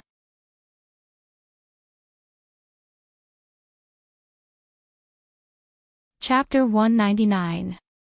The 11th was the 7th Imperial Prince's birthday. The birthday banquet was held in the evening. Shui Rui left early and took the gifts that the housekeeper had prepared to the Imperial Prince's fu. On the day of the coronation, there were many guests. The carriages in front of the Imperial Prince's fu were like dragons. The fu was decorated with lanterns and streamers. The night was as bright as day. The birthday banquet was held in the western courtyard. There were 100 tables in the banquet hall. Shui Rui, the heir of the Xiang Prince, Lu Jiong, and the son of General Feng Xiaomiao, sat at a table for 8 people. Not far away, the 7th Imperial Prince, Lu Hao, sat alone. He was born with a strong appearance. Today, he was dressed in an apricot yellow robe and a sleeveless white robe around his neck, making him look even more handsome. His face was radiant. Facing the toasts around him, he did not refuse and laughed brightly. This is really a joyous occasion. Lu Jiong played with the silver cup in his hand and said enviously, "Maybe today, good things come in pairs at the Imperial Prince's fu." Feng Xiaomiao asked curiously, "What other good things?" Lu Jiong smiled. His voice was not loud, just enough for the table to hear. The 7th Imperial Prince's fu doesn't lack for anything right now, just a good marriage. There has been no news from the palace before. Isn't it because of this good day? Shui Rui picked up some food to go with the wine and raised his head. From the time he had sat until now, he had not spoken much. Everyone at the table knew that he did not get along with the 7th Imperial Prince and did not force him to joke around. Originally, it was enough to surprise everyone that he had come. That time at Dingbo Hall, Shui Rui and Lu Hao had fallen out and broken their friendship with a cup of wine. Who didn't have eyes to see that? After 3 rounds of wine, gongs and drums sounded outside the western courtyard. A decree had come from the palace. When the decree team arrived, everyone at the banquet stood and bowed to listen. The Taijian read loudly, carrying out the imperial decree. The 7th Imperial Prince, Lu Hao, was bestowed with the title of Ning Wang. The Imperial Prince's fu was changed to Ning Wang Fu, and the Ministry of Works was ordered to repair it. He was also bestowed 12 sets of regular clothes, a scarlet gold ribbon, a purple cloud sable, 300 taels of gold, and an official sedan with a white jade roof. Lu Hao accepted the edict with a beaming face. He must have known that there was a second edict, so he did not hurry to get up and reward the eunuch. He continued to kneel on the ground. As expected, the old eunuch held up the yellow cloth in his hand and shook it open. He continued to read, Ning Wang Lu Hao. She was the youngest daughter of the Grand Secretary of the Hall of Heroic Marshal, Chui. The two of them are a match made in heaven. I am fond of her. Chui Shirsling Xian is hereby betrothed to be Ning Wang Fei and handed over to the Ministry of Rights to handle. bestowed by the emperor as a token of appreciation. This decree of marriage was expected by some people and also by others. In the banquet, other than those who were listening to the excitement, there were a few people whose expressions changed. The newly ascended Ning Wangyi, who had been smiling just a moment ago, after hearing the decree, his expression clearly froze and he looked in a direction. Slightly further away from the main seat, there was a group of female guests, one of whom had a green floral fan covering her face. His expression could not be seen clearly in the light. Ning Wangye. Accept the decree. I understand. Thank you for your grace, your highness. Strange, why isn't it her? Lu Jiong muttered, but no one heard. He looked at Lu Hao, who was smiling and toasting in all directions. He shook the cup in his hand and said to the two people beside him, let's go, let's also go toast. Feng Xiaomiao turned to Shui Rui and said, Brother Rui. Shui Rui nodded, stood up to take the wine and went with them. Now that there were so many people, it was better to toast. It was better than later when there were fewer people and they would attract attention. There were a few layers of people around Ning Wang. When they saw Lu Jiong coming forward, they consciously made way. Ning Wang, this little brother will toast you. Congratulations on your double happiness. In the future, when this Ning Wang Fu is repaired, don't forget to hold a feast. Lu Jiong must have seen that Lu Hao was not satisfied with this marriage, so he did not pick this marriage to congratulate him like the others, but avoided the important and focused on the trivial. All right. Lu Hao responded forthrightly and drank a cup. His face was already drunk. When it was Shui Rui's turn to toast, someone bumped into him from the side. The wine spilled out and the entire cup was poured on him. It was a mess. Lu Hao happened to see this scene and frowned. Someone come, bring Mr. Shui to change clothes. No problem, Shui Rui brushed the wine stains on his body. It was a good opportunity to bid farewell. He bowed to Lu Hao and said, Congratulations on Ning Wang's coronation. Thank you for your hospitality today. It is inconvenient for me to be here, so I will leave first.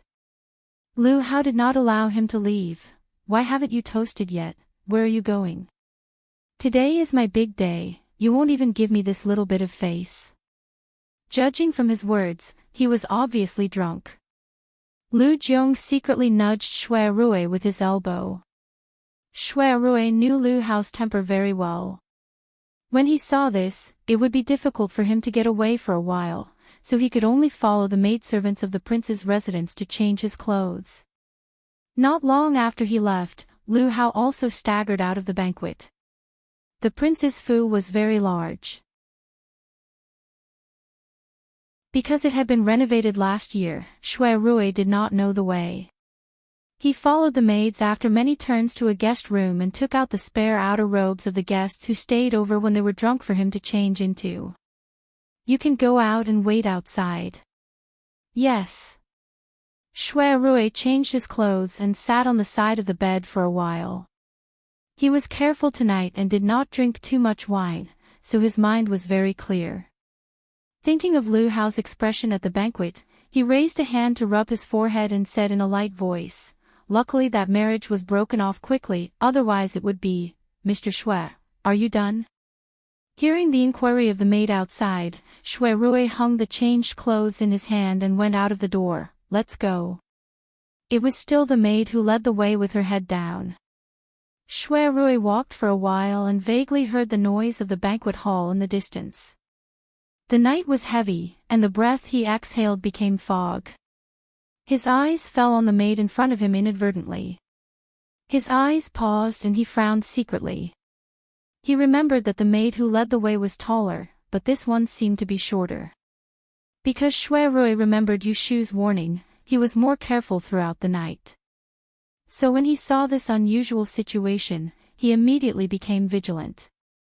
He calmly sized up the surroundings and noticed that this wasn't the path he took when he came. Wait, I have a headache. Let me sit here for a while. Shui Rui sat down on the side of the corridor. He supported his forehead with one hand and waved his hand to let the maid go first. Seeing this, the maid hurriedly said, "Mr. Shui, the road in the prince's mansion is winding. Don't get lost again. It's cold at night. If you want to sit, you should sit in the front." When Shui Rui heard this, he was even more unwilling to go. He probably knew that this person led him to the front for no good, so he closed his eyes. He leaned against the pillar.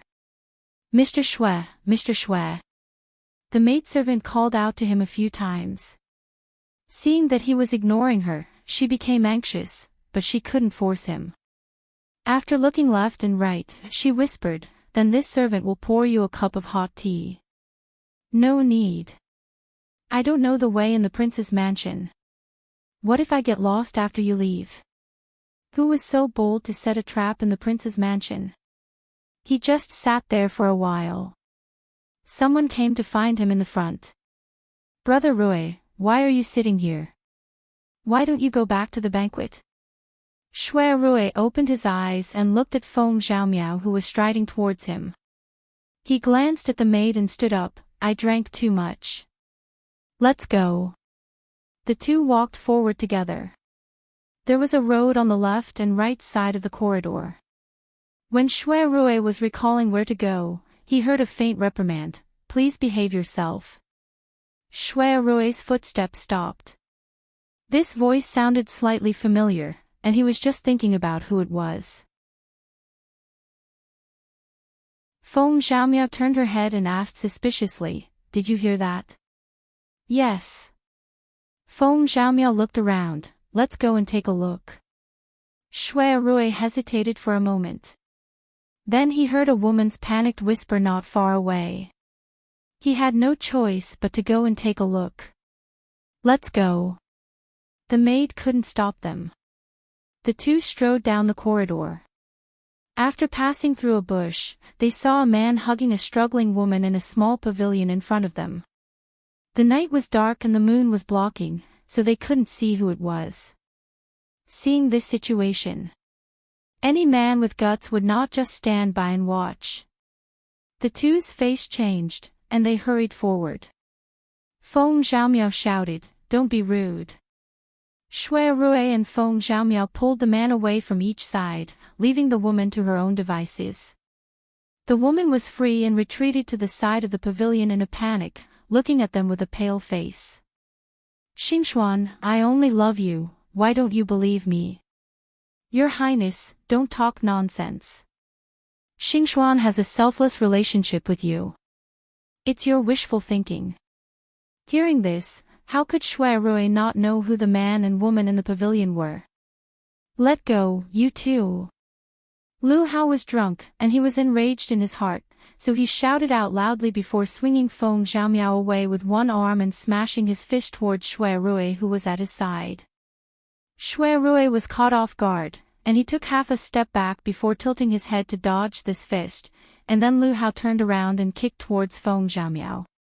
Feng Xiaomiao was old General Feng's grandson, so how could he not have a few moves of martial arts? He immediately began to fight with Lu Hao, exchanging blows in the small pavilion, neither showing any signs of weakness. Taking advantage of the chaos, Shui Rui turned around to look at the woman hiding behind him. Recognizing that it was indeed Ji Xingxuan, he secretly frowned. Just as he was about to let her leave first, he saw a few lanterns swaying over from the corner of his eyes and heard voices.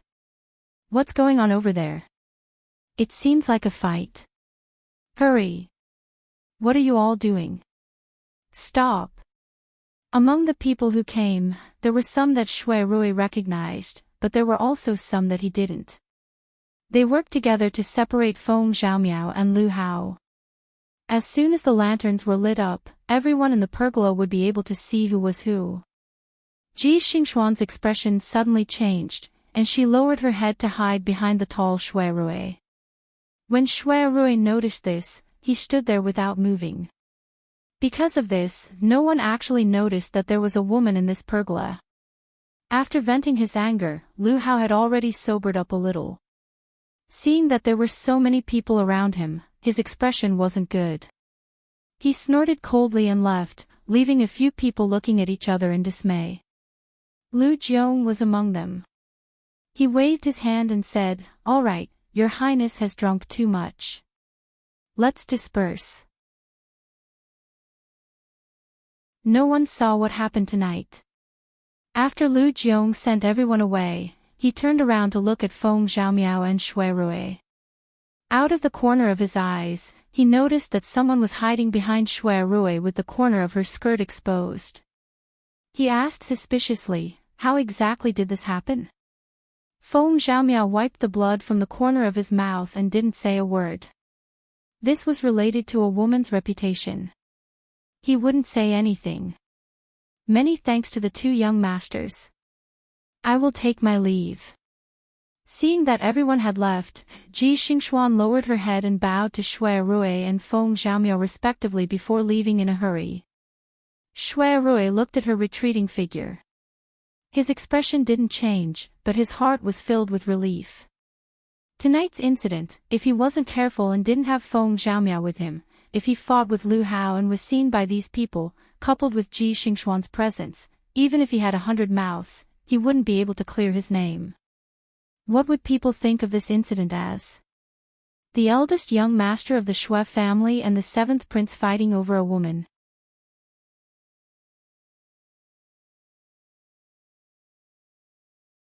Chapter 200.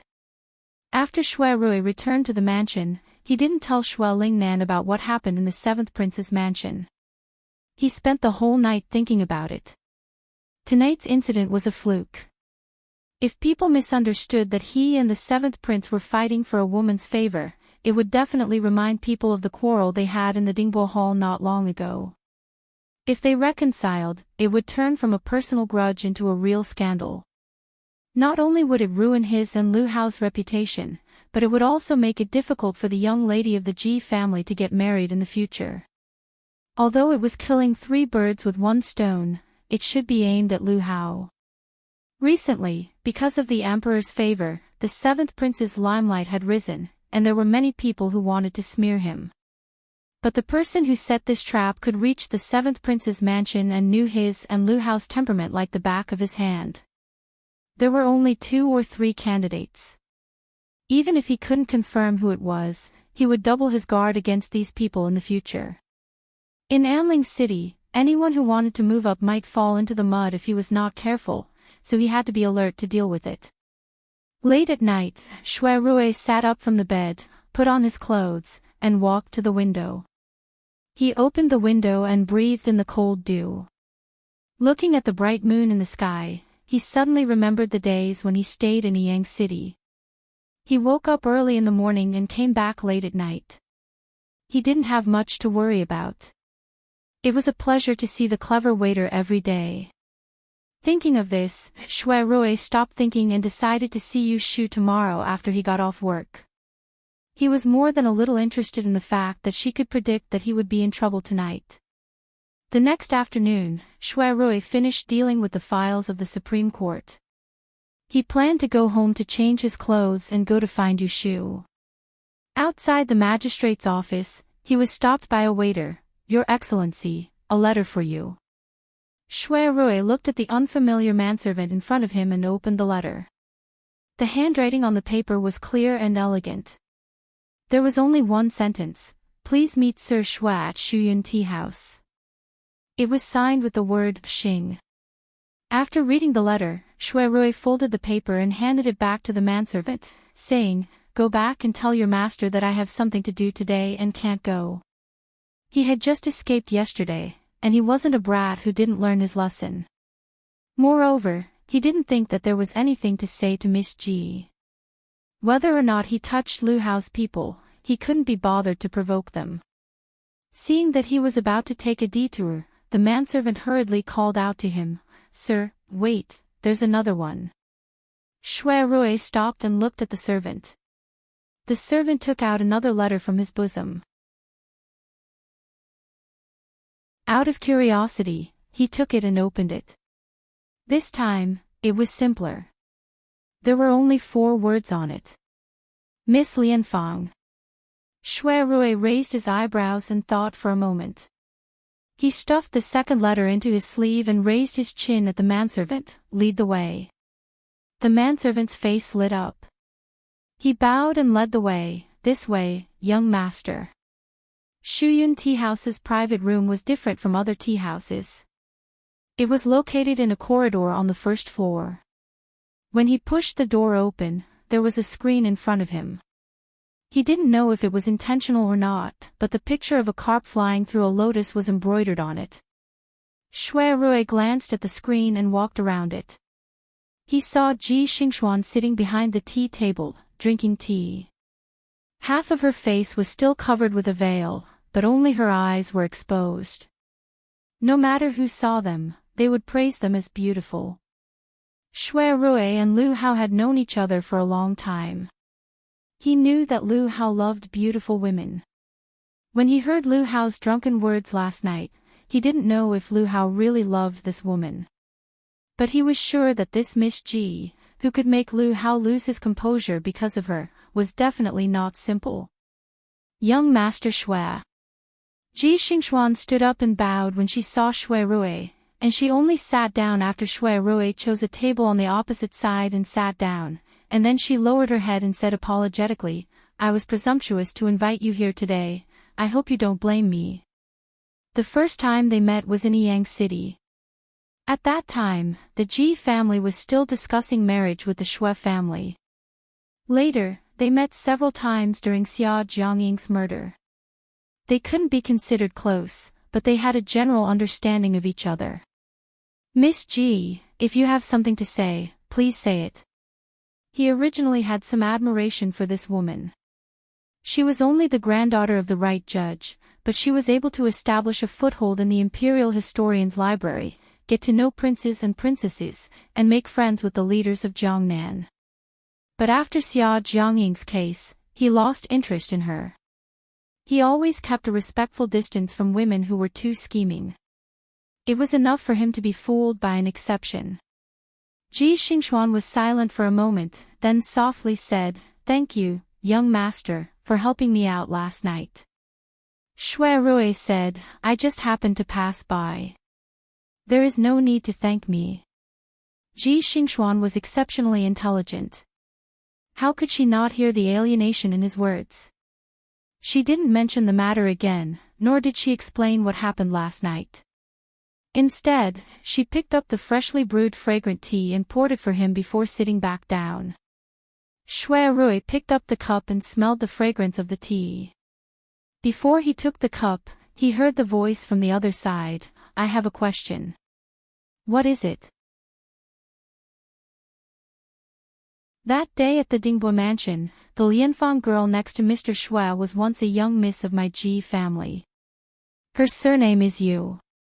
Shui Rui had already expected this and wasn't surprised, so what if she is? So what if she isn't? If she isn't, then it's fine.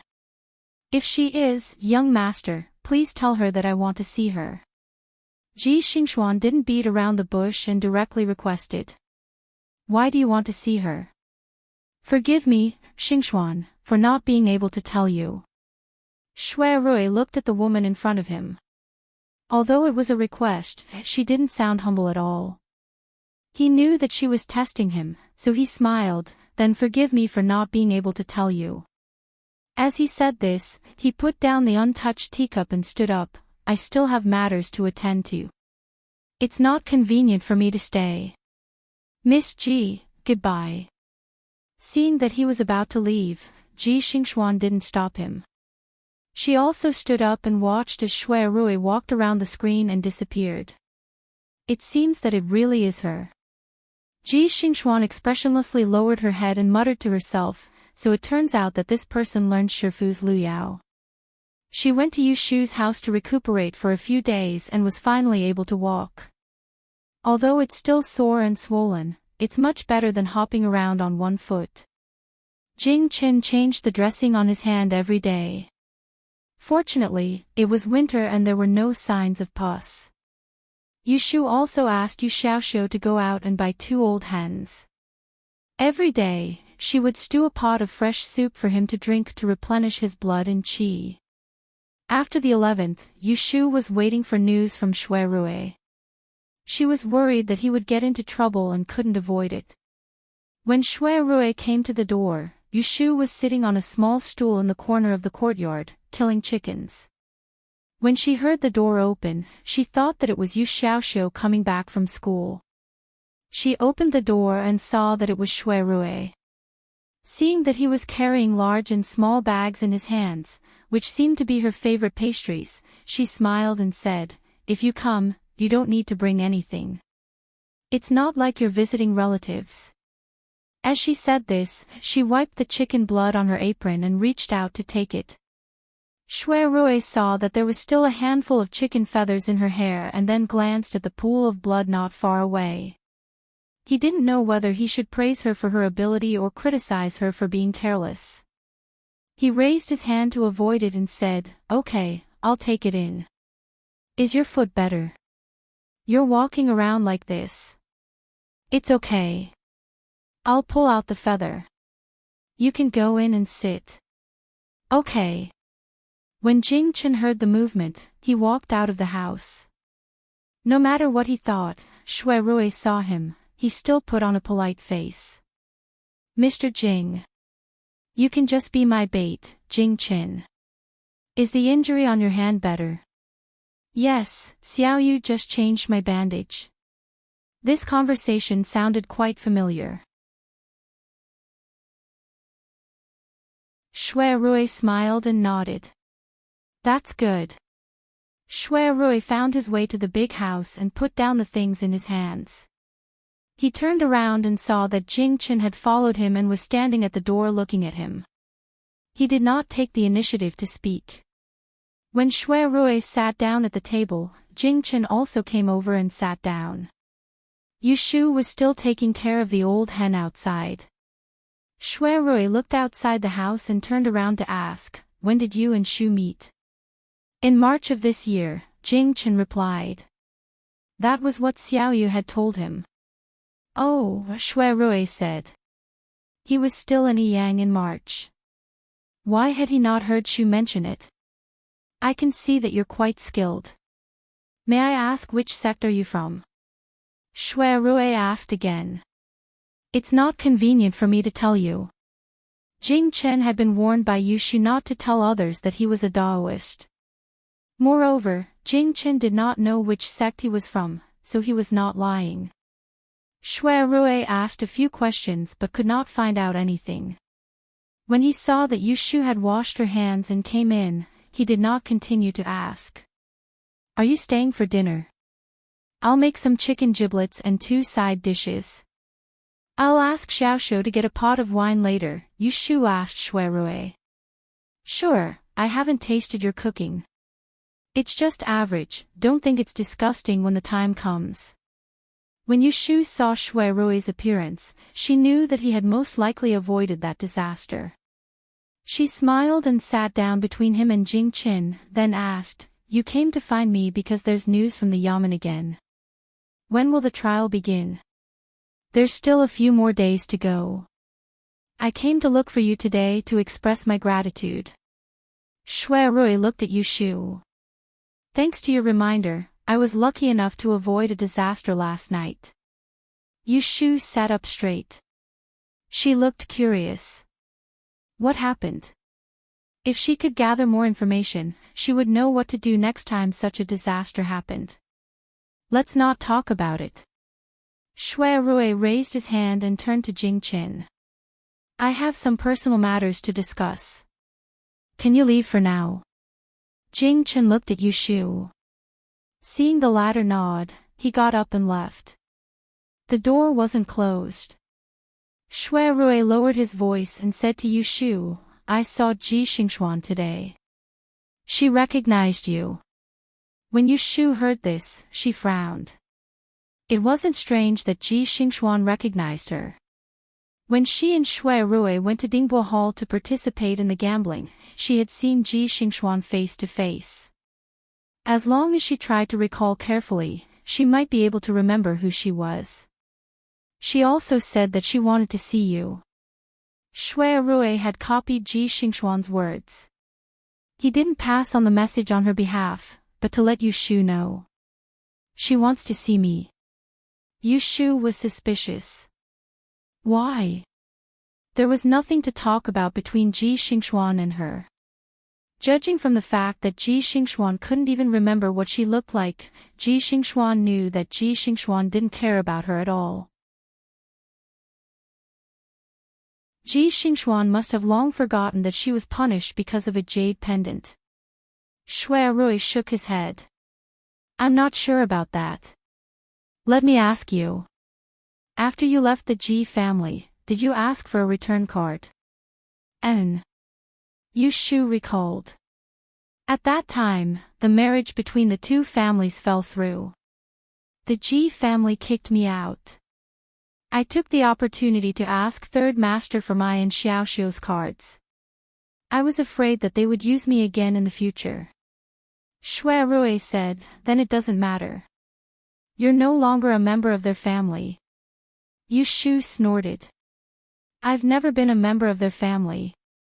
She wasn't a dog that would recognize its master after eating a few mouthfuls of leftovers. She only had hatred for the Ji family. She had no feelings for them. It seems that your mother is still in the Ji family. Yu Shu took a deep breath.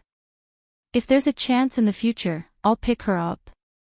Every once in a while, she would read the fortune and misfortune of Aunt Shui. The divination showed that her life was smooth, so she didn't worry about it for the time being. However, if she kept Aunt Shui in the Ji family, she would become a weakness in the future. She had to find a way to get her out.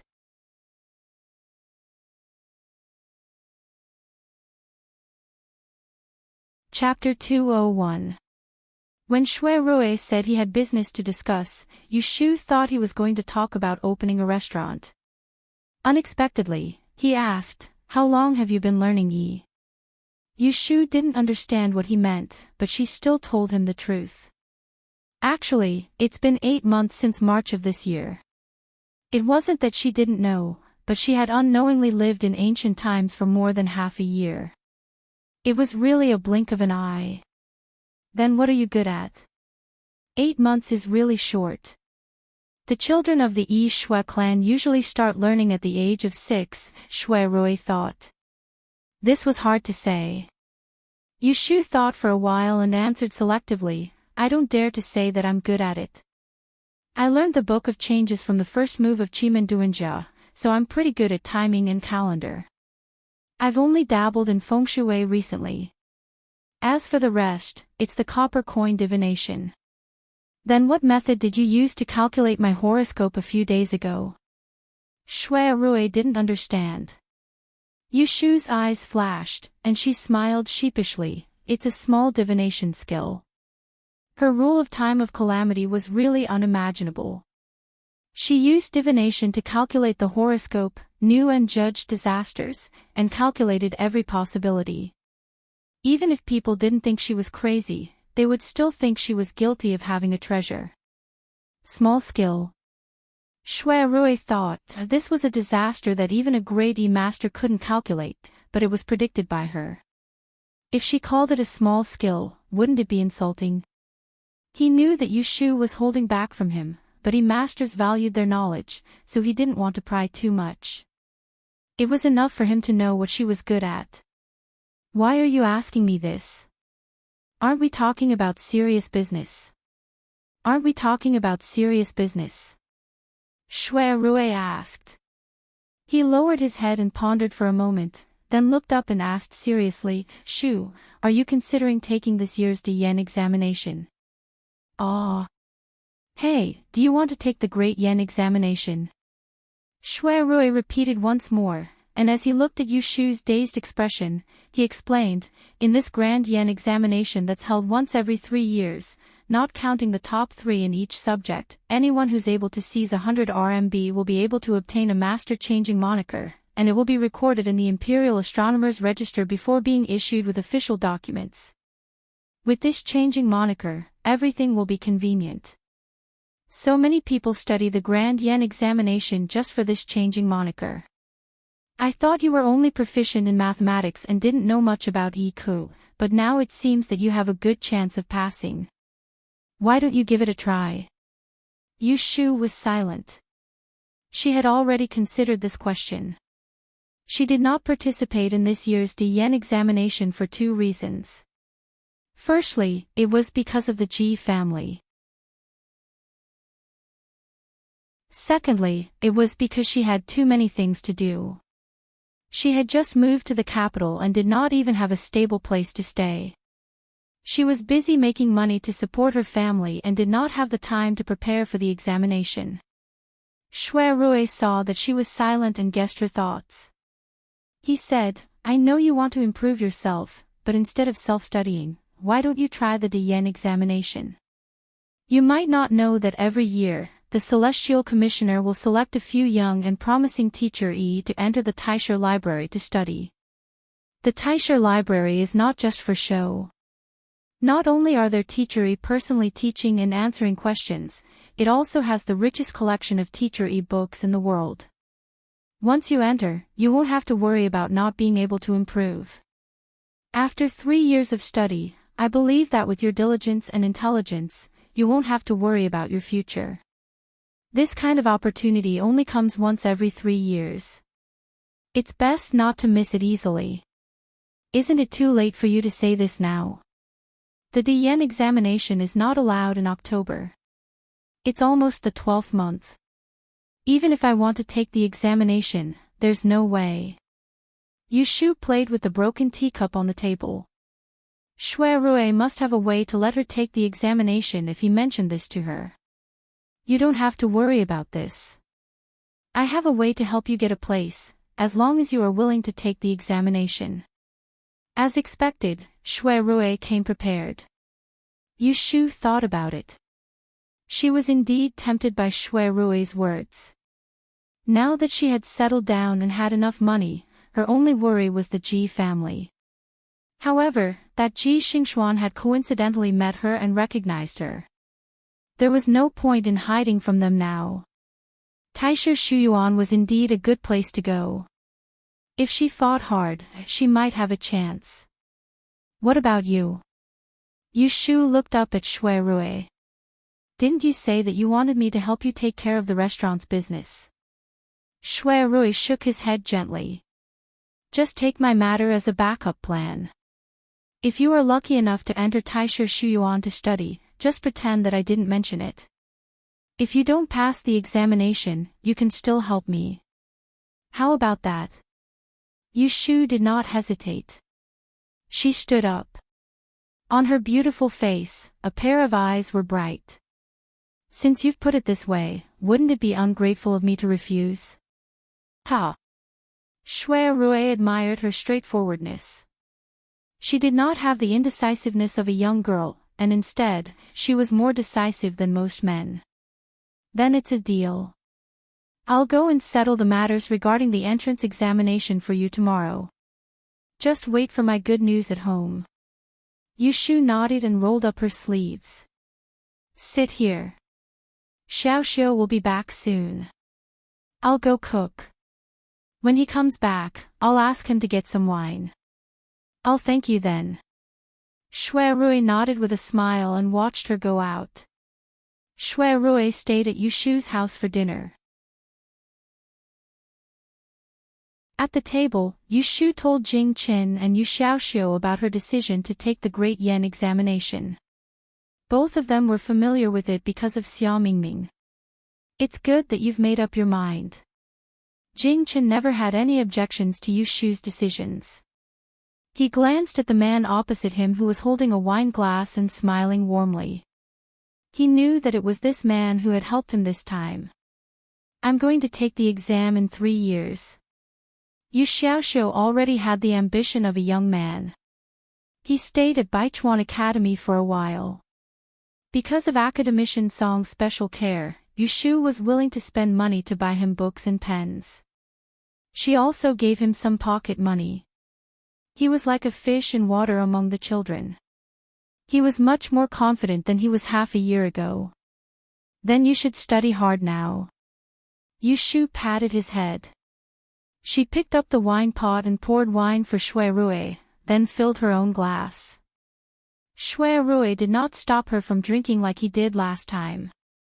Seeing that there was no glass in front of Jing Qin, he asked, "Where's young Master Jing?" "I don't drink." "He doesn't drink." The two of them spoke in unison. Shui Rui's gaze moved back and forth between them, and the smile on his face faded. "Is that so?" "Ah, Shu, don't drink too much. You'll be fine after you finish this cup.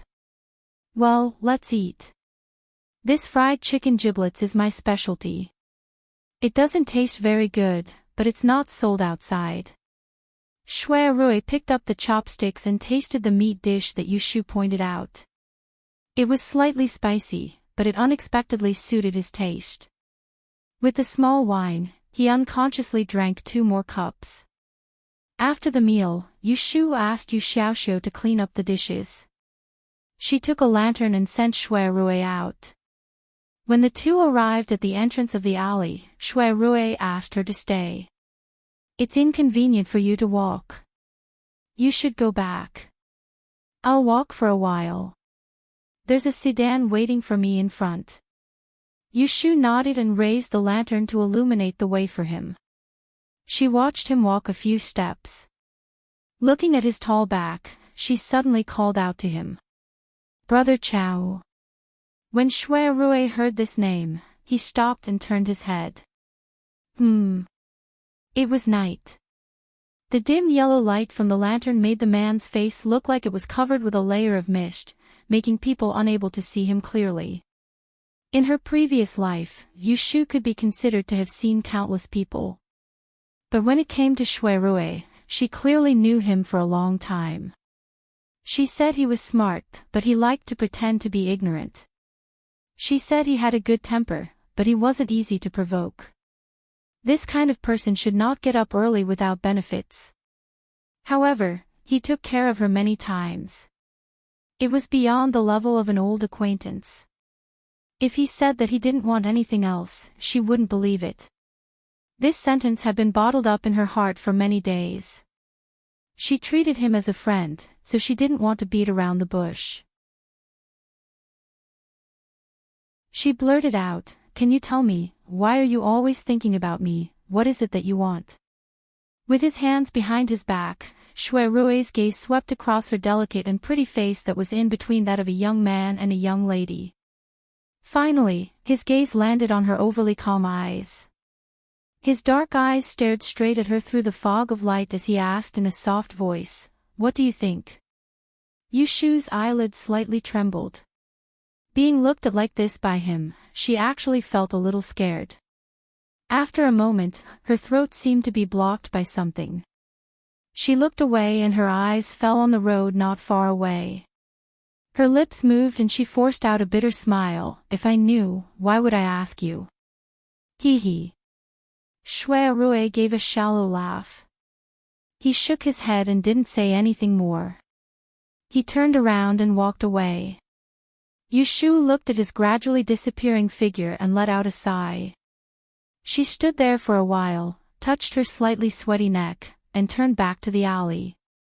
Just as Shui Rui left Huixing Street, half a city away, in the Ji mansion in the north of the city, Ji Huaishan, who had just returned from his evening work as a celestial commissioner, was sitting in his study.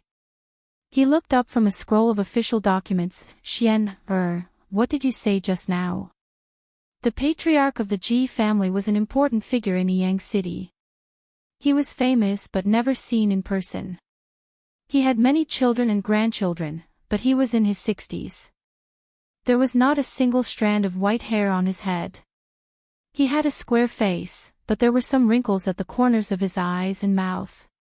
"Previously, when I was discussing marriage with the Ji family, I found a younger sister under third uncle's name to replace me. She is now in the capital.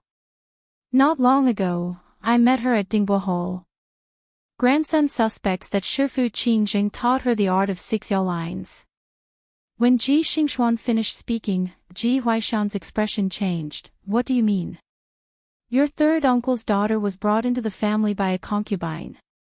How did she get involved with Daoist Qingjing? Xingxuan, explain clearly. Yes, grandfather. Ji Xingxuan deliberated for a moment and said, do you remember that I went home in April this year? At that time, Shifu Qingjing was still living in our Fu. I met him once. After drinking, I heard him say that he had accepted a disciple. At that time, I thought it was someone from outside. However, that day when I went with the 7th prince to Dingbo Hall, I saw someone using Shifu's art of 6 yao lines. Later, when I thought about it, I felt that the person looked familiar. Only then did I remember seeing this person beside 5th Miss Yao Jiang. I heard that she also came from the south, so I paid more attention. After making an appointment with the eldest son of the Shui family, I concluded that it was that younger sister. Ji Huaishan was confused as he listened. How did she get involved with Miss Yao Jiang and Mr. Shui? Ji Xingxuan lowered her eyelids and said, I heard that she escorted Miss Yao Jiang to the capital. As for Mr. Shui, they probably got to know each other when we were discussing marriage in Yang City. Ji Huaishan finally understood. He frowned and placed his hand on the table. After thinking for a moment, he said, where is she now? You're tuning into the LoveLore Library YouTube channel. We're so grateful for your support, and don't forget to subscribe to join us on this incredible journey through captivating stories. Your generosity through donations truly makes a world of difference, as it's the primary source of revenue that allows me to expand and enhance this channel for you. Thank you from the bottom of my heart for being a part of this adventure.